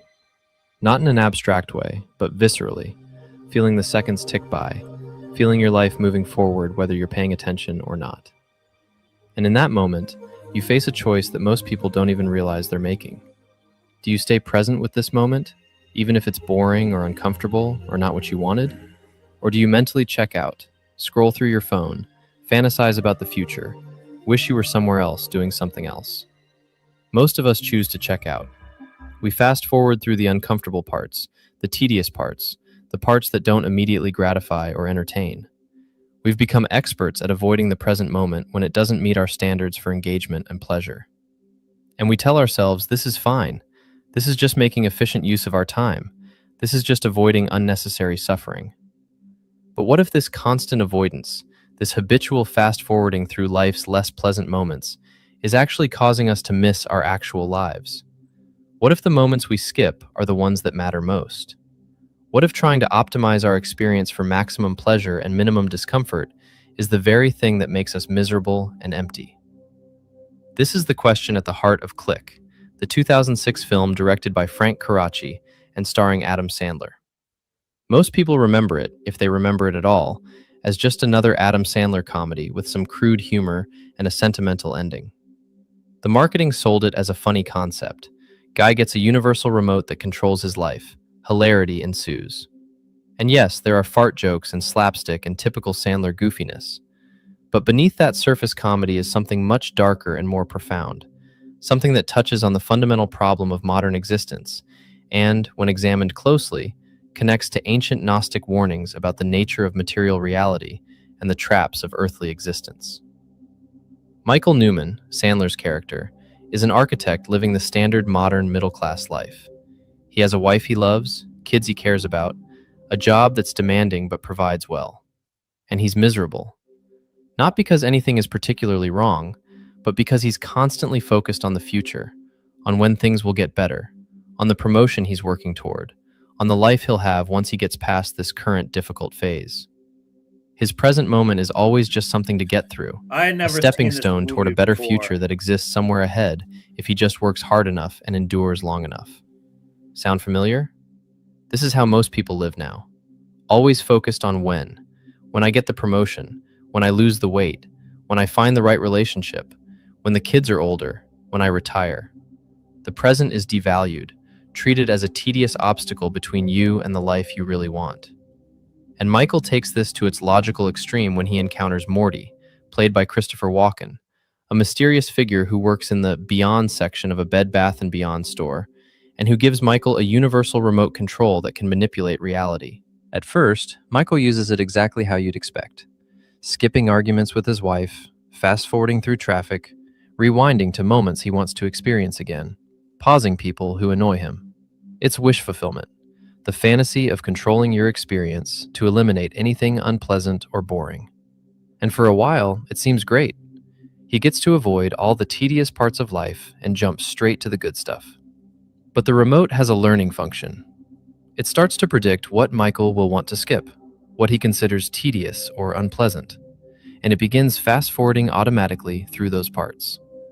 This is where the film shifts from comedy to horror, though most viewers don't recognize it as such because the horror is subtle, existential rather than explicit.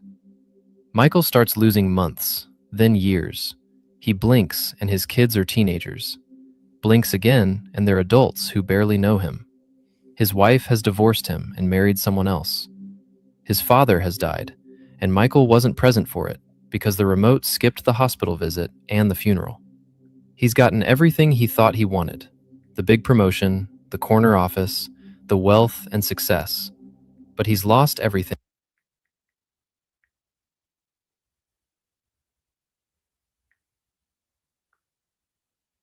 Oops, sorry. Again, this is what I was talking about, like with the materialism. He had the big house, he had the big success, he had all the markings of the material world. thing that actually mattered in the process. And here's the crucial detail that makes this more than just a appreciate what you have morality tale. Michael didn't consciously choose to skip most of these moments. The remote learned his patterns, learned what he considered tedious or uncomfortable: family dinners, conversations with his wife, playing with his kids, spending time with his aging father, and it started automatically fast-forwarding through those moments because it correctly identified them as things Michael had been avoiding or rushing through anyway. The remote didn't change Michael's behavior. It just made explicit and literal what he was already doing internally, the way he was already treating his life as something to get through rather than something to actually experience. This connects directly to what Dr. Anna Lemke describes in her book, Dopamine Nation, where she explores how modern society has become addicted to pleasure and novelty and has lost the capacity to tolerate discomfort or boredom. Lemke explains that dopamine, the neurotransmitter associated with pleasure and reward, operates on a balance system. When you experience pleasure, you get a dopamine spike, but this is inevitably followed by a dopamine deficit as your brain tries to restore balance. The problem is that modern life provides constant access to pleasure and stimulation: screens, food, drugs, shopping, endless entertainment options, which means we're constantly spiking dopamine and then immediately seeking more stimulation to avoid the deficit that follows. The result, Lemke. I was gonna say that's why I give them that vitamin D to get that dopamine up, ho.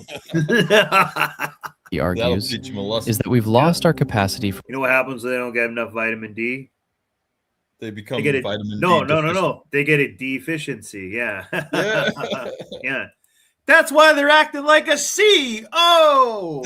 For what she calls delicious boredom, the space where creativity emerges, where genuine rest occurs, where we actually process our experiences and emotions.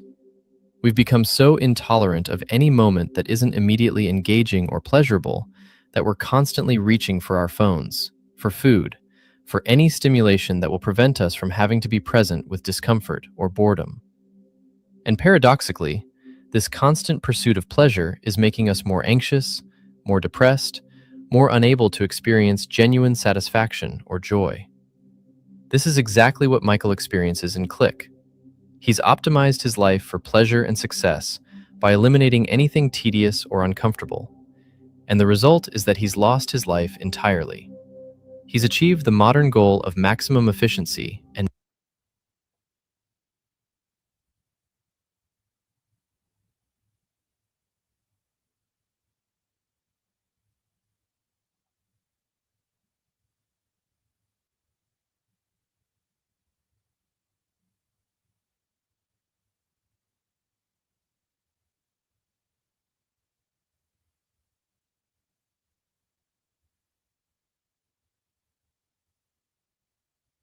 minimum boredom, and it's destroyed him. The film is showing us, in exaggerated form, what happens when we take the modern approach.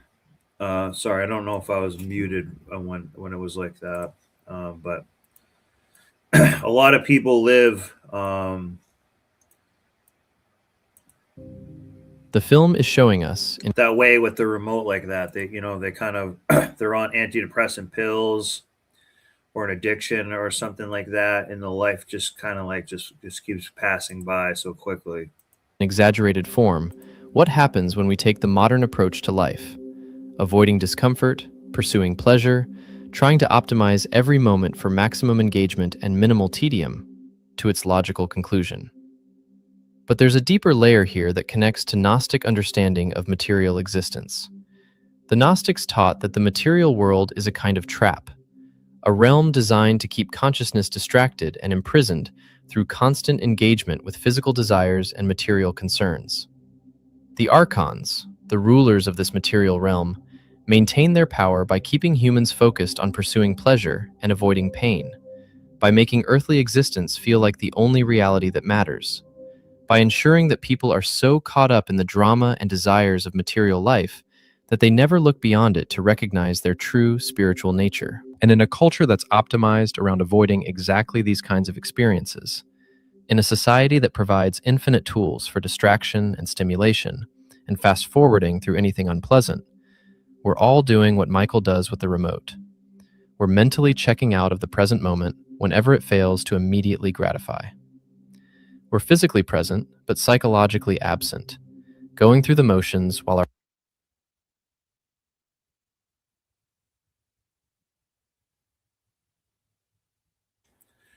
A chick would definitely use this remote as a toy, 100%. our attention is elsewhere, on our phones, in our fantasies about the future, anywhere but here, in this boring, uncomfortable, imperfect present. Lemke's research shows that this creates a devastating feedback loop.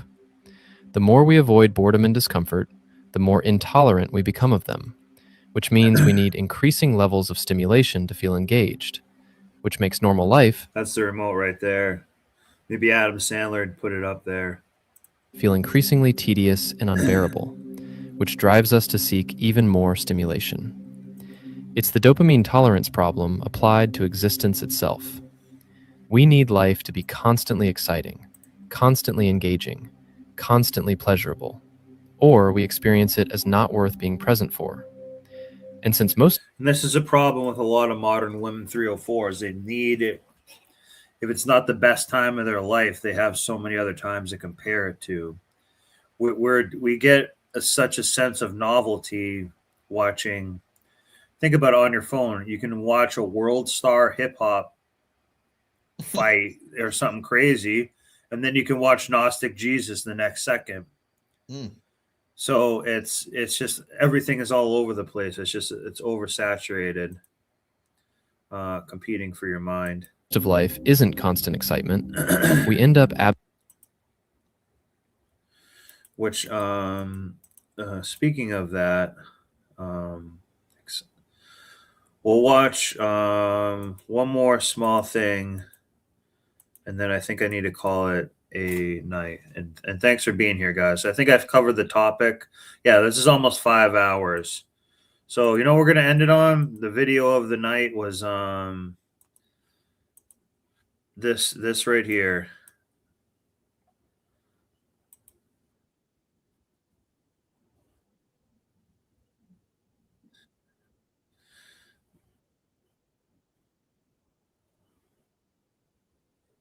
Let's actually just watch this whole video one more time to give this person another view. And then we'll call it, I'm going to call it a night. Is there anything anybody else wants to add? No, I think we covered a lot of the topic ground. or anything. Yeah. I was going to do kind of a different topic. We covered it a little bit. But I'm glad I've kind of hopped around a little bit. This is really what I was going to cover was this, the are the medical risks of having babies late in life, kind of, and it's 35, the new like 30, or however that was. I thought that was decent. absent from most of our lives. Oops. Let me go back to this right here. We'll end it on this, on a good note. We went over the stats of all this too, so I want you guys to remember that about how having a kid, how they're gaslighting some of these women. Like this lady was saying, just don't do it. But then you see CBS News gaslighting women, making it like a Hallmark movie for them to do it. So just be careful of it. We've seen more episodes or an outbreak of, not outbreak of autism, but just was, you know, something to be aware of. Average age in California. And millennial women are leading the pack. What this guy says, this guy is a fertility center too, and he's saying don't do it. Any age is better than old age. And this guy is a fertility guy. Any age is better than old age. So that sums it all up, but these women don't want to hear it. It's like, this guy is a doctor. This is his industry, and he's still telling you to not do it. He could just say the younger the better, but I mean, he wants to be funny. So No, but he's trying to be blunt with it to Yeah. say it like, this is people's health and shit at stake. Like it's actually serious. That's why I'm saying they shouldn't gaslight you like the other one did.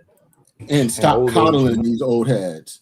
Yeah. Yeah. Stop telling them what they want to hear and tell them what they actually need to hear.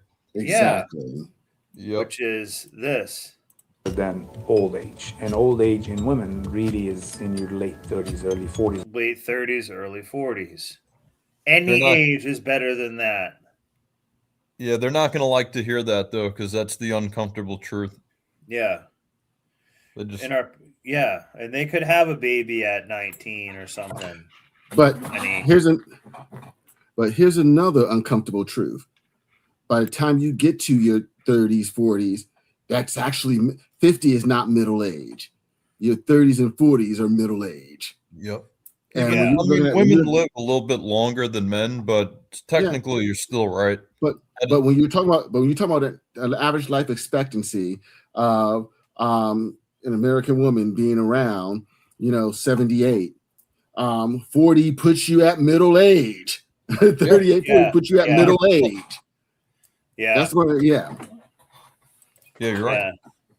So you want to be a middle-aged egg. You want middle-aged milk? Not really. Ew. I don't want middle-aged milk. I just lost my appetite. It's utterly because it's utterly disgusting. Oh.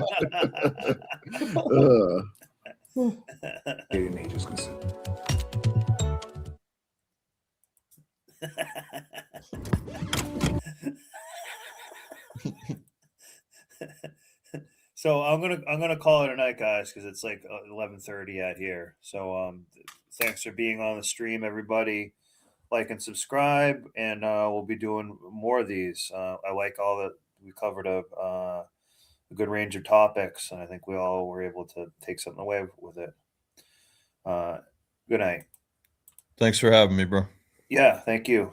Yeah, thanks for having me as well, Snowboard. I appreciate it.